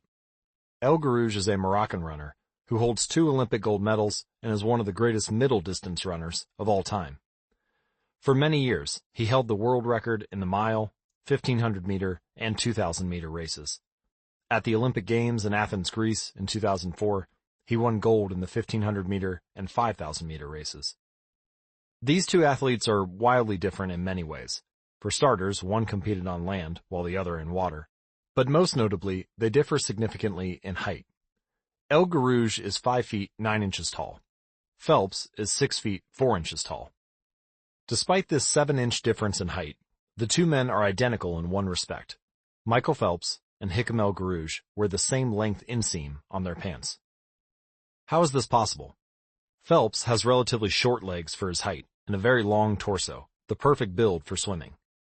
El Guerrouj has incredibly long legs and a short upper body, an ideal frame for distance running. Now imagine if these world-class athletes were to switch sports. Given his remarkable athleticism, could Michael Phelps become an Olympic-caliber distance runner with enough training? It's unlikely. At peak fitness, Phelps weighed 194 pounds, which is 40% heavier than El Guerrouj, who competed at an ultralight 138 pounds. Taller runners are heavier runners, and every extra pound is a curse when it comes to distance running.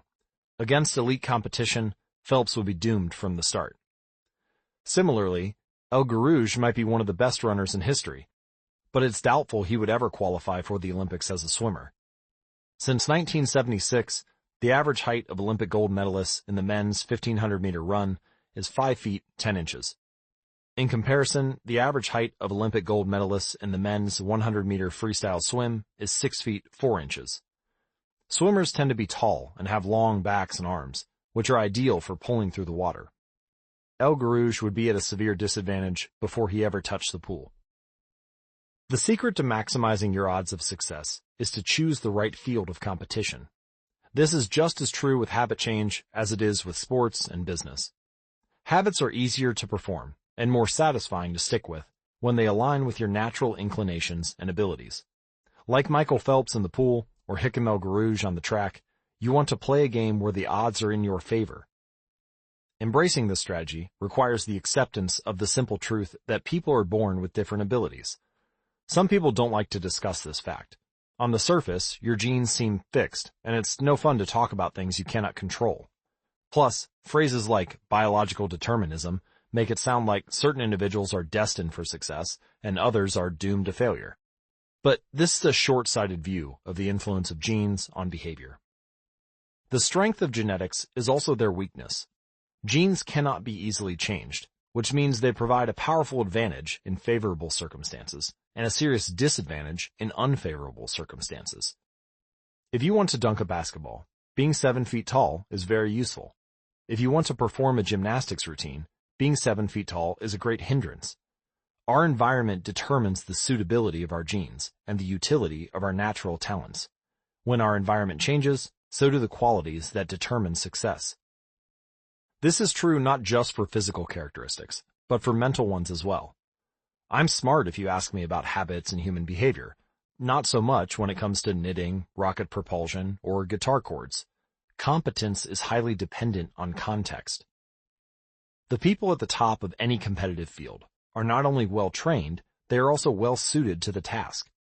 And this is why, if you want to be truly great, selecting the right place to focus is crucial. In short, genes do not determine your destiny. They determine your areas of opportunity. As the physician Gabor Mate notes, genes can predispose, but they don't predetermine. The areas where you are genetically predisposed to success are the areas where habits are more likely to be satisfying. The key is to direct your effort toward areas that both excite you and match your natural skills, to align your ambition with your ability. The obvious question is, how do I figure out where the odds are in my favor? How do I identify the opportunities and habits that are right for me? The first place we will look for an answer is by understanding your personality. How your personality influences your habits. Your genes are operating beneath the surface of every habit, indeed beneath the surface of every behavior.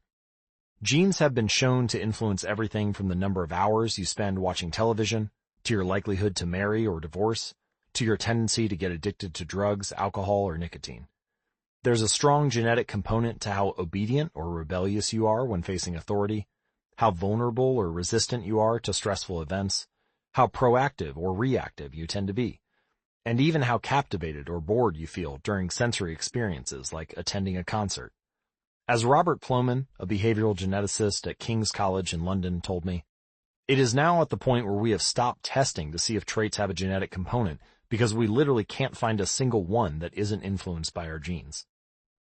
Bundled together, your unique cluster of genetic traits predispose you to a particular personality. Your personality is the set of characteristics that is consistent from situation to situation. The most proven scientific analysis of personality traits is known as the Big Five, which breaks them down into 5 spectrums of behavior. 1. Openness to experience, from curious and inventive on one side of the spectrum to cautious and consistent on the other. 2. Conscientiousness, organized and efficient on one side to easygoing and spontaneous on the other. 3. Extroversion, outgoing and energetic to solitary and reserved. You likely know them as extroverts versus introverts. 4. Agreeableness, friendly and compassionate on one side to challenging and detached on the other. And 5. Neuroticism, anxious and sensitive on one end of the spectrum to confident, calm, and stable on the other. All 5 characteristics have biological underpinnings. Extroversion, for instance, can be tracked from birth. If scientists play a loud noise in the nursing ward, some babies will turn toward it while others turn away. When the researchers tracked these children through life, they found that the babies who turned toward the noise were more likely to grow up to be extroverts. Those who turned away were more likely to become introverts. People who are high in agreeableness are kind, considerate, and warm. They also tend to have higher natural oxytocin levels, a hormone that plays an important role in social bonding, increases feelings of trust, and can act as a natural antidepressant. You can easily imagine how someone with more oxytocin might be inclined to build habits like writing thank you notes or organizing social events. As a third example, consider neuroticism, which is a personality trait all people possess to various degrees. People who are high in neuroticism tend to be anxious and worry more than others. This trait has been linked to hypersensitivity of the amygdala, the portion of the brain responsible for noticing threats. In other words, people who are more sensitive to negative cues in their environment are more likely to score high in neuroticism. Now, our habits are not solely determined by our personalities, but there is no doubt that our genes nudge us in a certain direction. Our deeply rooted preferences make certain behaviors easier for some people than for others. You don't have to apologize for these differences or feel guilty about them, but you do have to work with them. A person who scores lower on conscientiousness, for example, will be less likely to be orderly by nature and may need to rely more heavily on environment design to stick with good habits. As a reminder for the less conscientious readers among us, environment design is a strategy we discussed in chapters 6 and 12. The takeaway is that you should build habits that work for your personality. If you're interested in taking a personality test, you can find links to the most reliable tests at atomichabits.com/personality. People can get ripped working out like a bodybuilder, but if you prefer rock climbing or cycling or rowing, then shape your exercise habits around your interests.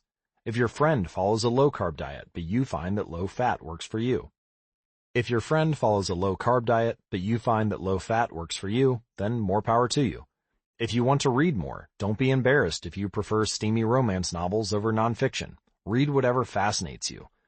You don't have to build the habits everyone tells you to build. Choose the habit that best suits you, not the one that is most popular. There is a version of every habit that can bring you joy and satisfaction. Find it. Habits need to be enjoyable if they are going to stick. This is the core idea behind the fourth law. Tailoring your habits to your personality is a good start, but this is not the end of the story. Let's turn our attention to finding and designing situations where you are at a natural advantage. How to find a game where the odds are in your favor. Learning to play a game where the odds are in your favor is critical for maintaining motivation and feeling successful. In theory, you can enjoy almost anything. In practice, you are more likely to enjoy the things that come easily to you. People who are talented in a particular area tend to be more competent at that task and are then praised for doing a good job. They stay energized because they are making progress where others have failed, and because they are rewarded with better pay and bigger opportunities, which not only makes them happier, but also propels them to produce even higher quality work. It is a virtuous cycle. Pick the right habit and progress is easy. Pick the wrong habit and life is a struggle. How do you pick the right habit? The first step is something we covered in the third law. Make it easy. In many cases, when people pick the wrong habit, it simply means they picked a habit that was too difficult. When a habit is easy, you are more likely to be successful. When you are successful, you are more likely to feel satisfied. However, there is another level to consider. In the long run, if you continue to advance and improve, any area can become challenging. At some point, you need to make sure you're playing the right game for your skill set. How do you figure that out? The most common approach is trial and error. Of course, there's a problem with this strategy, which is life is short. You don't have time to try every career, date every eligible bachelor, or play every musical instrument. Thankfully, there is an effective way to manage this conundrum, and it is known as the explore-exploit trade-off. In the beginning of a new activity, there should be a period of exploration. In relationships, it's called dating. In college, it's called the liberal arts. In business, it's called split testing. The goal is to try out many possibilities, research a broad range of ideas, and cast a wide net. After this initial period of exploration, shift your focus to the best solution you have found, but keep experimenting occasionally. The proper balance depends on whether you're winning or losing. If you are currently winning, you should exploit. If you are currently losing, you should explore. In the long run, it is probably most effective to work on the strategy that seems to deliver the best results about 80 to 90% of the time, and keep exploring with the remaining 10 to 20%. Google famously asks employees to spend 80% of the work week on their official job and 20% on projects of their choice, which has led to the creation of blockbuster products like AdWords and Gmail. The optimal approach also depends on how much time you have. If you have a lot of time, like someone at the beginning of their career, it makes more sense to explore because once you've found the right thing, you still have a good amount of time left to exploit it. If you're pressed for time, say, as you come up on the deadline for a project, you should implement the best solution you've found so far and get some results. As you explore different options, there are a series of questions you can ask yourself to continually narrow in on the habits and areas that will be most satisfying to you. For example, what feels like fun to me, but work to others? The mark of whether you are made for a task is not whether you love it, but whether you can handle the pain of the task easier than most people. When are you enjoying yourself while other people are complaining? The work that hurts you less than it hurts others is the work you are made to do. What makes me lose track of time? Flow is the mental state you enter when you are so focused on the task at hand that the rest of the world fades away. This blend of happiness and peak performance is what athletes and performers experience when they are in the zone. It is nearly impossible to experience a flow state and not find the task satisfying, at least to some degree. Where do I get greater returns than the average person? We are continually comparing ourselves to those around us, and a behavior is more likely to be satisfying when the comparison is in our favor. When I started writing at jamesclear.com, my email list grew very quickly.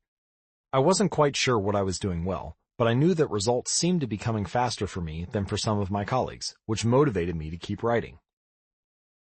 What comes naturally to me?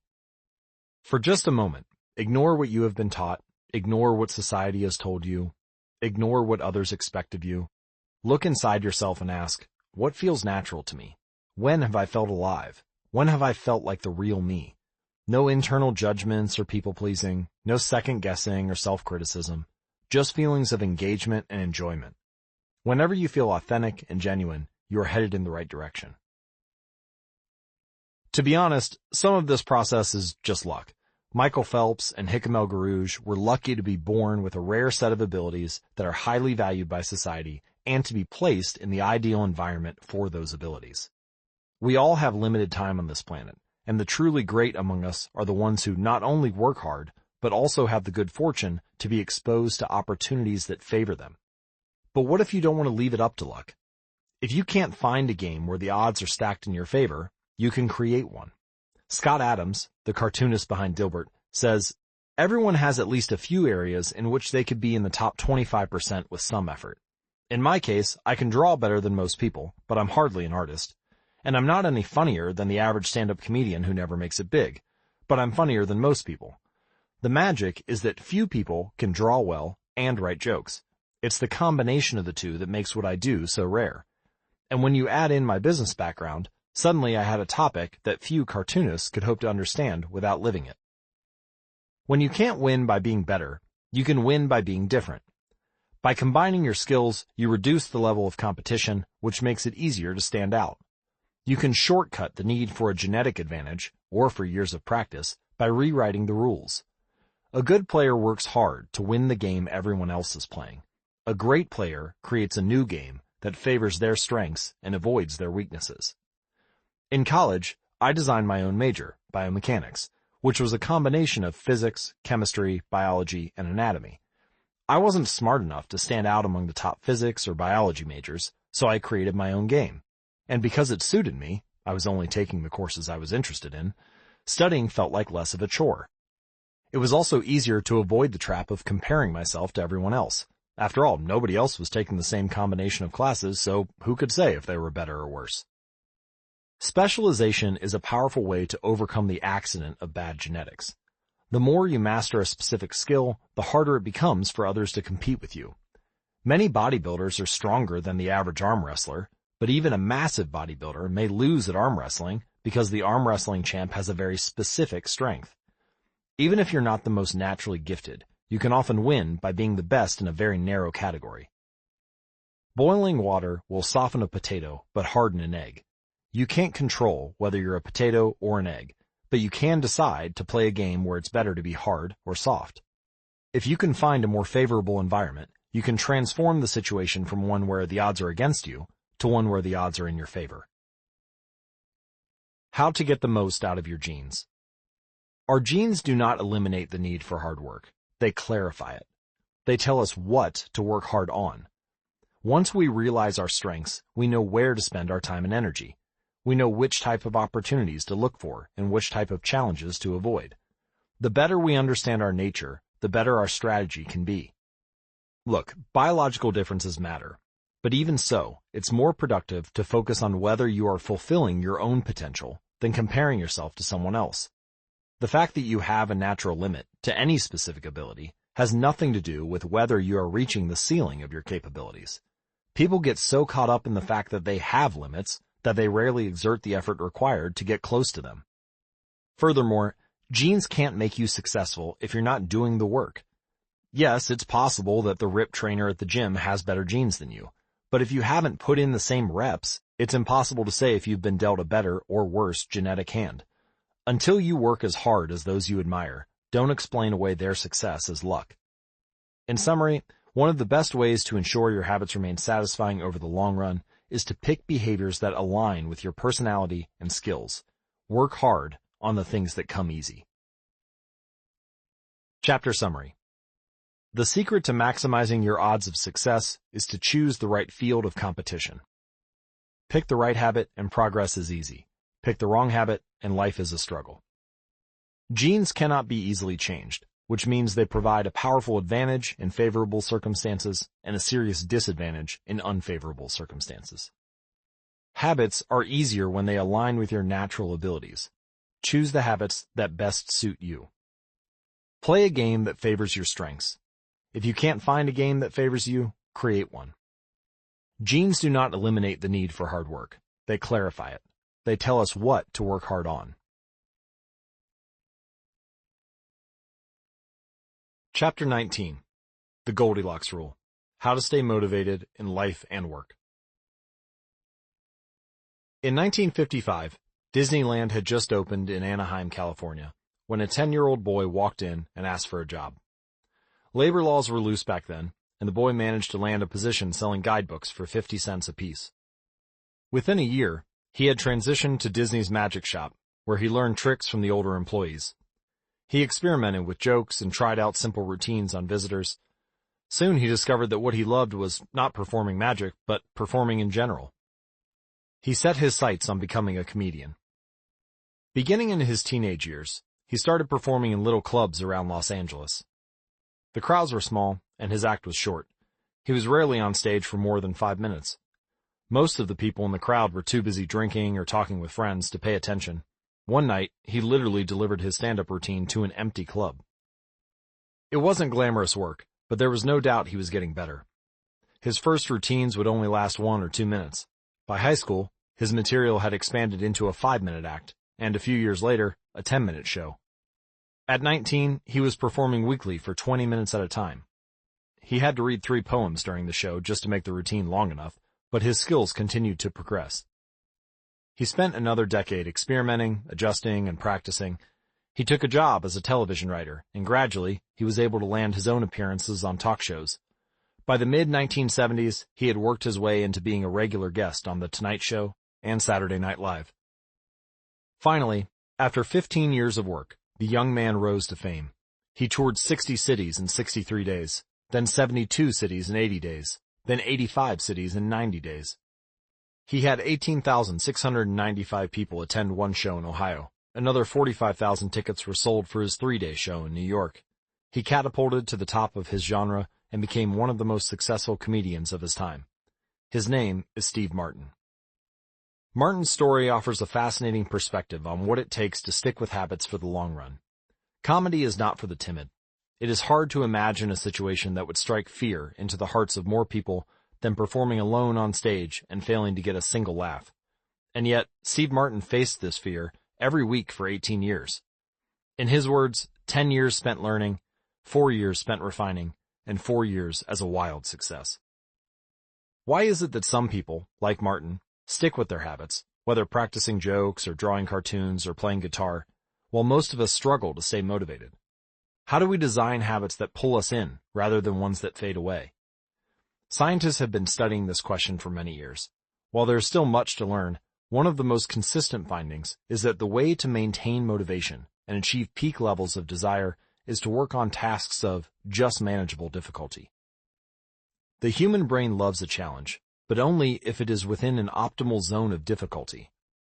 If you love tennis and try to play a serious match against a 4-year-old, you will quickly become bored. It's too easy. You'll win every point. In contrast, if you play a professional tennis player like Roger Federer or Serena Williams, you will quickly lose motivation because the match is too difficult. Now, consider playing tennis against someone who is your equal. As the game progresses, you win a few points and you lose a few. You have a good chance of winning, but only if you really try. Your focus narrows, distractions fade away, and you find yourself fully invested in the task at hand. This is a challenge of just manageable difficulty, and it is a prime example of the Goldilocks rule. The Goldilocks rule states that humans experience peak motivation when working on tasks that are right on the edge of their current abilities. Not too hard, not too easy, just right. Martin's comedy career is an excellent example of the Goldilocks rule in practice. Each year, he expanded his comedy routine, but only by a minute or two. He was always adding new material, but he also kept a few jokes that were guaranteed to get laughs.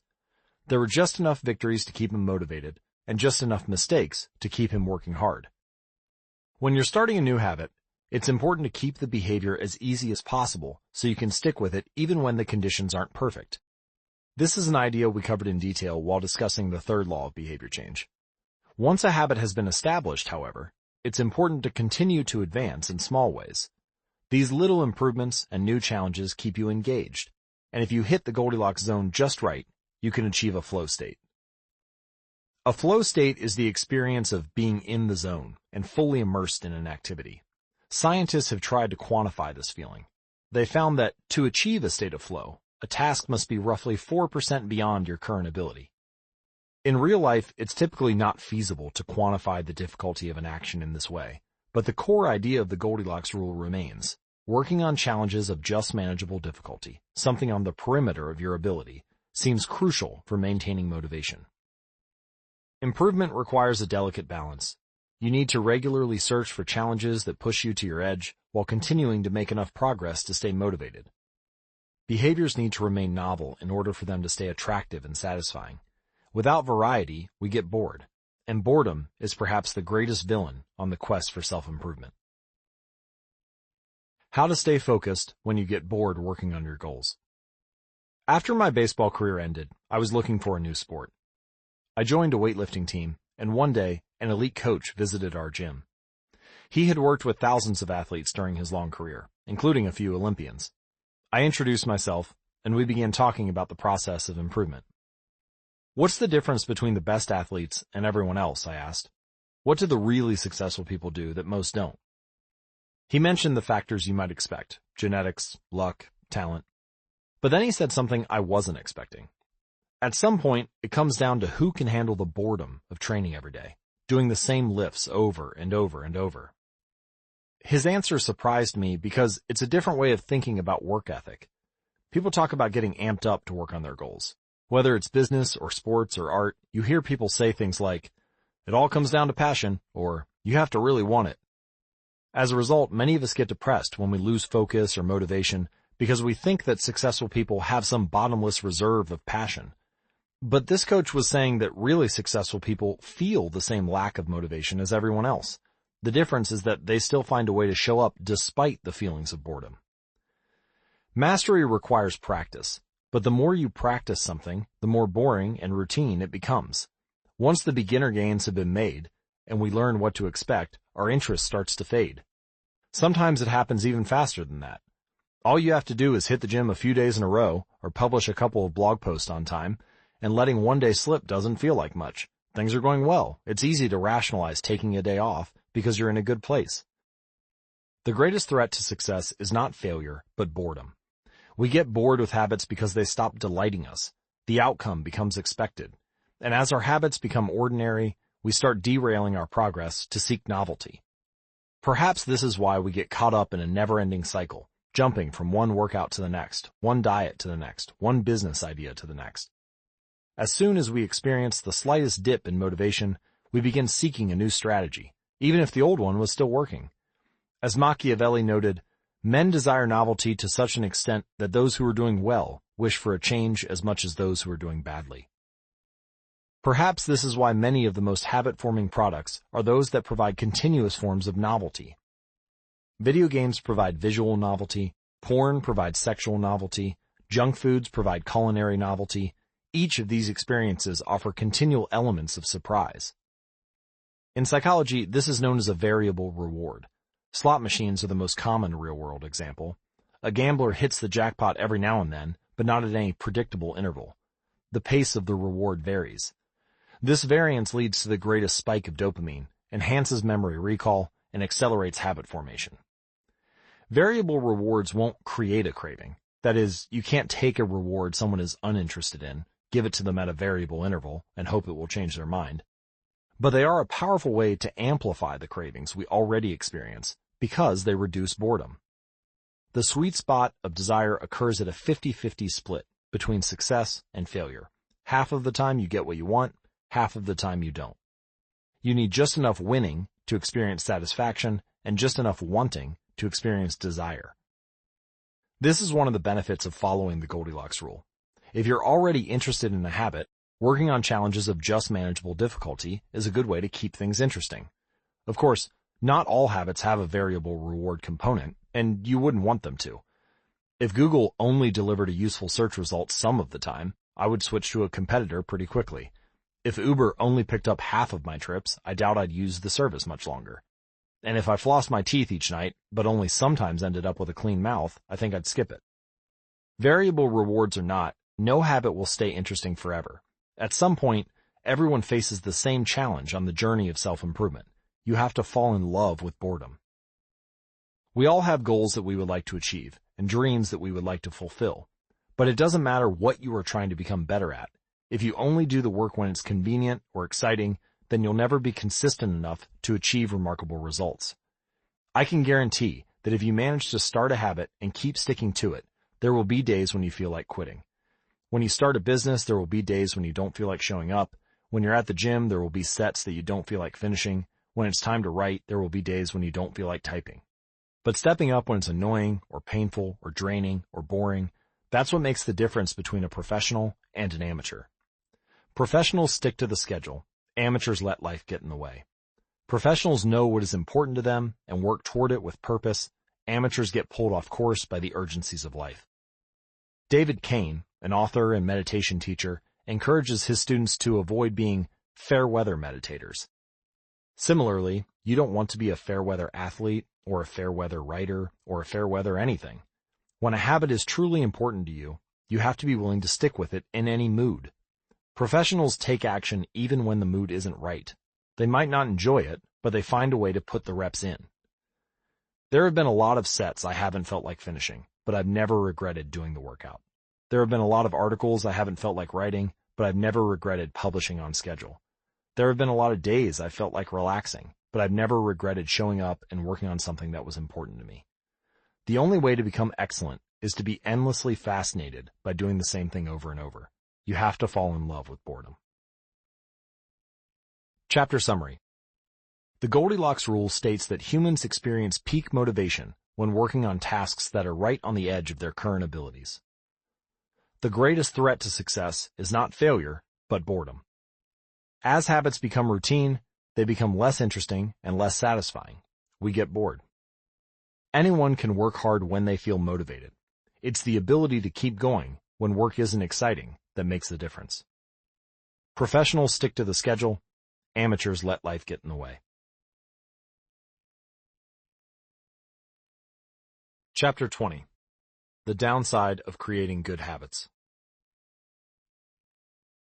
Habits create the foundation for mastery.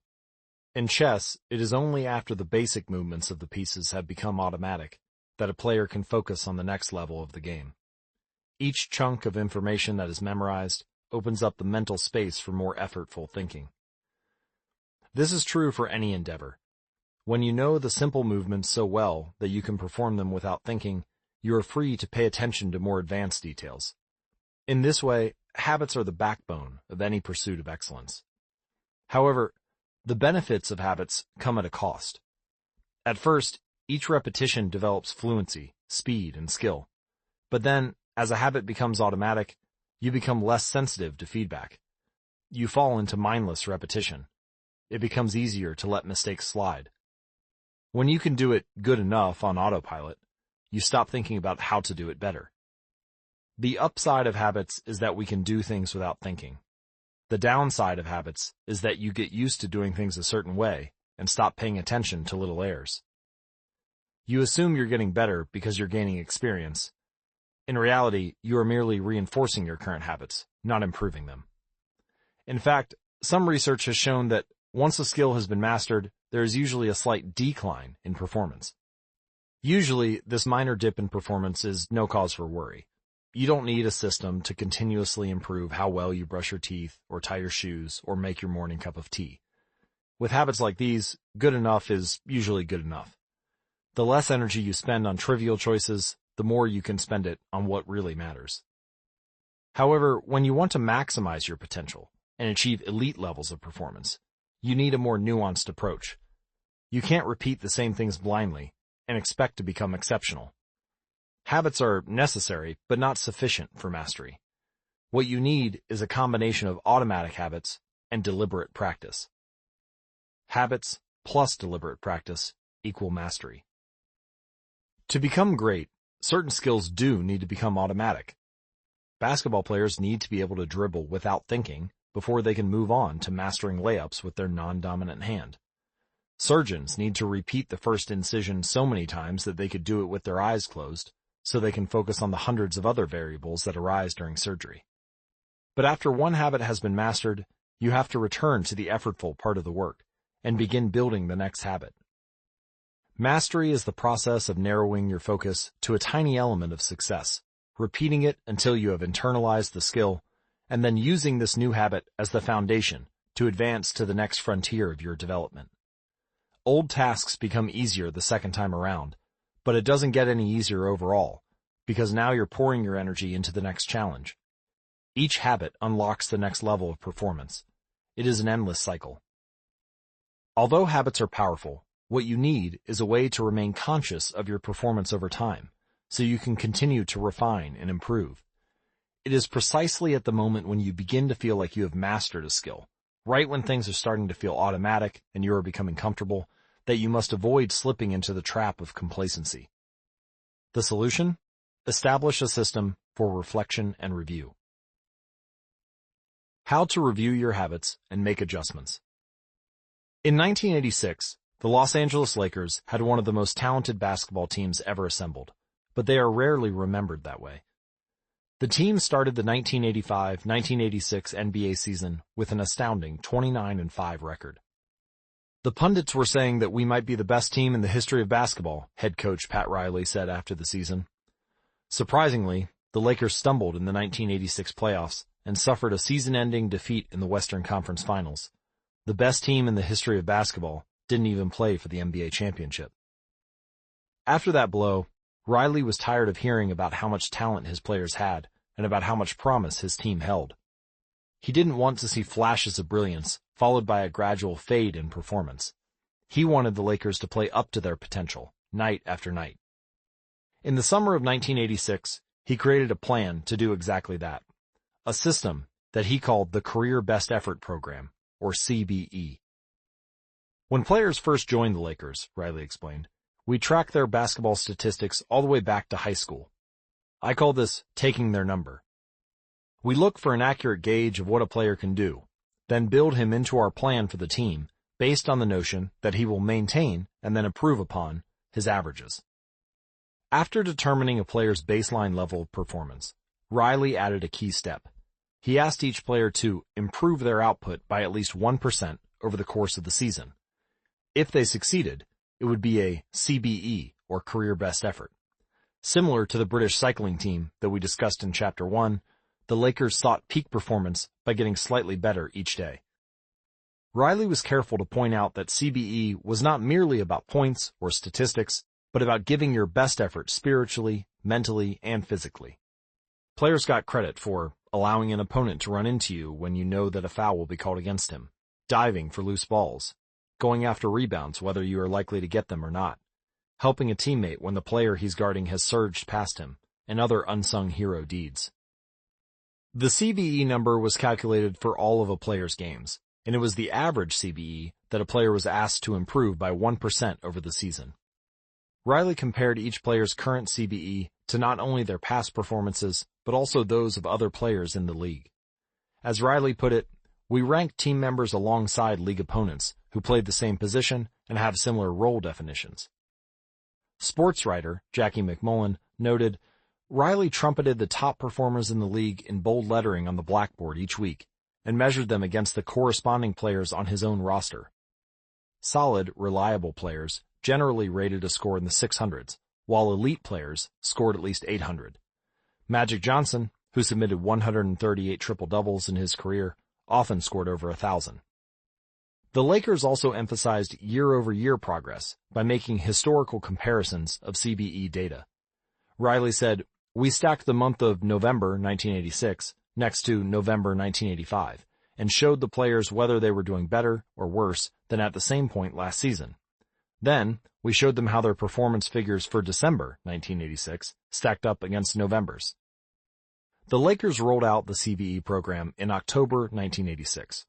8 months later, they were NBA champions. The following year, Pat Riley led his team to another title, as the Lakers became the first team in 20 years to win back-to-back NBA championships. Afterward, he said, "Sustaining an effort is the most important thing for any enterprise. The way to be successful is to learn how to do things right, then do them the same way every time." The CBE program is a prime example of the power of reflection and review. The Lakers were already talented. CBE helped them get the most out of what they had, and made sure their habits improved rather than declined.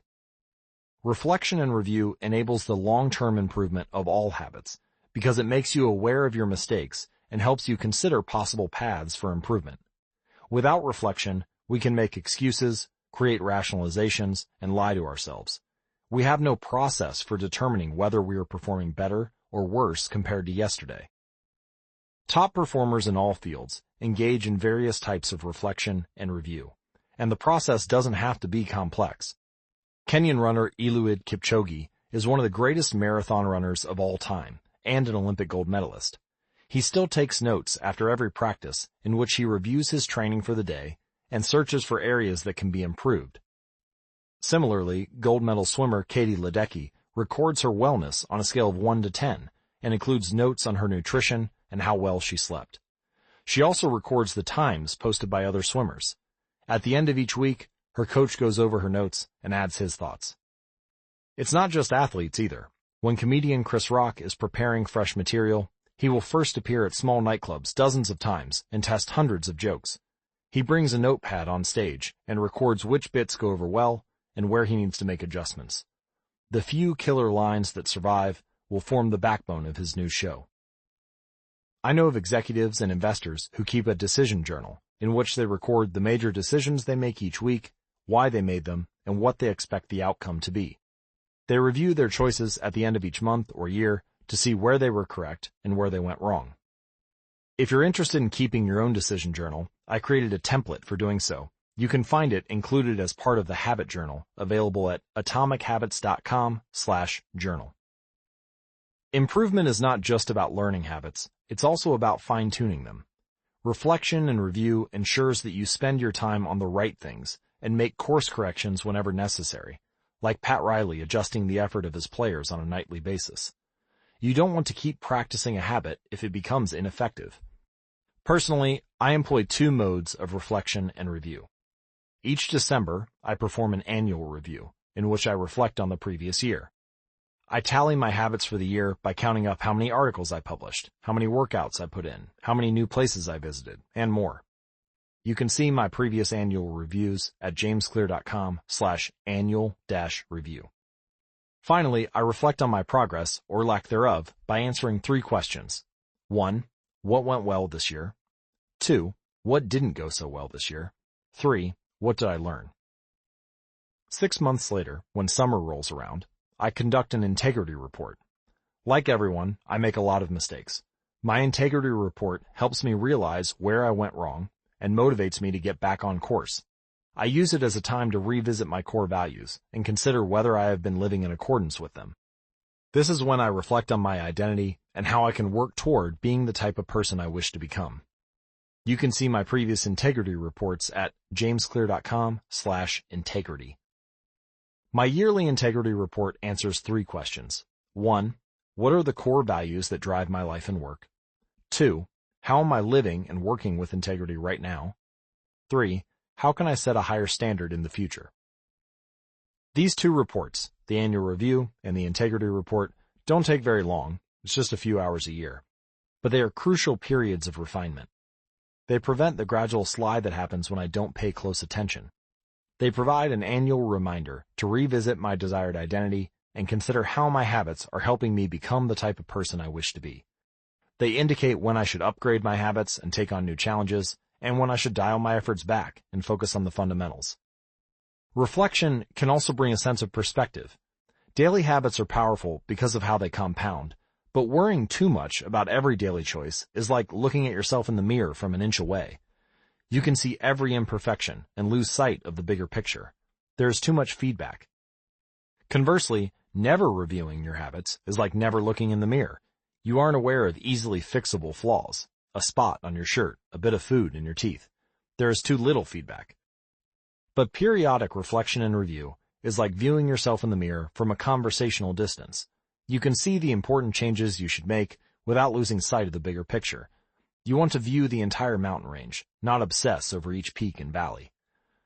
Finally, reflection and review offers an ideal time to revisit one of the most important aspects of behavior change: identity.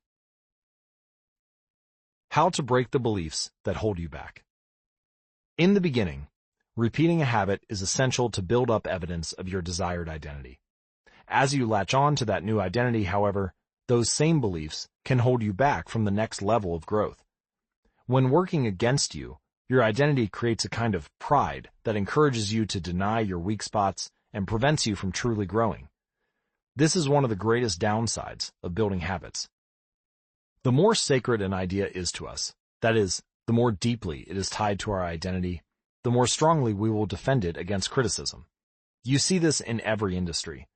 The school teacher who ignores innovative teaching methods and sticks with her tried and true lesson plans. The veteran manager who is committed to doing things his way. The surgeon who dismisses the ideas of her younger colleagues. The band who produces a mind-blowing first album and then gets stuck in a rut. The tighter we cling to an identity, the harder it becomes to grow beyond it. One solution is to avoid making any single aspect of your identity an overwhelming portion of who you are. In the words of investor Paul Graham, keep your identity small. The more you let a single belief define you, the less capable you are of adapting when life challenges you. If you tie up everything in being the point guard or the partner at the firm or whatever else, then the loss of that facet of your life will wreck you. If you're a vegan and then develop a health condition that forces you to change your diet, you'll have an identity crisis on your hands. When you cling too tightly to one identity, you become brittle. Lose that one thing, and you lose yourself. For most of my young life, being an athlete was a major part of my identity. After my baseball career ended, I struggled to find myself. When you spend your whole life defining yourself in one way, and that disappears, who are you now? Military veterans and former entrepreneurs report similar feelings. If your identity is wrapped up in a belief like, I'm a great soldier, what happens after your period of service ends? For many business owners, their identity is something along the lines of, I'm the CEO, or I'm the founder. If you have spent every waking moment working on your business, how will you feel after you sell the company? The key to mitigating these losses of identity is to redefine yourself such that you get to keep important aspects of your identity even if your particular role changes.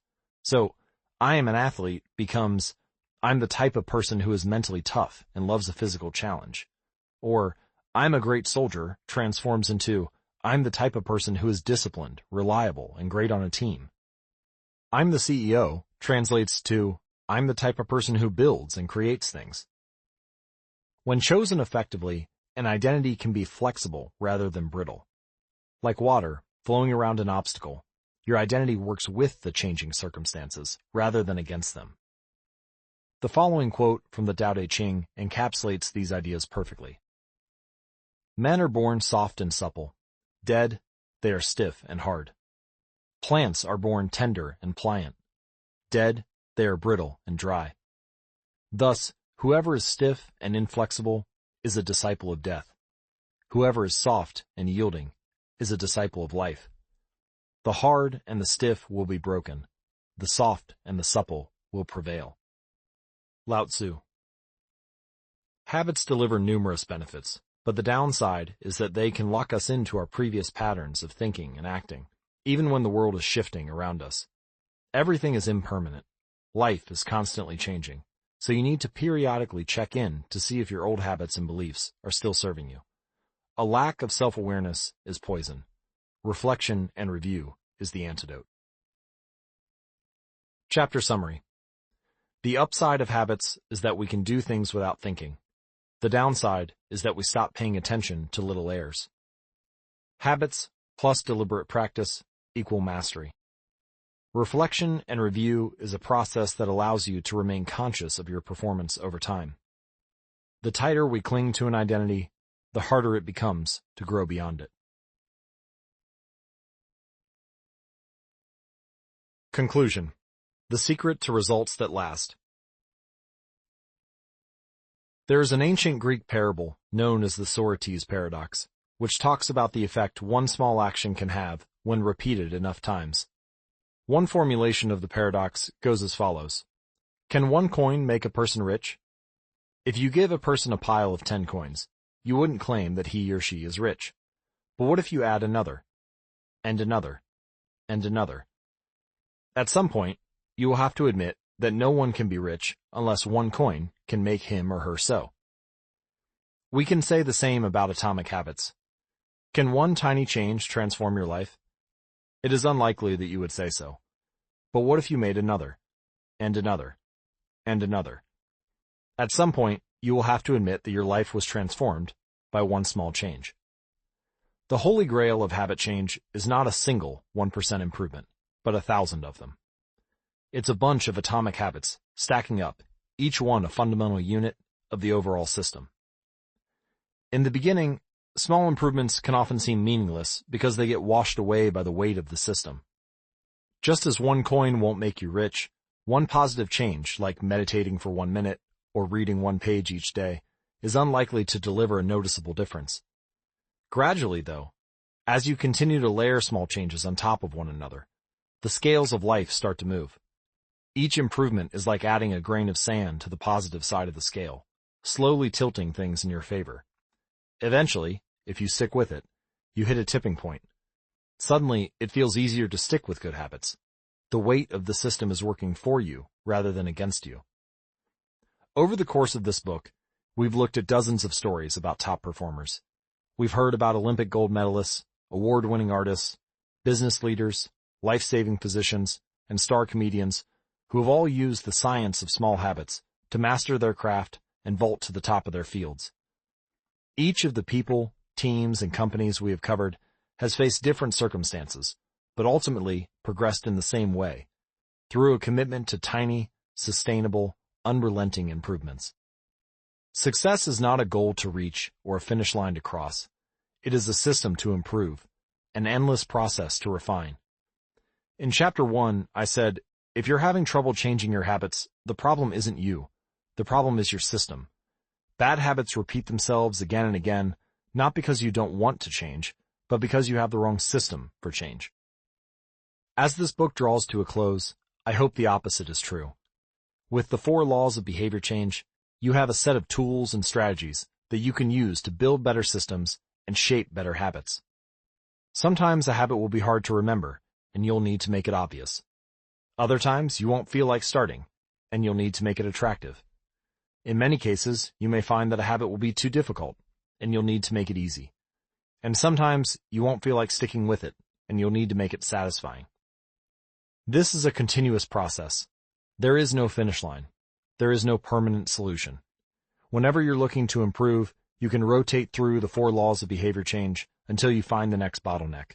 Make it obvious, make it attractive, make it easy, make it satisfying. Round and round, always looking for the next way to get 1% better. The secret to getting results that last is to never stop making improvements. It's remarkable what you can build if you just don't stop. It's remarkable the business you can build if you don't stop working. It's remarkable the body you can build if you don't stop training. It's remarkable the knowledge you can build if you don't stop learning. It's remarkable the fortune you can build if you don't stop saving. It's remarkable the friendships you can build if you don't stop caring. Small habits don't add up. They compound. That's the power of atomic habits. Tiny changes, remarkable results.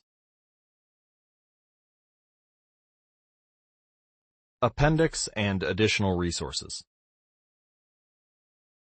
What should you listen to next? Thank you so much for taking the time to listen to this book. It has been a pleasure sharing my work with you. If you're looking for something to listen to or read next, allow me to offer a suggestion. If you enjoyed Atomic Habits, then you may like my other writing as well. My latest articles are sent out in my free weekly newsletter. Subscribers are also the first to hear about my newest books and projects. Finally, in addition to my own work, each year I send out a reading list of my favorite books from other authors on a wide range of subjects. You can sign up at atomichabits.com/newsletter. How to apply these ideas to business. Over the years, I've spoken at Fortune 500 companies and growing startups about how to apply the science of small habits to run more effective businesses and build better products. I've compiled many of the most practical strategies into a short bonus chapter. I think you'll find it to be an incredibly useful addition to the main ideas mentioned in Atomic Habits. You can download this chapter at atomichabits.com/business. How to apply these ideas to parenting. One of the most common questions I hear from listeners is something along the lines of, how can I get my kids to do this stuff? The ideas in Atomic Habits are intended to apply broadly to all of human behavior. Teenagers are humans too, which means you should find plenty of useful strategies in the main text. That said, parenting does face its own set of challenges. As a bonus chapter, I've put together a brief guide on how to apply these ideas specifically to parenting. You can download this chapter at atomichabits.com/parenting. This is James Clear. We hope you have enjoyed this unabridged production of Atomic Habits, an easy and proven way to build good habits and break bad ones. Tiny changes, remarkable results. This program was produced by Robert Kessler, executive producer Laura Wilson. Text copyright 2018 by James Clear. Production copyright 2018, Penguin Random House LLC. All rights reserved.